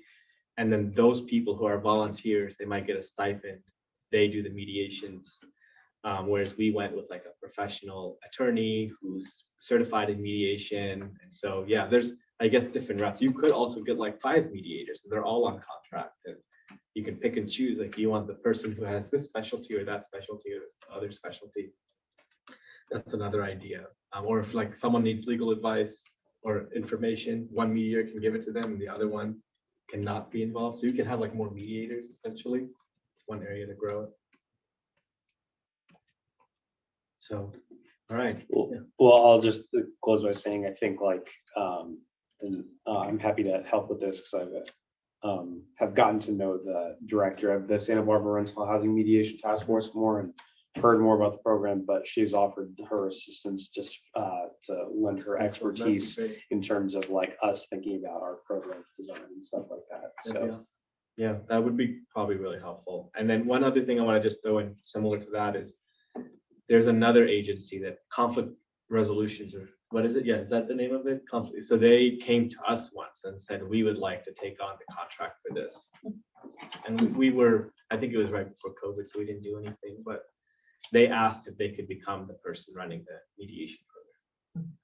Yeah. So that's mediation. And then the thing here we want, this is small, is we are trying to come up with the metrics for success. And again, like, we're not going to make a super hard judgment on each of these things, but it's like, what should we be tracking to be tracking the success of these programs? And these are examples and ideas. Like, this is just a brainstorm. I think this is the one from last year even, and we have some more in the other attachment in this folder, like in the spreadsheet. But, you know, for community engagement, how many emails or website visits, or Ivy Beautiful, how many graffiti instances have we cleaned? Community center utilization rate, like how many hours of the day is it being used? I think we'd want to hear from the board what kinds of things you'd like to use to measure success at IVCSD, so that the staff can know what the board's looking for in these programs. So, yeah. I would turn it around and ask the staff to tell us what.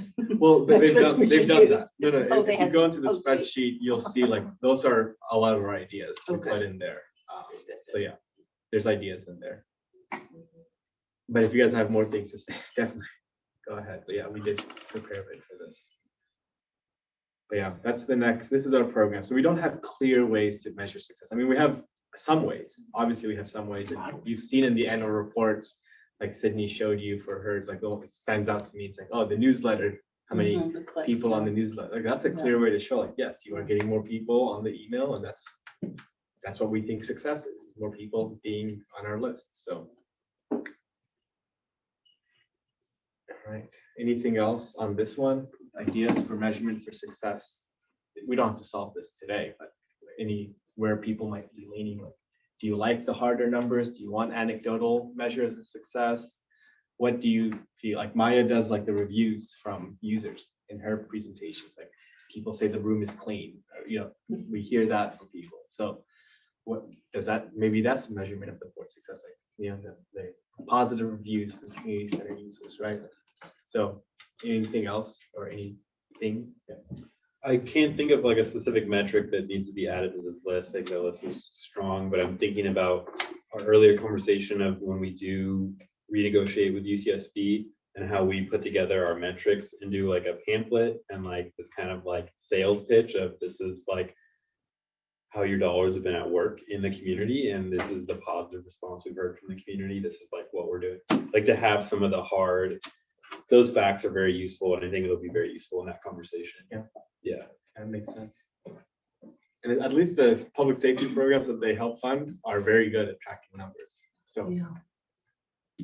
I just think that there's like certain ways we could think about tracking success that's different from how others do it. Because I noticed like others groups, I try to get inspiration from how others like track their success. Say things like we had this many people attend our workshops, but they don't say how many workshops they put on. So that's gonna like be a biased number. Just the attendees, because it could be one attendee per 100 workshops, or it could be one workshop with 100 attendees. So I just think that it would be cool to me if we were a government that was like really transparent about our like success values and like how we even like get the data and stuff like that. Yeah, that's a really good point. Like 100 events is a lot more work to then get 100 people out. You could have done one big one.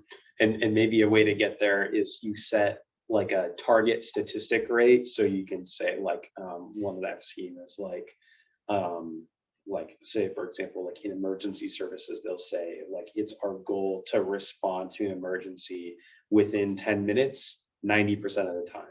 Like, did you meet that rate, or how close did you come to that rate? So I really like the direction you're thinking, and looking at the proposed goals on here, I think those are all great. Yeah, because I could do like the weight of food scraps dropped off, or like a more complicated thing would be how many different people are dropping off. But that's like sort of more successful than if just one person was dropping off a ton of food waste. Yeah.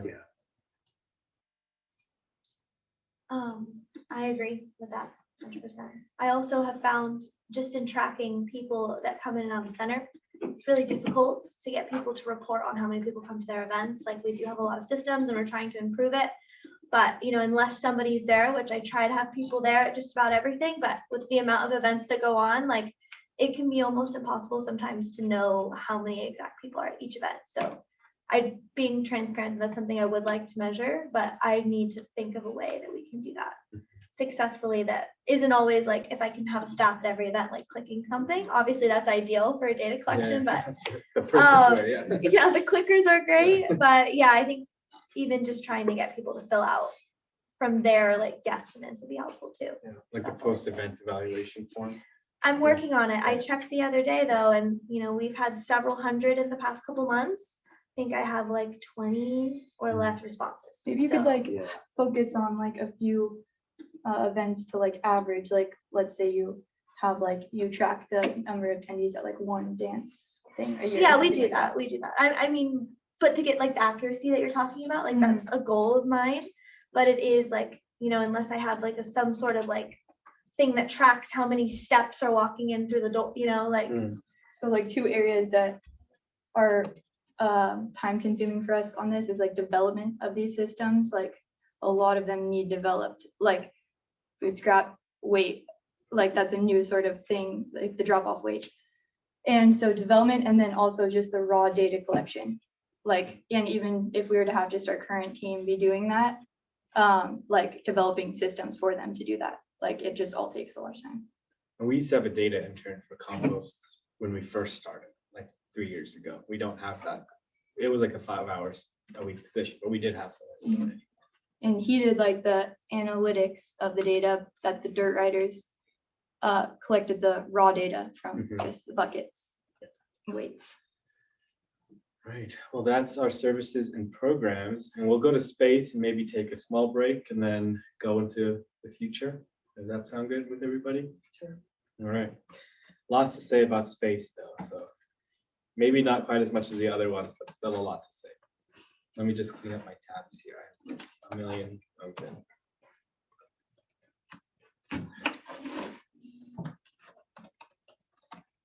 All right.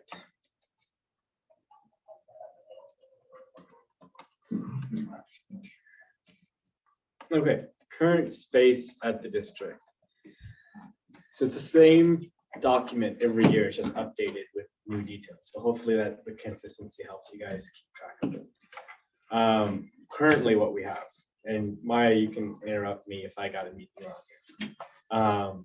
First, we have our community hub, which is the new name for the district office. It used to be district office, now it's community hub. It's the, where the office. How many things can we have that say community in them? We I should mean- just like start to add them up.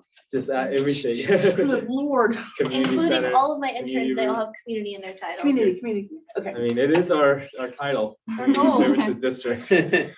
So, all right, so we have our hub, and so Sibel works there, and then there's another desk for community engagement stuff, like all the flyers and everything.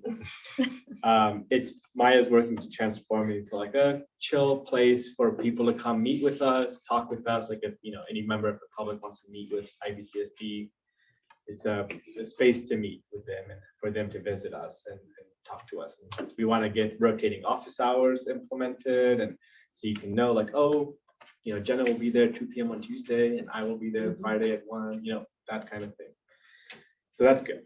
Then we have that smaller side that's where it's Jenna's office, the Ivy Beautiful office. It's pretty small. It's 82 square feet. That's really tiny. And as you can see, it is full. Like we sometimes have to use that to get into the office from here. Like gotta step over things. It's like we just have a lot of stuff we need. Just on that topic, you'll see a reoccurring theme of we need storage. Yeah. Not just for like things outside and like operations, but also like community engagement materials, like all of like the things that we have from events. And like we do try to make a big emphasis on let's get things that we can reuse. Like, we're not doing balloon arches, like we're trying to get inflatables, like things that, try to make it as sustainable as we can. But with that also comes where are we gonna put all the things? Like I would say our office, that's a struggle I'm having right now is, we're moving things upstairs, but some things need to be downstairs. But also just like every single cabinet is filled and labeled. And then these are all like community spaces. So there's limited things that you can store in here that maybe you don't want everyone touching or seeing, confidential stuff. So tune in to the storage needs as we're going through this because it is an issue. Another thing to add is just that like one of our electric bikes is in one of our staff people's backyards right now in IV because there's a big event this weekend that we needed to move them out of the spaces. So Well, yeah, I'll get to the bikes. Give me a second. So the next one is the Survivor Resource Center. So they just started using it again, like this year, like 2023. So we have been using that space for some meetings, but we probably need to stop that now because it was okay when they weren't using it for a few years. But that's where we've done like our finance and policy committee meetings, which again was okay when they weren't using it. But now if the client needs to meet with somebody, that's the thing that needs to happen immediately. Like we in the meeting or, we just not have the meeting there. So that's another thing. It is also like, it is not super private from our office though. Like that's you can hear what's going on in that room. You can use a white noise machine to make it confidential, but it's just something to know. Like that space we've assigned for that is in the most public place we have too. So that's just something to consider. But That's bad. yeah, but at one point that's all we had and they needed the space and we gave it to them. But that's all we had at one point. Yeah. Just from my conversation with Elsa too, like if you needed to move them around, like what she expressed to me is that she would be open to it. So just something to keep That's in good to mind. know. Yeah, I needed to call her back. We've been playing phone tag or not. I've been chatting with them too, and I also have a meeting because we're talking about like events that we can put on to like spread awareness or just like resource conversation, like office hour type thing. Mhm. So I'm happy to chat with them about the space as well, because we also have those upstairs spaces that Yeah. not so good for those day-to-day reservations because of all the separate keys, but is a lot more confidential and like Yeah. safeguarded for something like this. Yeah, So those were her two concerns, was something that's confidential Right. and something that her staff felt safe in, Mhm. especially with that area, like kind of being in the back side of the building, the crevice. Yeah, it's really dark Yeah. where their door is. So that's the thing. We can, I mean, we're not committed to any of these uses. We can move things around. Mhm. So yeah, so that's brings us to the next thing, which is this small unoccupied office, which last year I think was said should become my office. That didn't happen, but I think it could maybe be a better survivor resource center, possibly upstairs. But it's a pretty small, 80 square feet, so same size as Jenna's current office. But yeah, it's right now just storage for a couple things, but not like crazy storage like it used to be. There's like a few things in there. Before it was like broken chairs and stuff. it's organized storage organized as storage. best we can. It's Yeah. like a combination of archives, event stuff, and I think, there's some compost collective stuff in there too. Like it's a shared space. Yeah.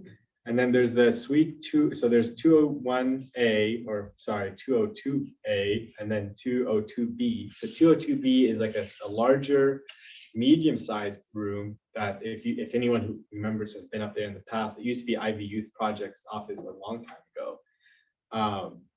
Right now, Compost Collective is using like a third of it for all of those employees and for Carly to do some work and their storage of their stuff there.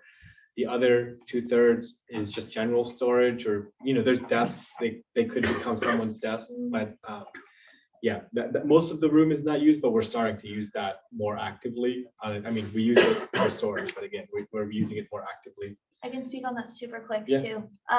So I actually have staff going in these next couple weeks that they'll be condensing, organizing, and repurposing. So something that Carly had mentioned that I thought was a really great idea is using that space as a space for our staff. So now we're doing these staff appreciation things, having a space for them to come feel like it's their like staff room, do homework together, collaborate, have meetings, and kind of make it like an archive of like different projects we worked on, old posters and things. So, and a place for us to store some of our decor, but put it up, make it useful when it's just sitting there doing nothing. That was something that was talked about. I think it is a really good idea while we're deciding what to do with spaces. We just already have 3 desks in there, like for 3 programs, and then like a table in the middle. And I've been having my team meetings up there, which has been really fun. I think you guys may have seen us walking back during the board meeting. And yeah, just because we have so much like papers and posters and stuff like that, but like they're really cool because we like designed them and stuff. So it's cool to like post it for the next year. We thought like it'd be like a really big helper with like creating the culture for our employees where they're like telling all their friends it's such a cool job and stuff like that. It was really fun to feel like sort of like you're in an exclusive space somewhat, like because you earned it as a college student. I don't think this really rises to the level of board discussion. Yeah. Because I really trust your ability to assess district space, say, and help design how the space should be used. I don't care about any of this. Okay, well, space So I is mean, just- maybe the high level stuff, if you need input on, but we have a lot on our agenda and I just think that this is something you can deal with. I kind of disagree because Okay, space is such a, good. space is a very limited resource that it will be very expensive to grow past this. Like if we use all the space Yeah. and then we will have none, and then we will have to find more space, and that is not Yeah. an easy thing to do. And so space in IV is like an actual highly Yeah. prized resource that I think we should at least be managing carefully. Yeah, I just trust your ability to figure it out and come to us if you need our Right. input, but that's Right. just me, whatever. The aspect of board input on this that for me is important is to let you know that if we needed to go out on the private market and get Mhm. more space, that's something I'd be supportive of. Yeah. There's like, we did the analysis that there's like more vacancy in the downtown area here than there is in Santa Barbara, like, Yeah, so like, then that might not be that way forever. So if we were going to either enter into a lease or, maybe the concept of buying property is a little bit bigger, but I think that that's something that like it shouldn't be like beyond the realm of possibility for Right. you and your planning about this. Right, and we're building to that. Oh, Okay. good. Yeah. That's where we're going? Sorry. Okay, sorry. Yeah. I was gonna thinking, start with what we like from the want, perspective as of opposed like, to you what know, we do we use it for like staff usage, archival, meeting, I mean, that to me is like, whereas I agree. with Yes, I agree with that. So. Yeah. Yes. This way. Sorry. I'm just telling you what we have right now. So we have the community room, we have the community center. You need to know the community center is storing a lot of things in there, like the bikes are parked in the community center, 100 chairs, you know, all our stuff is stored. So this is the big problem is Yeah. we do not have a place to put our things. And we also have a new space we manage, which is the upstairs conference room where we did the board interviews. So we've inherited that now because UCSB used to do it, like UCSB counseling, but that's just because of like 2014, that's the only tenant in the building and they took it on, but now we're running a third space essentially. So some ideas for the future is, I'll just skip to the part. There's two parts. There's a vacant space upstairs. That's a major resource. How do we, like the last vacancy in the building, what do we do with that? That's not a staff decision. That's, I think, a board Yeah. strategic decision. So ask us that. Well, that's what we're doing. I was just Okay, giving good. you the recap of the state of things, so you know what's existing, so you know. Let's go what's- for it. And then we also need to find outdoor storage for our e-bikes, and that's not gonna be cheap. Like, Carly just sent me the quote for the shed is 10,000, which I think that's cheap because it's a one-time expense. But where are we gonna put that shed? And where are we gonna, you know, how much are we willing to pay for rent there? But that's the thing, it is a major problem. Our facilities are filled to the brim. And there's nowhere to put everything. It's kind of starting to get in the way, like what Carly said, we have to move a bike because we have an Yeah. event at the community center. That's not good. So we have open space, but we also are strapped for space, but we don't want to turn everything into storage because then it's like dead space essentially.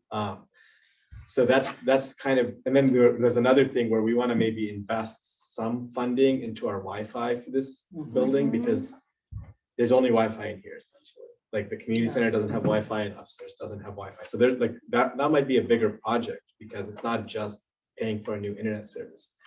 Or we've tried different things. Jay's helped us try different ideas, but we probably need to like do some sort of change. Ivy Youth Projects used to have like a server room upstairs and they ran everything out of that. I don't know if we have to go there, but that's kind of where we're at here. I think we need to find a use for this space we have that's inside, and then we need to figure out what we're willing to stomach with renting outside of our current area or reusing some of the land here that we have. I know we want to do a garden in front of the clinic, but that's just one part of it. So What are our opportunities for this footprint of this building? Do we need to get like special permission from the county if we wanted to construct like sheds outside here on the wall, facing the garden? IVRPD owns the land outside the building, so we have To to what, to the very end, or is there? Yep. To the very building? Really? Yes, so like where the shed Yeah. is now is, we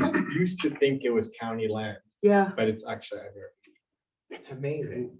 So you would get that garden, so if you were to purchase it, even like the garden, right, the dirt, right, there's no Like boundary. where our office, No, like, but I mean, like, just theoretically. no, you like know, where the plans. office is, like, there's a window in the Yeah. office and it faces the kids' Yeah, playground.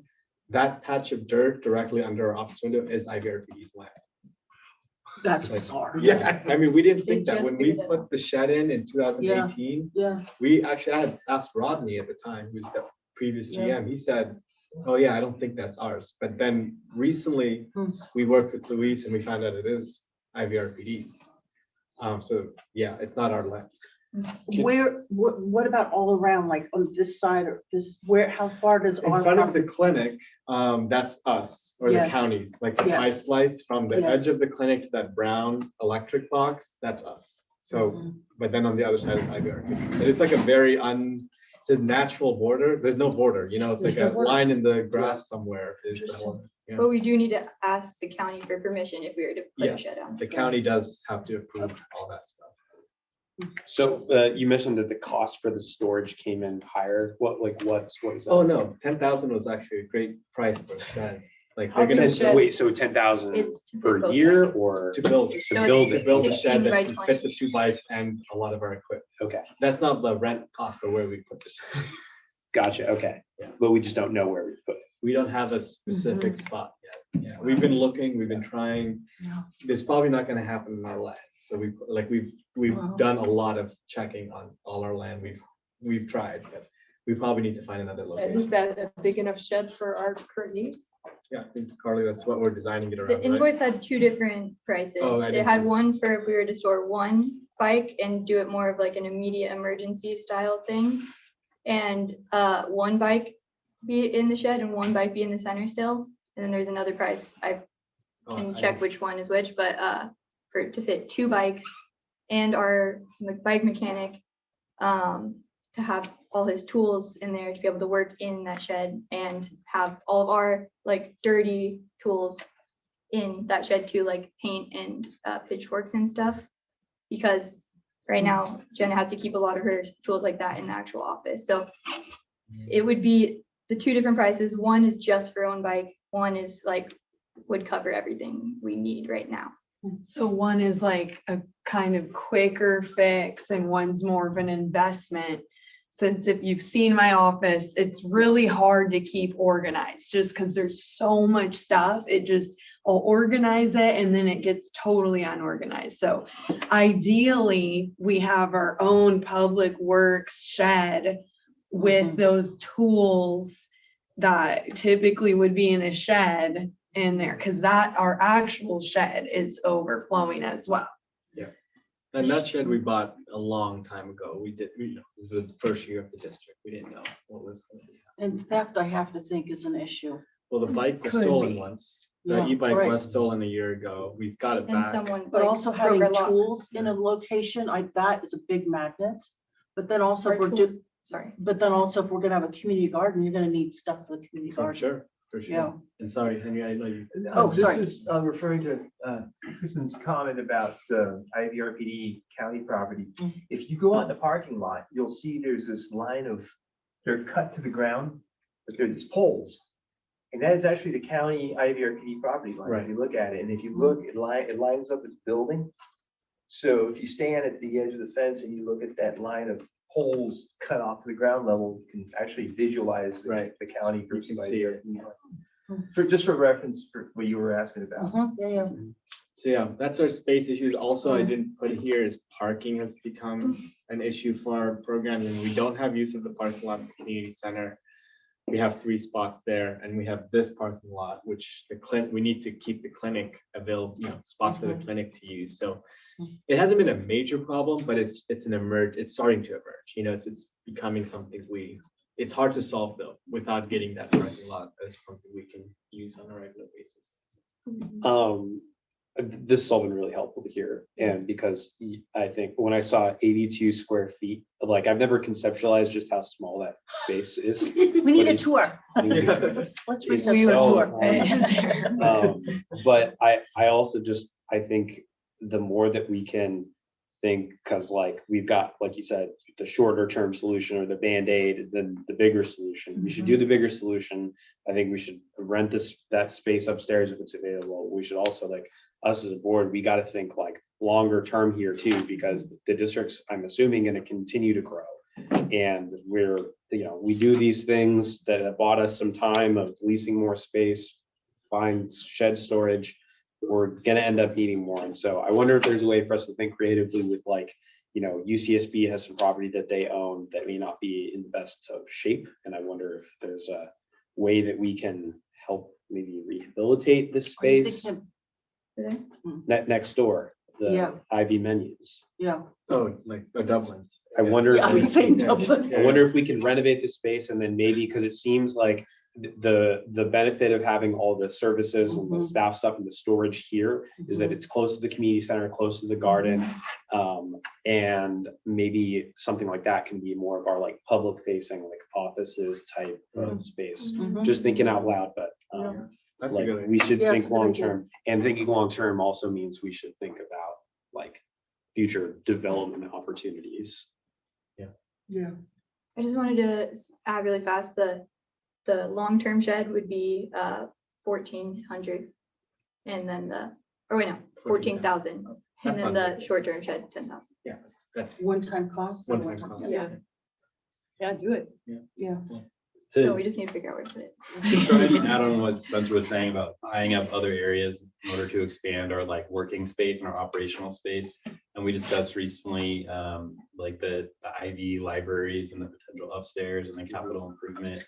I think this is a good central location. We also mentioned like, I think we heard from the public, like how we can partner with IVYP for the library spaces, but this Wi-Fi connectivity thing, I think would fall very strongly under that greater area of a capital improvement, especially as far as what libraries provide. And apparently, I think you and Jay have worked before on like the idea of like there being an Isla Vista Wi-Fi or a more accessible. I think that's a very noble goal that Isla Vista would be at the forefront of, especially when it comes to that grant that we're eyeing up when we're deciding if we're going to go for. I think that would be a very new dimension to consider. Good idea. Massive antenna on the building and project that light. Especially in the center, like the Yeah. Wi-Fi in the center. I've tried so many times, but it like needs to be reliable because of the stuff that we're having in there. Like I've had people cancel parts of their events because like the Wi-Fi gives up on them. And it's part of the building almost, right? Like I think it's part of the construction of the building. Yeah. like- Yeah, the reason why it's so difficult is that these buildings are made out of concrete. Concrete, Yeah. just Wi-Fi does not really go through concrete. Yeah. So what the county did do, and actually I keep forgetting the idea that we now control more and more of the building. Yeah. Like when I was first looking into this, I was kind of like, hopefully these people won't notice if I just stick this thing here upstairs somewhere. But like the county previously had wired up these little panels in places. We have that, but like there's actually, there is wiring that goes through this building that connects up to the room upstairs. And I haven't gone through and tried to document what wires are already there. And it might be that there's enough wires in this building to actually be able to get the Wi-Fi through it. It's not to get the network through it, to not have to try to, but yeah. The other idea though is now we control more of the building. I mean, we just blanket on the top. receivers. Yeah. They'll never notice. Well, you just put, the problem is that the wireless communication just doesn't really want to go there. My cell phone doesn't even really want to work in here sometimes. Yeah. Like for a while, I was like tethering the camera, and then I was like, the phone isn't even working. I put the phone near the window, and then windows also cause refraction issues with Wi-Fi and reflection because the way and all sorts of things. It was just so demoralizing in some sense the way that this building was set up. So it's probably a heavy duty job, possibly, depending on how we met through an assessment. So I like Spencer's idea about renting something that is more central. I don't know if you said that, but I'll add it to you. But renting something was your idea. That is more, people see it, right? Because here, this is really buried. And I could see having a front storefront that says IVCSD, Community Hub. It really will showcase all the services that are offered by the district and not be something that people like stumble upon accidentally. So I just think that's a great idea, wherever that is, if it can be in a central location and house staff there. Yeah, so. this that's is one of a my new suggestions. idea. I like it. That Like, would we be never huge. talked That'd about be this awesome. before. Yeah. And I'm just, yeah, go ahead. I was gonna wonder if we know what the plans are for those part all properties as they transition into like UC ownership. They are owned by UC. Is that 10-year period is over now? I thought it was until like a certain lease ends and then it's like officially owned, but I'm just wondering in general, my question is Officially owned, but maybe not. what the direction of those properties will be. Or like before they can be developed, like the tenants have to have their leases run out. Right, think I it's know like that's that. what's happening. That's what I meant to Yeah, yeah. say, but do we have any idea what the goal from the university is with owning those properties? It's not like connected to, it's not like a key component of Ocean Road project. No, and, no. like, No, I don't think, I think there hasn't been a campus process to determine what would be there. Yeah, I heard maybe once like student services or That was, something. that was a ago. long time ago, Yeah. yeah, it would be student services.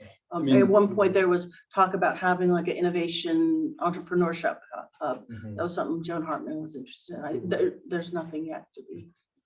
I think it's something ripe that we should like show some interest in. And also if we were there in some theoretical future, the amount of bike traffic that sees our district and our logo and our branding would make us infinitely Totally. more visible. Yeah. You know, that's where student orgs chalk the ground and we would have the permanent real estate. Sydney wouldn't have to table. She'd just open up a window, shout out, and people went by. I mean, that'd be awesome.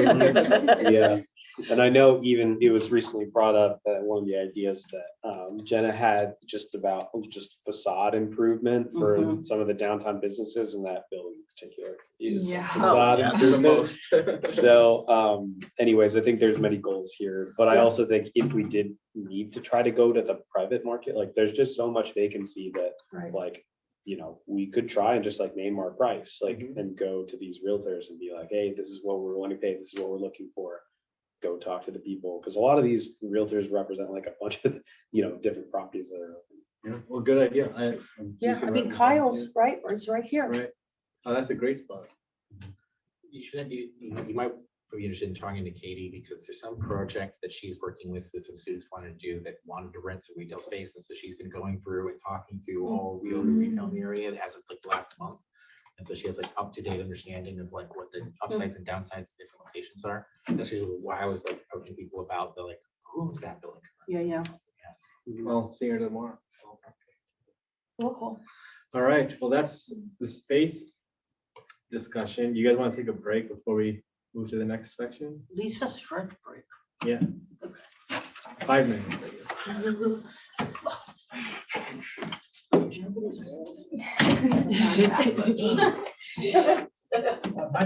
don't know if I said this to you too. I think maybe I did. There's a ton of and not like the places where you might think of. So You sent me the storage. a few little bits that, you know, these kind of like jump back and forth. and look at it. It's called Congratulations. this whole portfolio. This is, I think this is, I'm gonna go get some candy. That Anybody is want like, any candy? what kind? No, thank you. I don't know, but I'm just gonna go The building get some that had all the sugar. retail space, like Sweet James. I got 2 Frigo peanut Tonics, butter and and just jelly back sandwiches in my backpack. Oh, So that's I- nice. No, I'm I guess going they for own like all of Skittles. those. Across All from rich. the loop, Yeah, or next next like next door to the adjacent. loop, yeah. Interesting. They got kicked out. I thought they all left. Or, yeah, William, well, I don't think that there was force involved with those, they were told. Oh. Please, that's right. Great. Who knows? This one's my, Your name? This one, the one, the just redone one, Interesting. these are all the same. Part of the Maybe we should just buy a house on DV. Well, okay, I saw this and I went through it when I was like. But I think there was, and then that's where, so here's the one. I tried to call to talk with him about this. and I hate typing on my phone. I think I got That's it all right the there. nurse. Oh, here we go. Yeah, we're to have that. Well, I mean, the thing is that this is just like, it's just done, all done with a GoPro too. Amazing. That is super cool. 73 views. So it's really.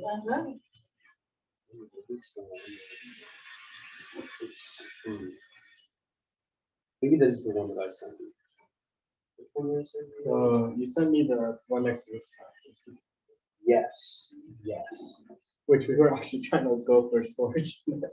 Maybe, I don't know. So it's like a long, interesting, yeah, but I mean. it covers Well, I saw it and I was in the open lot. So far, it's all That's just, open. it's down to the It's- ocean. I guess it's Yeah, for it's just sale, getting though. going. We were trying to approach them for just the bikes. For the bikes, and then the other one of the areas you mentioned was the fleet upstairs of the. voice. Or downstairs. Down, so those are both. Downstairs is empty. Upstairs has some tenants, but I don't think There's I think there's still at least one that's out. the one that we were in last fall. Yeah. Wow, that's crazy. Look at that. It's pretty Hi nice. everyone, my name is Henry Soria. I'm a 35-year resident of Isla Vista. See, it's not on the website anymore, so maybe it got sold. Well, But- that's crazy. I saw it and I was like trying to call Frank to be like, what do you think about this? Like, I mean, if we want to buy, we do have, you know, better than 2 years ago, whenever we last looked at it. This is the place where you back is really like start there, like a project. UCSB students from Santa Barbara Community College. That's what Frank always used to say. Yeah. Or just come to the area for work. I know, since the district got started. he's been Nice pushing job, back. Henry.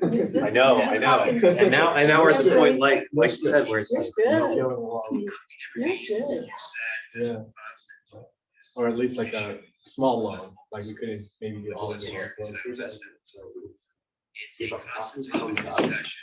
because the house is Lister area, Recreation Parks District. we get a Yeah, rezone Lister for whatever Community density Services we want. District. So we can just go to Santa the Barbara county County and, We don't pay Supervisors, taxes. because, yeah, law enforcement, and we know and that. emergency medical responder personnel. Because she's. Since gonna 2010, wanna, you know, we have had, not, to my count, put it I could be elsewhere. wrong, So, 20 cliff I don't notes. know, and even if Some of those the have drought, resulted in sounds like they're gonna consider allowing A the lot of water those to have resulted in life-changing taking us out of the injuries. drought. Even if we went back in, there's still an idea Victims of that about like, those that passed oh, on we the can get cliffs a public by keeping this agency serious exception. postmortem. Yeah. With the families. Loss Might of be the blood. way to go. No, this is a very sweet It's narrative. so big. Tell us our It's story big, that it I would never. Solve a lot. I wish there could bring it back. My hope Would for you this have video to is share to any market? young International, life, internet. student, resident, whatever. This is empowerment. To take How's it control of going? yourself, You think Martha's going good? It was going well. to I prevent think yourself and others. certain items, I was expecting to go longer, just for longer, but that's all good. Yeah. It's all been like healthy back and forth Saturday night, dialogue. I'm glad that all the staff's here and like, getting ready able to to jump share as from much as they fences, can. the other close edge, stop. yeah. And don't do Makes me it so yourself. glad that we waited, even though it is later than I wanted, but like Nothing the fact that you we can do. had all of us Pretty here much, for I'm not gonna like lie, the important this chunk video of is time for gonna that. get And, worth your time Yeah. because the mechanics of the fall. and I'm glad that you were able to make time. I appreciate that. So that was an engineer that Agenda before with Olivia yesterday. Oh, yeah. Yeah. What's Yeah. done. I thought he was gonna send me like talking points she wanted me to bring up, but I haven't. Maybe she'll send me later, but yeah, she was gonna send like, you know, I want to be sure this is. We also cover Yeah, a yeah. lot of other topics No, it's good. on this matter. Got 2 more hours or less. I think the last part will just, I'll do a quick review of the current board goals and like what everyone said, met them or not met them.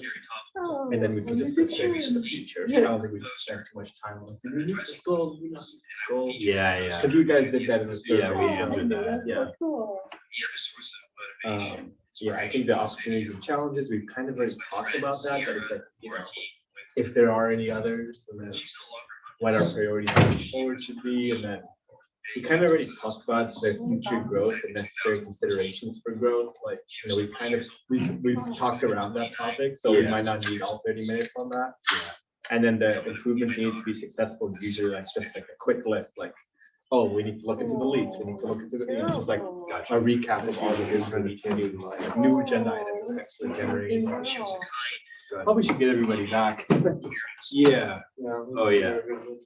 It's like, She's dearly invested into her Used to family. work at a Java station. That's where we knew her from, and then, oh, yeah, she used to go to parties at her house and everything. All the time. Like I said, we covered a lot of topics in this video. That's fine. Kirsten is gone. We're just temporarily. Oh, yeah, yeah. Just somewhere else.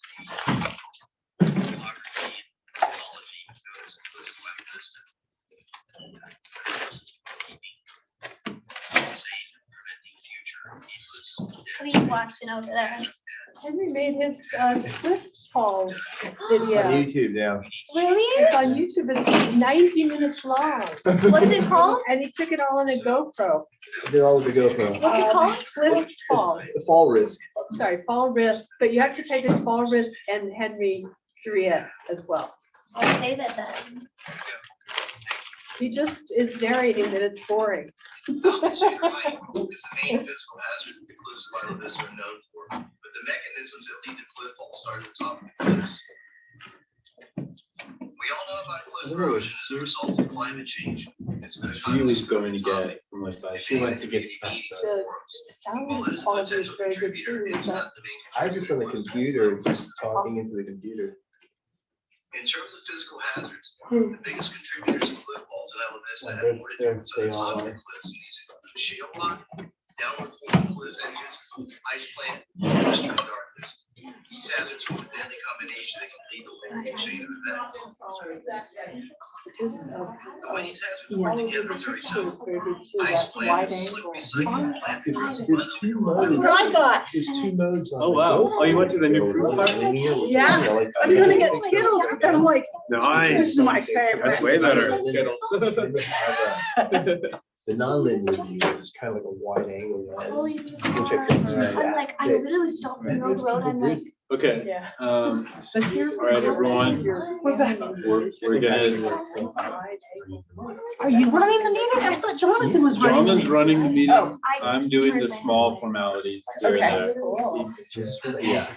So we're gonna come back to order at 3:09 PM. Thank you, everyone. Well, so we have only a few parts left of the retreat. So we are on the downward slope of things. And I was just talking to Mark, I was like, a lot of the next steps, like the agenda items 11, 12, 13, 14, we've kind of already talked a lot on these areas. So we might not have to repeat many, we might just recap what we want to do rather than like have more full discussions, but it's fine the way it's worked out. It's just, these were the topics we wanted to hit. We don't have to hit them in like exactly this order or time limits or anything. So next up is we're going to do a very quick recap of the board goals. We're not going to do the same exercise we did last year where we went through each goal and decided if we met it or not. You guys did that in your survey already. So I'm just going to tell you what the consensus was on each thing, and then you guys can disagree or agree with that. But that's what we're going to do instead. It's a little faster. Before we start talking about the future ones, we just want to make sure we recap what everyone, because you guys haven't seen the results of the results that everybody else is surveying. So our board goals. So this is I've told you already at the retreat or at the board meetings, we probably want to fix our board, not fix, but like just change the format and like change the philosophy behind it a little bit, just because we've been using this format since 2019 or something, like a long time ago. 2019 actually, it was for sure the 2019 retreat. So we were just a different district then. We still, again, that was back when we only had just me as staff at that retreat. So there's just a whole other situation 4 years later. But the board goals document is simple.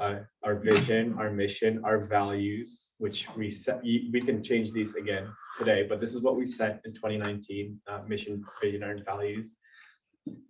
And then we go into the goals. So for board goal 1, this is the one to establish community center programming. And I guess the one, just to recap, also had a look at this. The left part where it says goal, that's like the board section, and the right part is like the staff's section. That's what the staff will plan to do to meet that goal for the board, if that makes sense. That structure doesn't hold that strongly through every goal. This is the one where it holds the strongest, but again, that's why we want to maybe revamp things just so that we can stick to something like that. So anyways, board goal 1, establishing regular services at the community center. Everybody agreed we met this goal. So great job, Maya, and everyone else who helped on this, but we met this goal. So if we want another goal in this area, it probably should be different, but not this, because we met this. Check. The next goal, though, there was a lot of consensus, like pretty much everyone said we didn't, like either we didn't meet this or we just need to rethink this to be more specific to what our district can do. There was a feeling this is either both too big and like not specific enough for what it is. And so maybe focusing more on our directly on our direct services. Also now that IV Safe is in, maybe that's another factor. But this is one where there was a lot of agreement that we didn't necessarily meet this. We worked on some parts of it, but maybe it's not even the right goal to have, like the right phrasing of what we wanted. The next one was ensuring our services are effective, transparent, utilized, and properly resourced. So we're working on this. Everyone agreed we're making progress. There's work to do. But we've done some good work here. Like we hired Ivy Beautiful staff and made that into a new structure. We definitely did that, and we've improved utilization on things. But there's progress still to be made in this area. Establishing the district's brand and reach out to all stakeholders. There was a unanimous. I think everyone said yes, we met this. I think some people had like, oh, we can do a little better here and there, but for the most part, everyone said 100% yes. We met board goal 4. Thank you, Sydney. And then board goal 5, there was like feelings that we've met this, like we've done a lot of work on this. We haven't fully accomplished this, but we've made significant headway on board goal 5 of owning community facilities and improving infrastructure. So that's the 1 year goals. So those were the things that we were hoping to accomplish by today, essentially from last year. Yeah. And so the board goal number 1 for long term, now these are the 4-year out goals. Increasing coordination of public services. There was general feeling like positive around this one, like we've done a lot of good things here, but there was also an element of maybe we need to rethink this one, and we haven't fully met all aspects of this, and we can do better here. The next one is developing a locally controlled, land use, transportation, and parking planning program for IV. A lot of consensus that we did a lot of big work on this one. We got the parking study going, we got the mobility plan almost done. So this one is like, maybe we need to rethink what this is now, because we've already done a lot of the elements of this. So, but we have a lot more to go, and everybody, almost everybody actually, when you were asked to propose a new goal for the district, everyone said complete the parking study by next June. So not everybody, but I'd say like 80% of you. This board goal 3 is similar to the short-term public safety goal, same consensus from everybody, like we didn't really meet this, but we've done some things around this that we maybe just need to better define this so we can meet the goal next time. And this one, building a stronger community, also the same. We're like, again, we've done some things around this, but there was a feeling like this is not super measurable and this is not easy to judge if we're doing a good job or not. So maybe reworking this one too, keeping the spirit of it, but like trying to have a different way to state the goal. And then the consensus, this one again, there's a few, the long terms and the short terms copy each other a little bit, but again, this one, we've made significant progress. We're more progress than ever probably on this, but we still have a lot to do. So we can say for sure we've met 2 of our 5 short-term goals. We 100% did those. And then 2 we maybe could do some more work on, and then another one where it's kind of less than the others and we need to maybe rethink, and that's the public safety one. Not that we haven't done anything in public safety, we actually did a lot in the past, but not as much in the present. So that's all I was going to spend on the old goals, because I think we want to spend all our time now thinking of what our goals are moving forward. And we're not going to write this document today. Please brainstorm and free-form talk, and I will watch the recording like a few times and put together new goals based on the discussion. So no need to feel like we're going to be technical about this, but we can talk about what we want to have as goals. And I would personally like to see the goals be by program area, like not necessarily just like for Ivy Beautiful, but like Ivy Beautiful is technically under our public works area. Same with compost, community center, community festivals are all under community programs. So maybe that's one way to approach the goals, is like by our service areas, like each of our powers essentially. And then you probably want to have a couple general goals, like operations isn't a service area technically, or community engagement isn't technically either. It's not like one of the 8 powers listed, it's inherent things you need to do as a government. So maybe that's one way to structure your thoughts, is around the areas of services. But yeah, for the most part, there's agreement from the board that and from the staff, because everybody filled this out, that we met most of our goals, but there's some that we've made progress, we just need more time, and some where we need to rethink it. It's a summary of that. Yeah. Add something really quick just about our public safety goal. I feel like we did meet it in certain ways, just because it's like about reimagining public safety. And I feel like a huge thing in Ivy is like creating a culture outside of like the party culture. And I think we provided like a lot of space with the community spaces, and then with like our events to basically like create that space that's like a safe and healthy space for people to come and hang out and meet friends, but not have like drugs or alcohol. That's a good point. Yeah, but the thing is, we didn't even mention that in the goal originally. So we've been meeting it in a way we never stated, but that might be how we reorient our goal, is more focus on that. So that's a good point. A lot of people like express that they appreciate that directly, like that we are creating that space. Yeah, it's good to know. And I know Maya's been doing more nighttime events, so too. And that was the board goal at one point, is the nightlife. And in terms of public safety for my program, it would be getting control of the trash situation.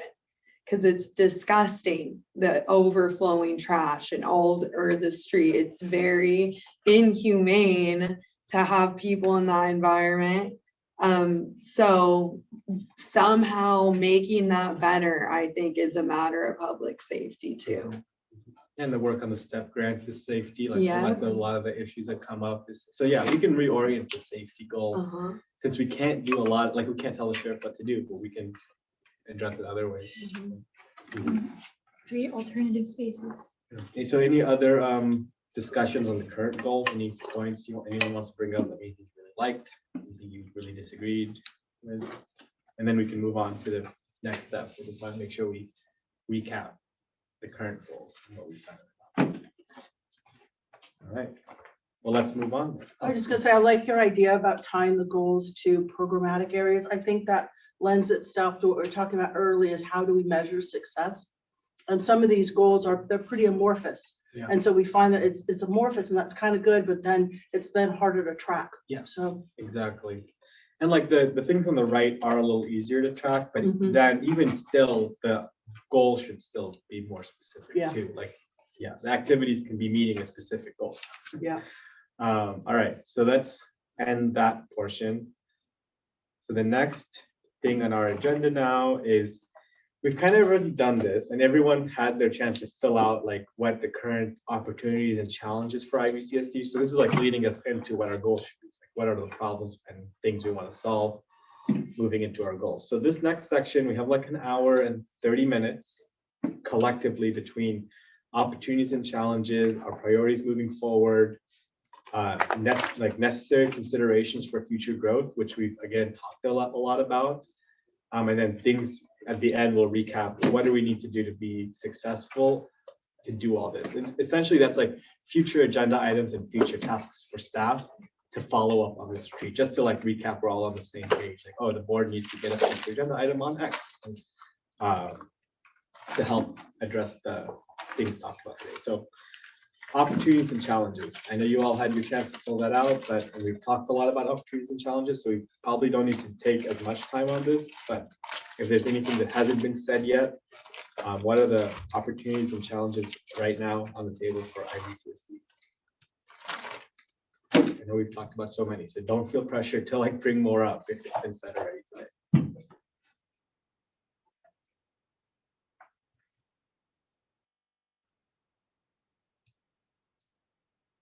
When we talk about opportunities, are we also kind of talking about niches that we already know we can fill and are already hoping to get towards? Well, Like, is that an opportunity, or is an opportunity like, oh, there's an opportunity, like there's an option on doing something right now that wasn't available recently, we can miss opportunities? I think it's both, and you can mention the missed opportunities. That's a really good one to know. Oh, I wasn't actually, I only had one for the former. I thought it might Okay, be- just no, give the one you have. No, I mean, I'm just so excited about the possibility of us doing stuff with expanding Compost Collective in a way that actually like goes down a path of being able to build some kind of expansive local compost collection program that then enables us to move forward and possibly get the solid waste contract taken over power left to get that from the county, and then the possibility that we can then use that in order to have more control over what happens with Marburg. And, there's even a funding that comes along with that. Right. So that's an opportunity area, is like waste management, our waste management process, and yeah. growing the compost collective to become a bigger part of IVCSD.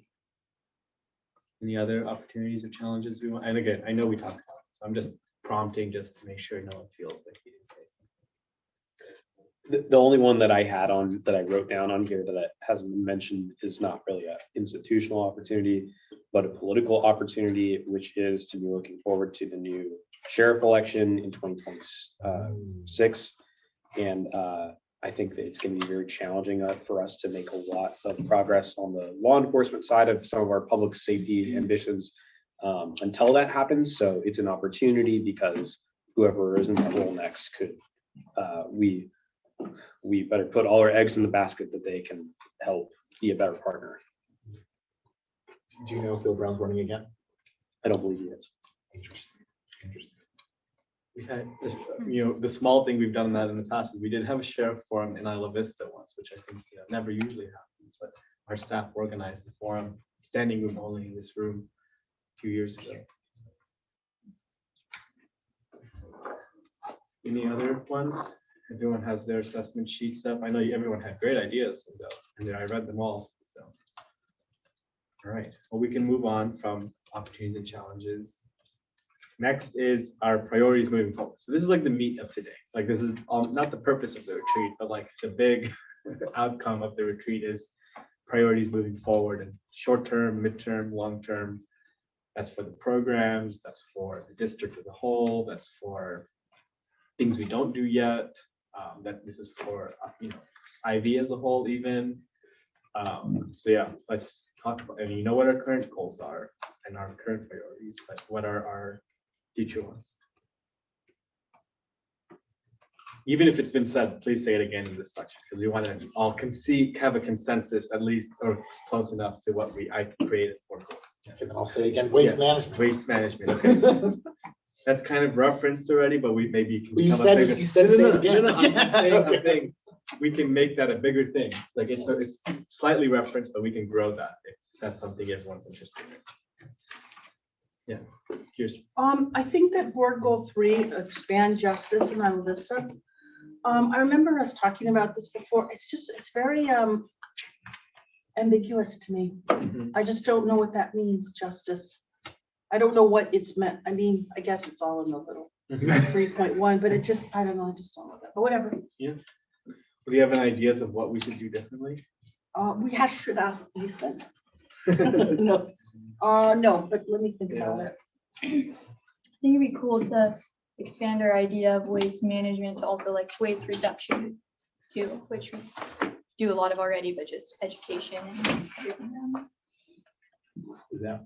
Is that our current goal? Reduction of waste. I don't think it's specifically stated like that. But yeah, we don't have to worry about what's the current goals at this point. Let's just talk about new goal. It could be a new goal, or it could be an activity of a bigger goal. Like the education part is part of having a new waste management system in IV. So we don't have any sustainability goals. Sustainability, is what you said? it's actually one thing Carly and I discussed. It's not one of the district's values, sustainability either. So that could be something we could have as a value. It sounds really harsh. I mean, it's just not. We did what we did a few years ago. We just didn't come up with it. Which it does, sorry. Go. It does relate to what we already do. Like it's almost a byproduct, if not exactly what we do, like move out, trying to help that situation. And in my program, we're cleaning up waste, but we also want to stop it at the root. So how do we do that? Sustainability, like teaching people how to be sustainable. So like it is kind of built into the programs already, but I think it's good to acknowledge it. Right. Because it's important. I think whatever like recommendations or policy goals we sort of develop in the parking study, but also in the community like plan goal that is very lofty and far away, will inherently have to be sustainable in order to be Isla Vista. Like the identity of Isla Vista is about sustainability. So either the community completely like regenerates in a different version of itself, or it'll like develop these community plans in a sustainable way. And I was approached as being the Isla Vista expert. I'm not the Isla Vista expert, but from the UCSB library's perspective, I am. And for the UCSB like Reads Common Book Program, I mentioned to a handful of people, it's called The Happy City. And it's by an author who talks about sustainable planning and all these different communities. And in the very beginning of the book, basically the communities that have the least amount of resources usually end up being the most sustainable. Look at Isla Vista. And the communities with like tons of wealth, look at ancient Rome, they expand too far, and it's all about like this showy wealth that doesn't serve the community as well.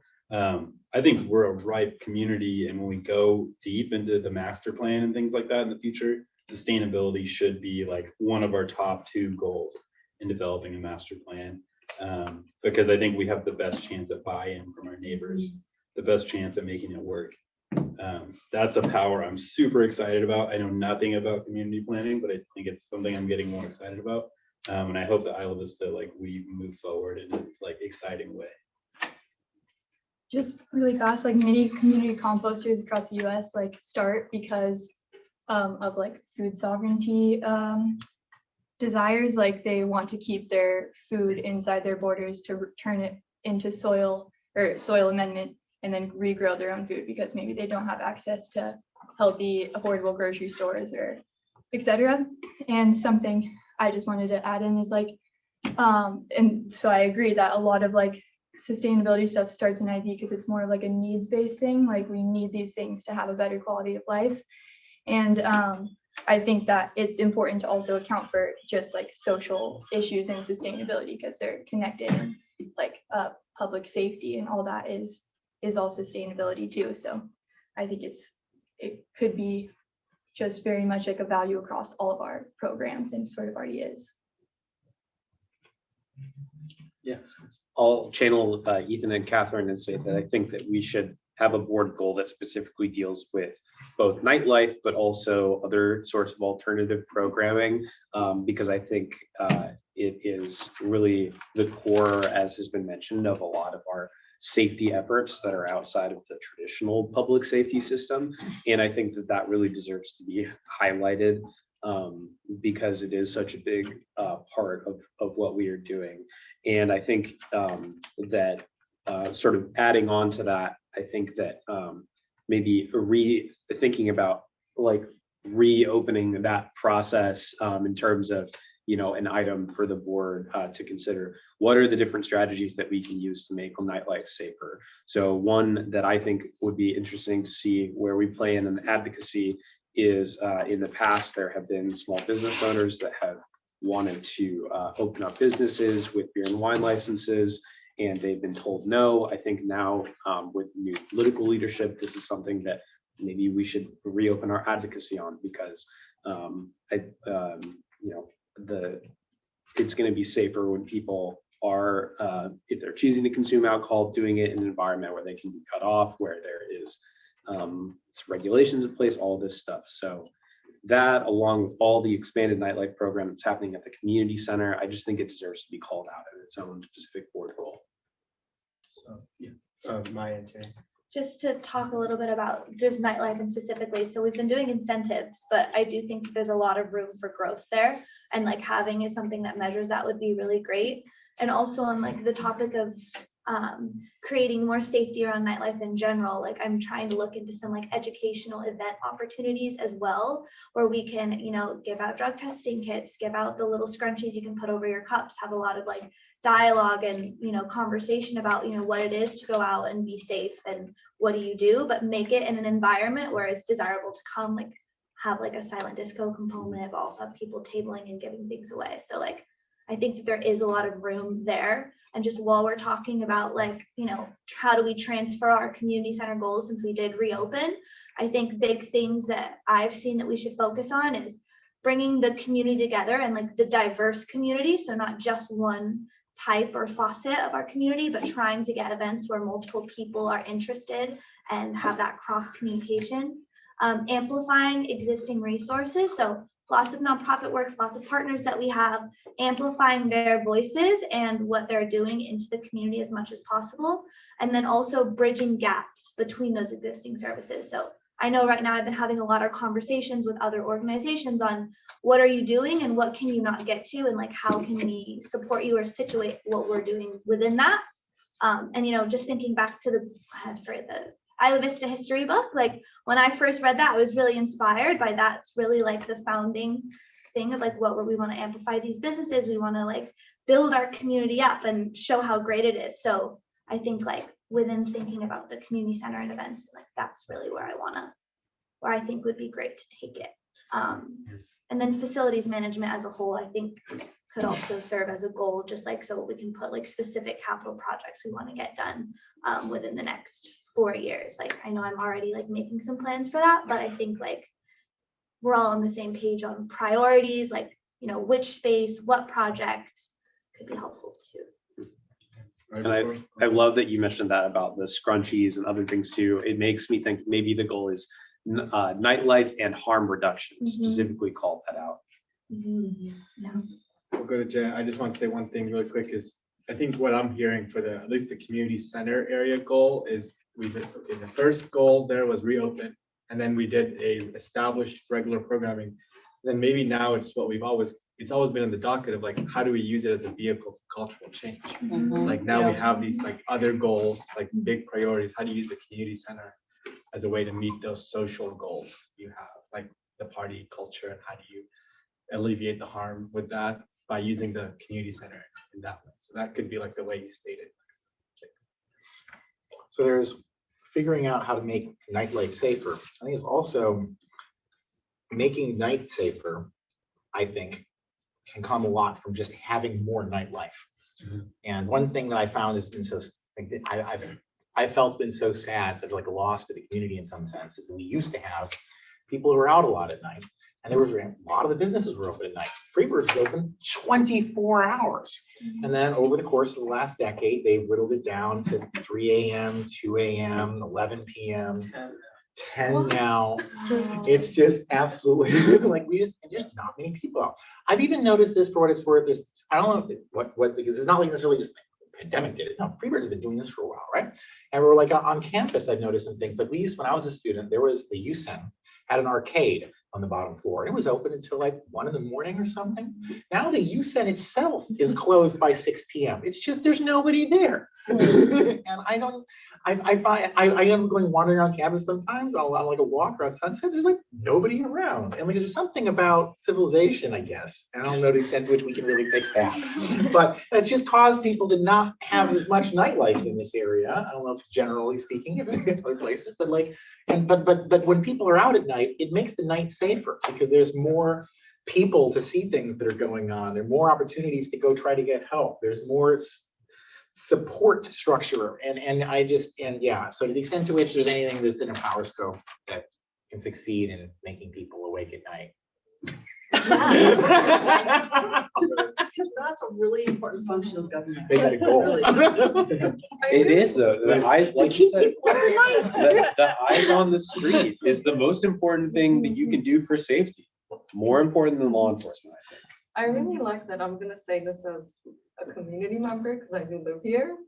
But yeah, there was like a day like 2-3 weeks ago, I went out on a walk and I was checking time. I was like, oh, it's 10. Oh, I'm not scared. I can walk, you know, because there were like a lot of people out. Whereas normally I can't do that even at like 8 or like in winter. I don't even feel safe after like 5 or 6 when it's dark. So. Yeah, I want to amplify what everyone's sharing. When there was the nightlife committee, Director Bertrand and I like had a table outside of the Ivy Food Co-op, and one community member told us that, you know, it'd be really great if there was a business that was open 24/7 in Islista, and we explained there used to be and not anymore. But when we shared that idea with other people who came to the table, every single person unanimously felt that there is a need for a place to go at night. And so we've made huge strides. That was only like, I don't know, 17 or 18 months ago when we had that conversation, and we've made huge strides, but I think there's continual buy-in for more programming like that or whatever it ends up becoming. But as people were saying, more people out in the public makes everyone feel safer, and that's important. Hugely important. I'm going to read some other, this is a good discussion. I think this helps. I think I know what to do with this discussion for a goal. Some other things people wrote on here, so there was for 2024. So we did ask you to do 1 year, 2 years, and 3 years out for what could be goals. There was some people saying we should own these buildings within a year. Others were saying we need, to improve our staffing levels and organization within a year. A few people said the parking study should be, a goal that we really focus on from 1 year from now, is having that done. And then there was some more program, more increasing program, and I think was that used? Yeah, Spencer's is the nightlife programming one. So yeah, I guess the 1 year goals have been around, and then more signage for the area. So that's kind of what the fill out was the parking study, improving our staff structure, nightlife, and signage, I guess, and the buying the buildings. So, yeah. I'm an out myself. I don't know if Jonathan's been purposely covering or just did not realize that I did not notice, but I did not fill out. You the didn't. thing. I know Yeah. you did. You I never- didn't either. I confess. Yeah. I confess to everyone. It's okay. Yeah. So mine, but It's just to help you to organize your thoughts. I don't. Yeah, Yeah, I don't. so- need to fill it out. that's cool. Yeah. So, but I'm out myself by saying, well, I'm not on that list because I'm now going to add something to that list that of course I think that within the next year, and this is of course something we're going to talk about more on Thursday, but like I think that they're going to see whether this actually makes sense or not. So I might just, on Thursday, I might decide it's not a year goal. What's Thursday? Thursday is a compost collective. Oh. position. Yeah. So, but I feel like we might be able to get back to a point of having some aspect of that program operating in a year, and then over the course of the next 3 years to 3 to 4 years, what was the time frame have? Is it 3 to 4? 3 to 4. 3 to 4 that I think that we could actually like try to actually start like boot up that program more fully. But I feel like there's opportunities to like get that kind of operating a little bit more back in the next year. So like restart the collection and everything within a year, Yeah. some new. In some capacity. And All right. I was very excited about going down that path because I really have that, like, I see that You see beacon in it. the future You see of the, like, taking over the contract from Marburg and the whole power coming to us and then having the local control over the end-to-end, like both management and negotiation over what we do with waste. It gives us lots of opportunities to, for example, change how the businesses end up dealing with their composting. There's something that, I mean, actually, we've got some new board members that I said I would last talk about this, I think. So the I had gone to the county a long time ago and had negotiated with them about like getting compost collection service for like businesses and things. Now the problem is if you just bring in start bringing in trucks or something for that sort of thing, they are that's like at a scale that we're not going to be able to do. That's like extra routes that end up costing a lot. So Santa Barbara, the city of Santa Barbara, the program where they will subsidize compost with using by making waste more expensive, as because they actually have like they want to minimize the amount of waste, they want to maximize the amount of compost. And I talked to the county about that, and they're just like, no, we would never do something like that. Because, and he even like literally said, we're just a little bit too conservative here at the county. That's just like, we would rather like, have each thing cost the exact thing each thing costs. Whereas Santa Barbara is the city, they're just so excited by the idea of like, yeah, you just manipulate the economics of the whole thing, and it causes people to start composting more. And so to the extent to which we can bring those powers locally, we have a lot more opportunity to use progressive values in the way that we structure everything in order to, and now, what exactly that means. I mentioned a specific path involving, trucks with Marburg, but that's not necessarily, what I want. I just want local progressive control over how we do waste management, transport and reduction. I want, not lose that thought process you brought in there. So yeah. Right. Also, just to be clear really fast, we're collecting food scraps and then we're creating compost from it at our composting facilities. The county has an organics recycling facility and they create a product that's different than compost, but it's called Digestate, and it's pretty much the same thing. And also that most IV businesses already have yellow bins, which are food scrap containers picked up by the county to turn into. And maybe that's an out-of-date compost. example, but it was just the general thought process of the lack of local progressive control over how we do the waste management. Yeah. And the county has no plans to, like the entire area, even downtown, the entire South County, there's no plans to do residential yellow bins because they feel like they can get more food waste sourcing it from the trash than if they were to do the extra bin and have the extra truck and have all that. So their plan is to keep it like that, but I did bring up the idea to them of the value of IVCC being like on top of dropping off at our own community compost piles, which we're turning the waste into compost. We also we can serve more houses if we use their facilities too, but we're more of like a consolidator of like basically like having these yellow bins here and then picking up food waste from IV houses and then sorting through it to ensure that there's like no contamination because they put it in different batches. One batch being what's pulled from the trash, one batch being what comes from the yellow bins. So like something we could do is ensure a cleaner load from IV trash cans by separating them at the source and us doing that and like acting as a consolidator because they would have one truck come here, for example, stop at one spot and we could fit a lot more people's food scraps in that sort of a system because it's basically being removed from our site each week. We just don't get like the return of like the finished product. Thank you for fixing my example, because I wasn't actually trying to get down into the specific weeds on the mechanism there, but just the idea, like the high level kind of policy thing is that we don't, we're operating this under a community facility power, but the thing is, I really want to actually specifically activate the solid waste collection power, and that power, there's a franchise agreement that the county negotiates with Marburg, and that's where all of the things that Jenna interfaces with respect to the, like, when Marburg comes and does the large object pickup during move out and all those things, those are all negotiated as part of that franchise agreement. And I would love to just take control of all of that to our board, because it seems like we keep interfacing with all of these decisions surrounding Marburg and how the collection is done on Pardal and all these things.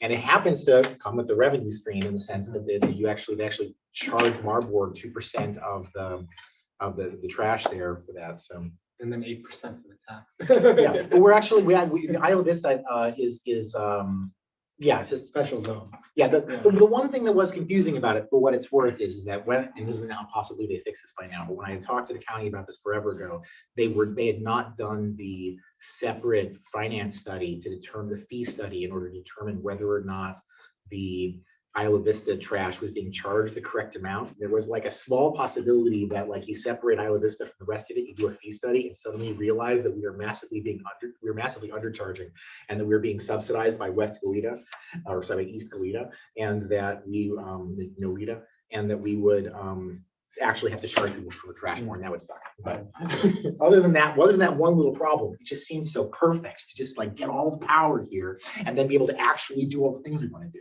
Yeah. So we've got waste, we've got nightlife and life safety as two discussions. Kirsten. One thing I was going to mention is on board goal 3, we talked about justice.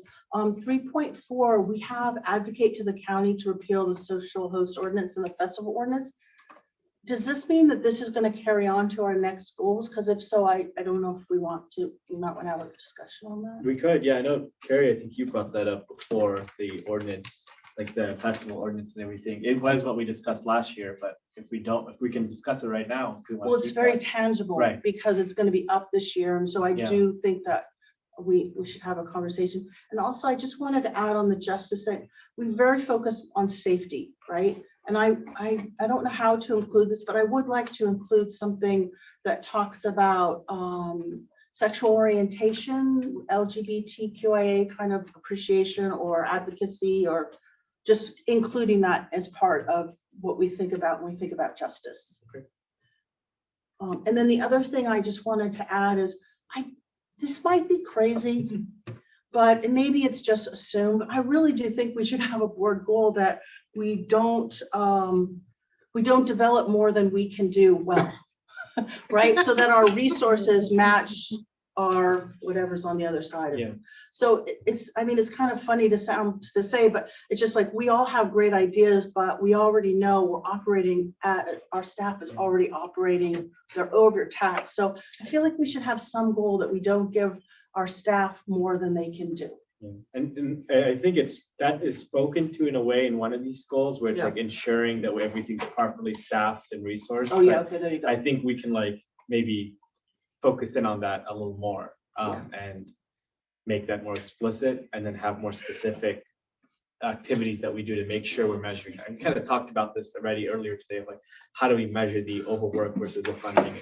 Yeah, I'm an example of an organization that establishes good work-life balance. Yeah, that's maybe how we state it. Yeah, that's a good idea. I think that's good. What else is going on goal-wise? I know you guys said you didn't want to speak as much.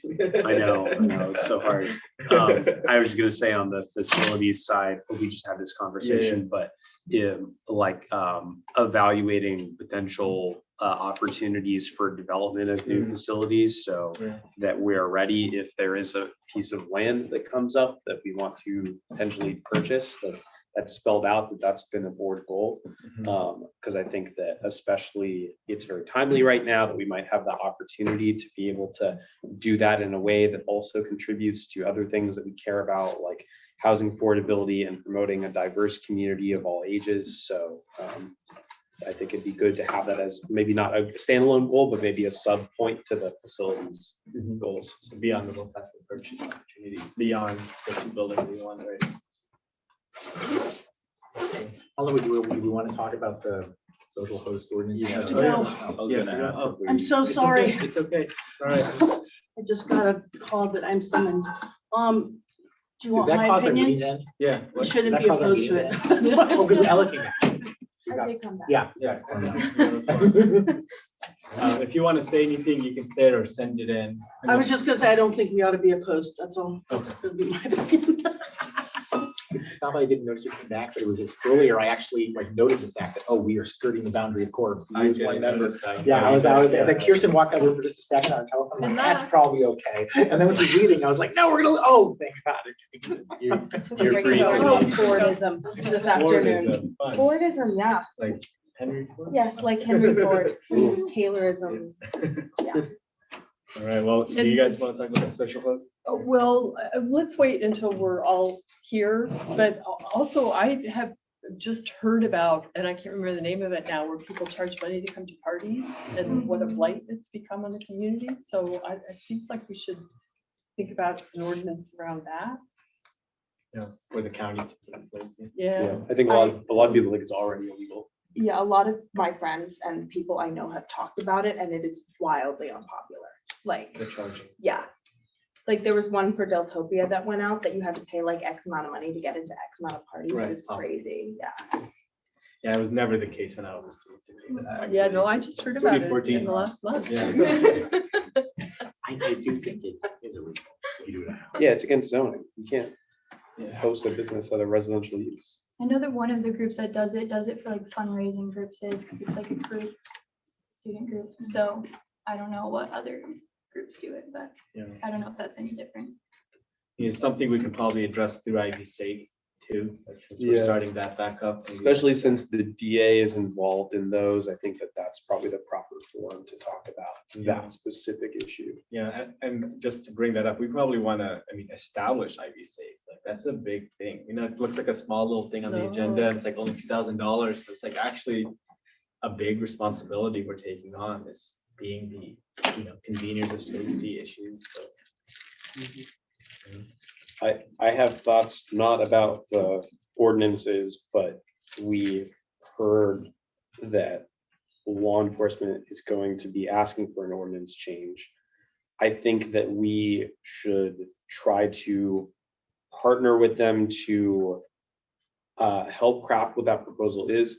I've only seen law enforcement ask for a change in the law one time, and that ended up with a 150-person town hall where people said, no, don't do this, and they dropped it. So I just think that we're headed for that again. It's just going to blow up massively, and I think that we should need to try and help them get ahead of it as partners, because I don't think that they know what they're getting into. And I think that we should, as a part of that, adopt the position that if there are any restrictions that they want, then they need to be supportive of us expanding what we're doing as an alternative event. Because when push came to shove, the last time this happened, when we were first negotiating with them to do a much bigger event than what we currently had right now, they wanted us to scale back. So I think that it's not necessarily social host or what Kirsten was talking about, but I think we should consider that, because I continue to believe you're not going to get anywhere on the issue of Deltopia if you are only doing enforcement. You have to do it in a way that gives people something else to do. And if you're going to be massively cutting back on things that people can do on Del Playa, then you're going to need a massive scaling up of what people can do in a way that's safe and legal. So, I was just curious what that ordinance change is. I am sorry. Yeah, so it was brought up, I think, at our board meeting when Tesla presented. Oh, okay, yeah, I remember. And he said, the festival ordinance is technically it's not expiring, but it's running out. Like, they have dates listed out in it. It's like April 8th, 2023 is the day this is in effect, and they passed that in 2015. So they have to reopen it anyways to change the dates, and by it being reopened, they want to make other changes. We don't know what those changes are. Well, he said they want the Oh, to noise. expand the to- hours. Oh, the noise. Yeah. They want it to be Yeah. 24 hours. Yeah. They don't want it to, they want it to Yeah. be during the day as well. I thought he just said to 5 or 4. I don't know. It was, that's what He I said heard. Playing during the thing. daytime, yeah. Yeah. So an He said expansion the the festival ordinance restriction. is the reason why we solved Halloween, but it doesn't apply to Deltopia, so we need to make it apply to Deltopia. I mean, just to give you guys a background, when they enforced the festival ordinance during the day in 2014, we had a riot at night. Exactly. Exactly. But, and I, They didn't enforce it in 2013, it actually didn't apply at all. They just, invented an application to it. They got county council to tell them that the Halloween ordinance applied to Deltopia during the day. But when it didn't, or, county council thought it did. Yeah. yeah, and it's like, it's weird because we are now at the place as an organization where that institutional memory resides with us. Yeah. And law enforcement has no freaking idea. Right. So, and not to go into another topic, but I think a goal, if we're trying to make our public safety goals more specific and put out our vision of what would be good, it's that we would have a long-term public safety leader, Trilista, for the foot patrol, not a short-term one. And that's just a sheriff policy. Exactly. It's just not even required to have this. All right, any other goals, priorities? I can read more of what people said to get ideas flowing. Some people wanted 2025, a few people said CSA 31 being consolidated into IVCSD, which is similar to the waste issue because it has some, gutter issues. And also have, our lighting plan more implemented, which, by the way, good news, I just heard on Friday, is we did get 250,000 for the budget in the county for lighting, for the lighting plan Jenna put together. So some things will be done, but when I watched the video, it looks like they're gonna spend most of it from CSA 31, so not like general fund money necessarily. Some of it may be general fund, I don't know, but it sounded like 100,000 operating and then 150 from the fund balance, but still major improvement. That's Yeah. been our goal actually, is to get that to happen. So now we can take it to the next step. And Jenny, you did amazing legwork on that one. Thank you. Really amazing. But they didn't agree to give the funding because of that. I mean, it helped. It was, They it was a used that. condition. They used- Trust was me, it mentioned. helped. It was a mentioned. condition Oh, of that's making cool. the ask. It is That we had essential data. though, Yeah. ultimately, like whether it happened before or after, like it's essential to have done that. So there's still some more work to be Right. done, but yeah. And we can track the spending of that money now. Like they put in those lights and then we go with our list and we compare because it's still dark in these areas. So yeah, it's a great thing to do. I just hate it when the county spends that money because I feel like they always end up messing it up Yeah. somehow.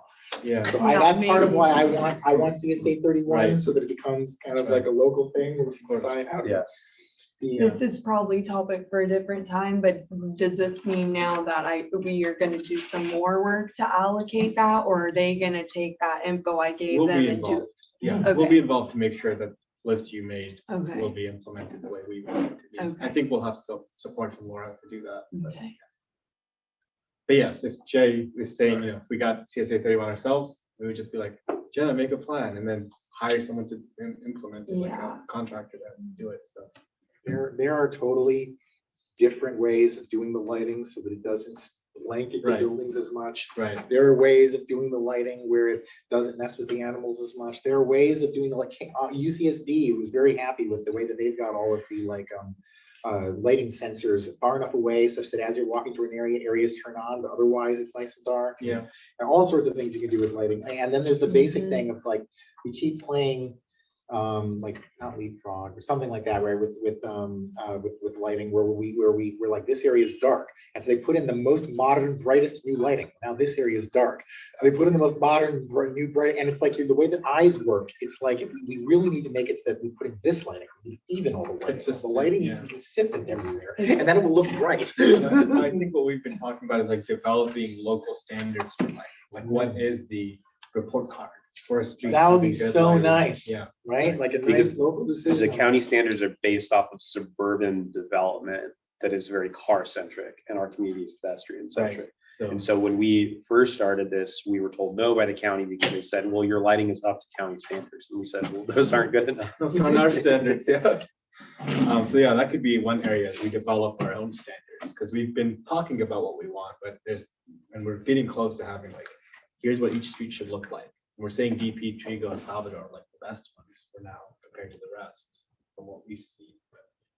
Jay, I have a question for you. What's the process? So we've requested a consolidation. The consolidation is our board goal. What's the process through the MSR where that might like come to bear? Well, so from an MSR perspective, it would just be a like sphere recommendation that we put forward by LAFCO.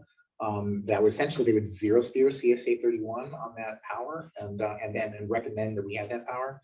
But the process to actually have it happen, whether that sphere update happens or not, I mean, if it happens, it's much easier to do it, right? Like there's a lot less complexity. Is we as a board just vote to send an application to LAFCO to cause the consolidation. Yeah. And that actually kind of forces CSA 31 to the table. Like I don't think they have to actually agree, and then that starts the whole thing. I guess then we just figure out like how the public works CSA 30, like how does IVCSD/CSA 31 then interface with the public works to like own the land still? Or... When we were setting up like back during the 83 days before the district existed, I looked at this power. I was like, this is such a really weird power that we have the ability to do it, but they also have the ability to do it, and we're only allowed to do it with written permission. I called them, like the CSA 31 people, and the people, and like I talked to the person who was like the staff member in charge of the like what they would like was considered to be like the little unit there, and they were just like, look, we're actually, yes, we're the CSA 31 people, but we just work in public works, and we're not going to lose our jobs if you take this district. And in fact, we agree. We read that wording, and that's going to be really confusing. So why don't you just take the district, and then you'll probably end up asking us to do half the work anyway. And even if not, we just don't care. But so they actually were like recommending to me to take the district. So, but Das just thought it would be like, and that's probably quite right, easier at both because we were dealing with negotiating with the LAFCO thing to not have like the state law override, like, whack another district, not even an independent district, whack a dependent district in the process of constructing another one, like deal with that later. Yeah. So makes sense. But like, I don't think it's actually going to be like a challenge at the like administrative level to figure out how to pull it off. I think there might be a policy pushback from from like the county board of supervisors over the fact that there's actually like a fund balance and like a thing associated with that. But okay. So CSA 31, I mean, that's a good one. Anything else? Oh, one other thing that was mentioned in these, some people said is more funding sources for IVCSD. I kind of brought that up in my thing is like, we do probably want to find other than the tax to fund our services. That was right up in the survey. And if we're talking about like potentially purchasing land for facilities, then I think that becomes even more pertinent. Right. Steady stream of grants. Steady stream of, oh yeah, the grants. That should probably, like, we need to fortify our funding of our programs with grants. Yeah, that's a good one. That's a really good one. Because it's very specific. It's like 1 year, can you get this grant writer, what they can do, they can come up with a plan and we'll know next budget process what's possible. Anything else? What are priorities moving forward? They have, okay. Well, so I mentioned, I think in the 25 year, the library goal and the library power, and I definitely beyond just working at a library, I think it's important when I see the like kind of the odd back and forth between our district and then Goleta, and then the fact that libraries are in contention in Santa Barbara County for some reason right now. I think it's important that we like have our own voice and our own like ways to empower the community and just explore those powers and those services and like what we can do. And I think that goes hand in hand with the rebrand of the culture as we use our community facilities to like rebrand our culture as a healthier one and a more just a different Isla Vista. I think that's one of the key things we should add in. That's good. So we've talked about community facilities goals. We've talked about public works kind of goals. Talked about waste kind of goals, the compost collective related. We've talked about parking. I mean, the parking study is an obvious one. Get that done. Move on from that study to action. So we need to do that. What other goals do we have then? So we've covered a lot of our services and power areas, but anything else that's been left unsaid? Yeah. So today's our first day of our cooking class, and there's kids over there right now as we speak. After There's school, 7. Yeah, I just wanted to tell everyone that, and I do think maybe having some sort of goal about an after school. I don't know if that would follow in with something else we're already talking about. And I know I've been having some community discussions on maybe not us taking it on all by herself, but collaborating with existing organizations to put it on. I'm not going to get too specific in that area because nothing's final, but maybe having some sort of goal that like reflects our like, you know, family focused child initiative. Yeah. Or even if we want to keep it like broader, like, you know, having more family centered and children programs as a whole. But yeah, just got the idea. It's adorable. Really excited. That's awesome. Isn't one of the like sentences or clauses in our powers about like childcare facilities? It is. It's Okay, under the yeah. community facilities. Okay, yeah, so And 100 students at Ivy Elementary School are on the wait list for the after school program. At the beginning of the year, yeah. It dwindles throughout the year because like people probably get off that list because they give up and find another childcare, but it is an issue. And they have the most childcare out of any of the other schools in the county, question mark. I don't hold me to that. But even though they have the most, it doesn't mean it like solves the issue. So it's just good to. You're saying they have the most opportunities and resources at Ivy Elementary? Like they have the biggest after school program biggest space program. per how large it is, right, Maya? And like, but they're like, they need it more than other schools. And it's been observed, Maya told me that like that high school students are like ditching class to walk home their younger siblings. Yeah, that was something that the principal shared with our team. So that's where this all comes from. I mean, I'll take that to a bigger level of saying maybe all our programs should find a way to reach kids and families, like compost collective, like the mural painting. That could have been like, you know, if we had had a established way to get kids there, they would have had a blast painting the murals on the compost piles or helping turn a little bit. I don't know if Yeah, kids they can would. do it, but And my cousin, like he works for a restoration project and they fund all of their work through offering basically these like field trips for elementary school students, and then the city funds it. Thank you all for the invite, Jay. I just got a IVRPD meeting launched at me, you know, so I gotta go to that, but thank you for having me. Thanks. Very Thank you. informative. yeah. I can't believe I said There's an quiet for so damn long. I know. Did you say there's an IVCSD meeting? Yeah, it's, they're discussing the Pardal Gardens, Children's Park, Greek Park. Well, do they need their network hub that we borrowed? no, I think it's that meeting's tomorrow. No, That's true. oh wait, today's Monday? Oh, Today never is mind. Monday. It's here, so it's not happening today. Yeah, boy, I just saw it then go post Yeah, the agenda too, so, yeah. Well, let me just throw this away.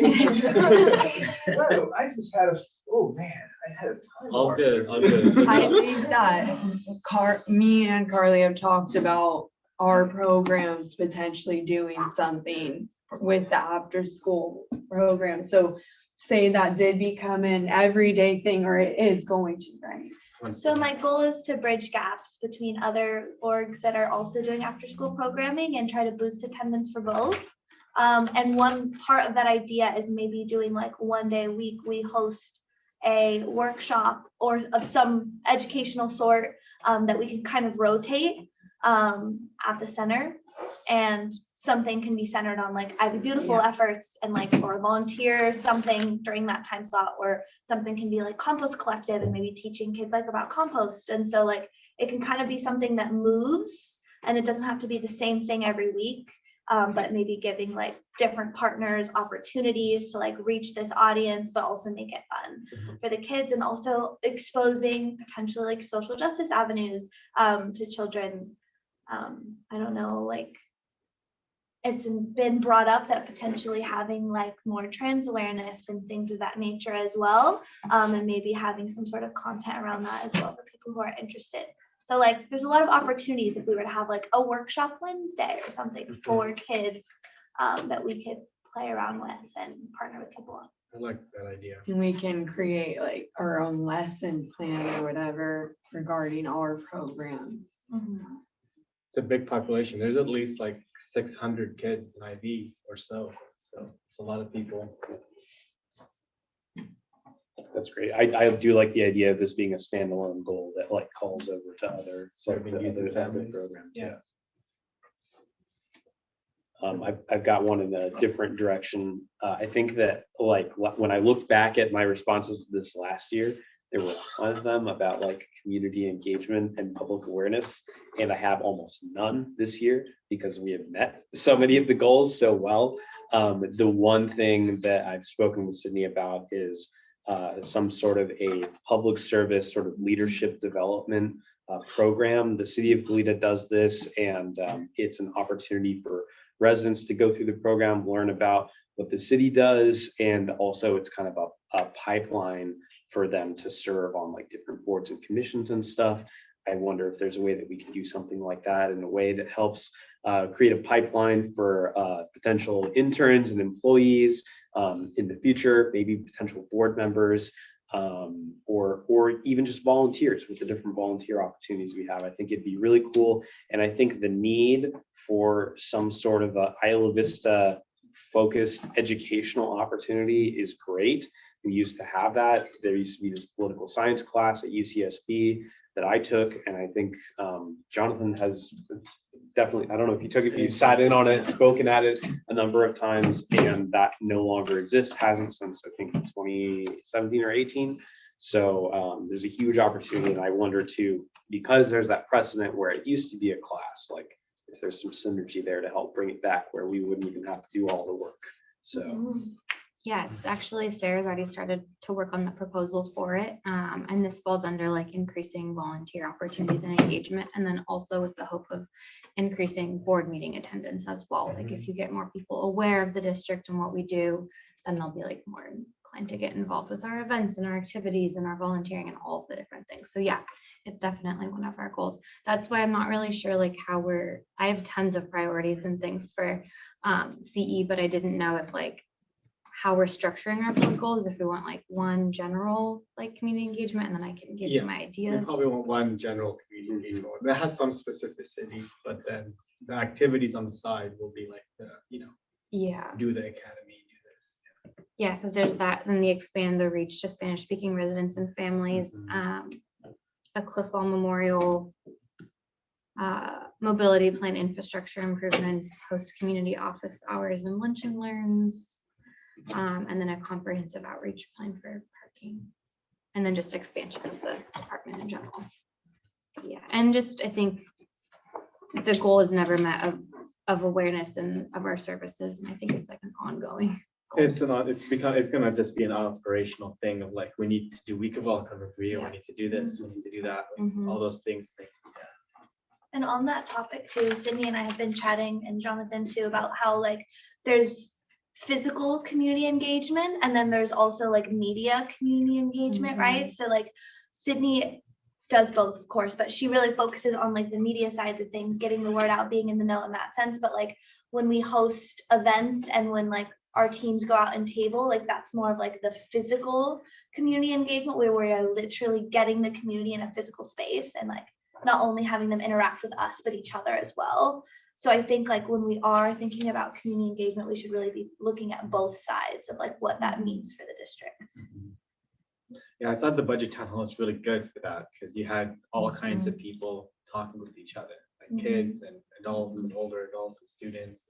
Oh, yeah, it was great. Yeah, I love Really that. successful.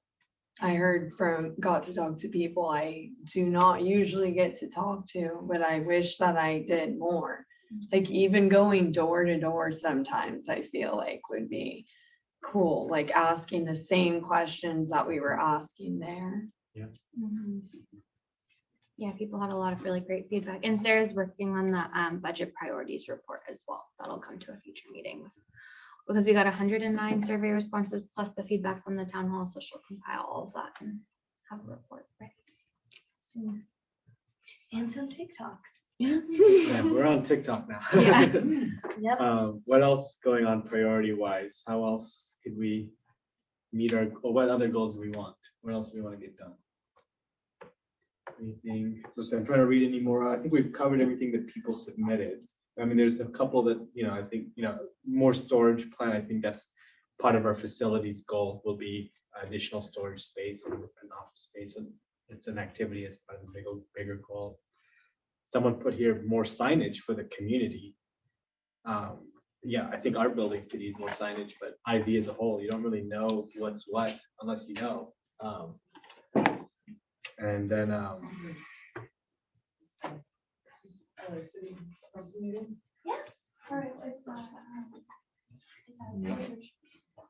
yeah, so then and then so let's see, what else do we have here? I think that's everything that people submitted, to be honest, unless if anybody wants to bring up something I didn't mention they submitted. Are we good on goals? Is this a good summary of everything we want to do as a district? All right.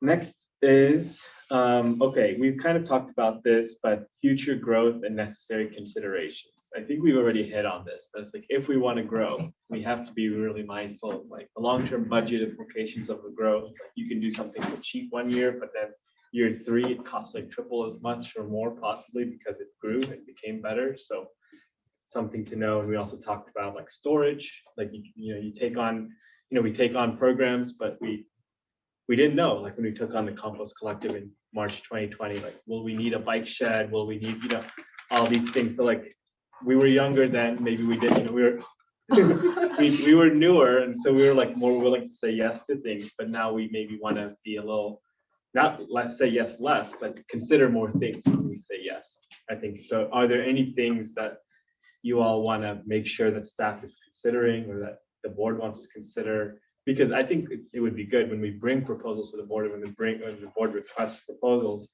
we can have these things all captured in reports. Like, what would be the 3-year future cost possibly of this new program that we're discussing? So we've kind of talked about this, but if there's anything else people want to bring up of like, what do we consider when we talk about growth or new things? Yeah.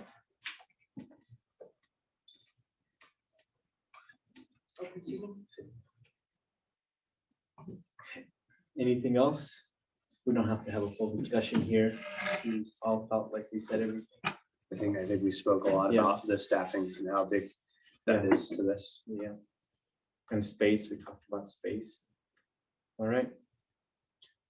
And then the last part, so we're almost done, we can wrap up pretty soon, is the round table on improvements needed. So it's like, it's not, this is a time to restate things for sure, but it's like, what are things the board would like to see come back, either as future agenda items or staff work or anything of what we need to meet all these goals and plans and current problems we have. So is that like new policies, restructuring, new positions, less positions, new reserve use, what space we need?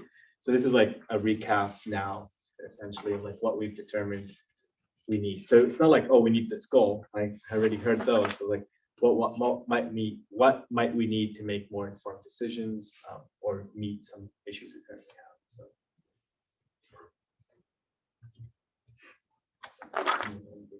relationships we need, partnerships we need. Yeah. I mean, the county, we speak to them. I just would love a little bit more response. I know that they're super busy, but like more commitment, like there are a lot of projects I want to do, but I have like a question about each one of them that's going to lead to more and more. So it's like, I'm just going to be bombarding with questions. And like one thing is the street lighting. If you really go out there, it's more complicated than you think. Like you almost need an expert to tell you what kind of lighting you need where. And I'm sure that they have people on their team who do that. They have to. Yeah. So they need to, if they're going to give us that money, they need to devote us that expertise. And there's a couple other areas I wish they'd devote some expertise to as well, such as like planting stuff. I mean, I can always ask the landscape architect who I've been working with, but if they plant in other areas and they're not gonna do it here, at least I need their attention and their advice. And so, yeah, that's just really important because I'm not gonna be doing anything uninformed. Yeah. Well, I think one thing I'll just follow up on that, Jen, I think you make a good point I never thought of is like we need our own engineer for lighting possibly as a contractor who can advise us. Just like Sydney, I thought it was really helpful when we had Tom from KTUA giving us traffic engineering advice instead of the county. Yes. You know, someone who's on our team who's telling us what can be done. It was a big change. It was a big change. So maybe we need that kind of team in-house is, you know, small retainers of like, you know, people who can bring in to advise us. Different perspectives than the counties only, and like what they've tried and feel like doesn't work. It doesn't always apply to IV either. Right. That's the other thing. It's like, Yeah, they're stuck on something from 2002. Like, oh, we tried this in 2002 and we're not going to try it again, or we even rethink it. Yeah. And engineers are only listen to other engineers. Yeah, that's true too. Yeah, we might need. And so I think that's a great idea. I like the way you're thinking. As an engineer, And Jenna, do you have numbers for people at the county and names? Or? We have everything. Yeah, we have all of we this. do. They just don't respond to us. Even when we CC the second district, like we get ghosted so much. I wonder why. So we like try to like when we wanted to get parking restricted during Deltopia to put the bathrooms out there, we had the sheriff say yes. Parking, Public Works is usually who does parking notices when they're doing like painting the red curbs or whatever. We just heard nothing the whole week. Jenna just had to go do it herself. So Is it possible for us ever to have like semi-regular meetings with the people that we interact with in the county? I don't know what we can logistically that looks try. like. That could be a request. But like we that ask. would be Yeah. like a, you know, I don't know who we need to get involved to get that happen, but like if we just had like a once a quarter even, like I know that's not even really enough, but like where we could physically ask all our questions and just like dialogue instead of trying to like email or play phone tag and do all those things. Like I don't know where our power is there, but that would be awesome. So the county, our relationship with the county is a problem need to or improve something it. we need to improve. Yeah. I mean, the brutal, reality of that is that the reason why we exist is that the county was unresponsive before we existed. And people wanted someone to talk to that wasn't the county. And so, so the fact that we exist now, I don't see any reason why the county would suddenly be responsive to us. So from the perspective of calling government, they just from the perspective they of own maybe everything. from the perspective then of trying to actually like, but they should have responded to us before we existed. Yeah. So to the extent to which we're actually going to get anywhere, I keep thinking of what is the vehicle by which the things that we want the county to be able to be responsible to or responsive to us on. Let's just take it from the county. If we want to sit around and talk to the county about lighting and everything, let's just take that district and the money they're using to fund that district, put it here, and then we hire that expert. Yeah. So. And sorry, one more thing that we've all talked about is having a handyman. But my idea, because my last job was renovations and I worked on construction, whatever, like a house that was being renovated. And so I was really good friends and still am with the local contractor who grew up here in Santa Barbara. And what we would do is say, oh, that needs to be done. So he has all the relationships, like with the plumber, with the concrete guy, with the drywall guy. So he calls them and like takes care of that. If we had that relationship with a contractor, that would be amazing. Because, for example, I may have found an area, but I'm waiting back to hear if it's going to even be possible from the county. And then obviously, then I'll ask you if that's something you want to do, but potentially just theoretically putting a kiosk somewhere on Pardal where people can stick flyers onto. So it's just one thing buying that, very inexpensive, but then installing it, we then would have to know who to go to for that. So I'm talking with Paul from IVRPD because they recently installed one at Sea Lookout Park. and he gave me the information about where they got it, but it was their landscapers that installed it, and they actually it was easy, but they used cement in the process, and it's like something that it would be amazing if I could go to my contractor friend Paul and say, Paul, I need this installed. He would make whatever calls, get those people out there, and they would do it. But last time I checked, and I've talked to Jonathan about this, it's something in our contract that makes it hard to get subcontractors. And it's not always easy to get these guys to fill out the contract. Paul, the contractor, will do it, but like, it would be amazing if he could subcontract the guys. Like, that's huge. That's like very necessary, I think. So that's a change in our policies. We need to Yeah. make. We do have a policy around like subcontracting whoever we contract to. So that's something we can change, is our subcontracting policies. What else do we need? Do you all feel like, we've talked about the staff positions, so that's covered. What else? I was just gonna make the quick comment that, like the like idea that you have had to like document all this stuff and keep receipts is what's gonna help us to be able to change the system, like Jay's talking about. So Accountability. So I'm glad that you did that with trash and with the lighting. Oh, yes. Like that's the kind of like mindset that we'll need to be able to like change the system. Yeah, even if it doesn't Gives us lead the to hand. anything right now, later. What else do we need to meet our goals? Yeah, Sydney. Just going back on the staff structure for a quick sec, I think that the district's in a really great place, like now, to think about like for lack of a better word, like blowing up the system, like thinking about like a total restructure of like where our goals are, like, and what that structure would look like to meet those goals, rather than like where we are now and like trying to like pigeonhole that structure. I think also like looking at the finances, like as we talked about, like it only will last for so long, but like what are those positions?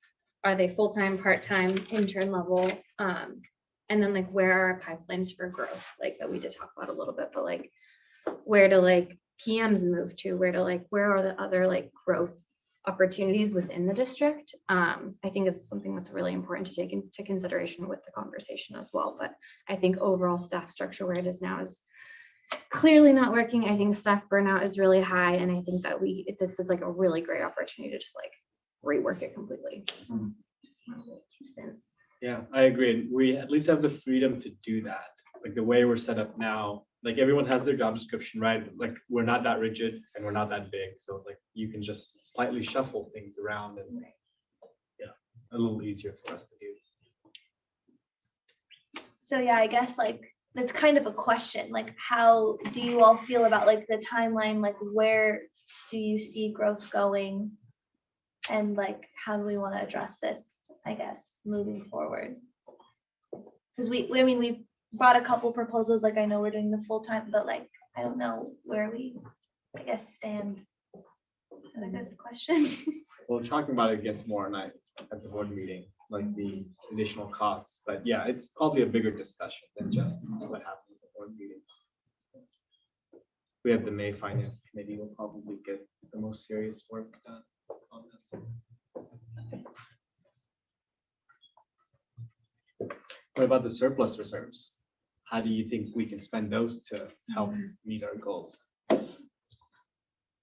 Grant writer, maybe, it's probably one of them. What else? Trash cans. Storage sheds. Storage sheds, for sure. We're gonna get storage sheds. Got some Wi-Fi upgrades too I had written down. Wi-Fi for the, I think this is a small one, but I think we just need general office upgrades in terms of equipment. Like a lot of our desks and chairs are donated from 2017 or earlier. Like we just found them here when we moved in. So that's the small thing, but I think it's just to have a good staff. You want them to feel good where they work. Also furniture just as a whole, like obviously like the tables and chairs we have are great, but like, couches, like the couches we've had in the community center have been donated too. They're great, they get the job done, but I do think like same thing, like we want our community to feel like valued, like you know, putting like nice things in there as well, or like in here, you know, like wallpaper, facelift stuff. I don't know if that would be like reserves. That's reserved Yeah. kind of things, yeah. Yeah. And maybe either fix or a new Isla Vista sign Oh, yeah. over on Los Carneros. Cause it's like Oh, falling the entrance apart. sign, very much. Then that's another thing I have to ask about, Yeah. you see, like, Whose land is that? who Yeah. is, who, Maybe Seems yeah, like you should just be able to go put a nice one. I know, up. exactly. Yeah, there's signage, actually, that was one thing someone mentioned in their response, like signage as a whole in IV is not good. And at our campus, like here, not the UCSB campus, I won't call this a little campus, but you don't know where you are when you're here. It's just not clear what, Mhm. where's where. And I am working on the banners on Pardall, just yeah. while we're all here. Does anyone by any chance know who put those there? The redevelopment agency. They put those banners there. They just Long didn't time notice it. ago. Why Yeah. Okay, I so, mean, yeah, but okay. Maybe the updated ones happened in 2014 after the RDA went away, but like, They had to, because that's Yeah. the Joyce Dudley yeah, campaign. but in 2014, it just took the Okay. turning, but they probably, it was like only a year after the RDA. So. Anything else we need to do? Any board agenda items you guys want to get in the future to help you learn or understand things more in depth that we're going to talk about as much today? Is there any investments that are investing within the local community? It's a big question, but yeah, different investments we're looking at. That's what we're discussing today. What do we want to do? Yeah, any agenda items that the board needs more? What information is, I guess let's say it like that. What information do you need from us?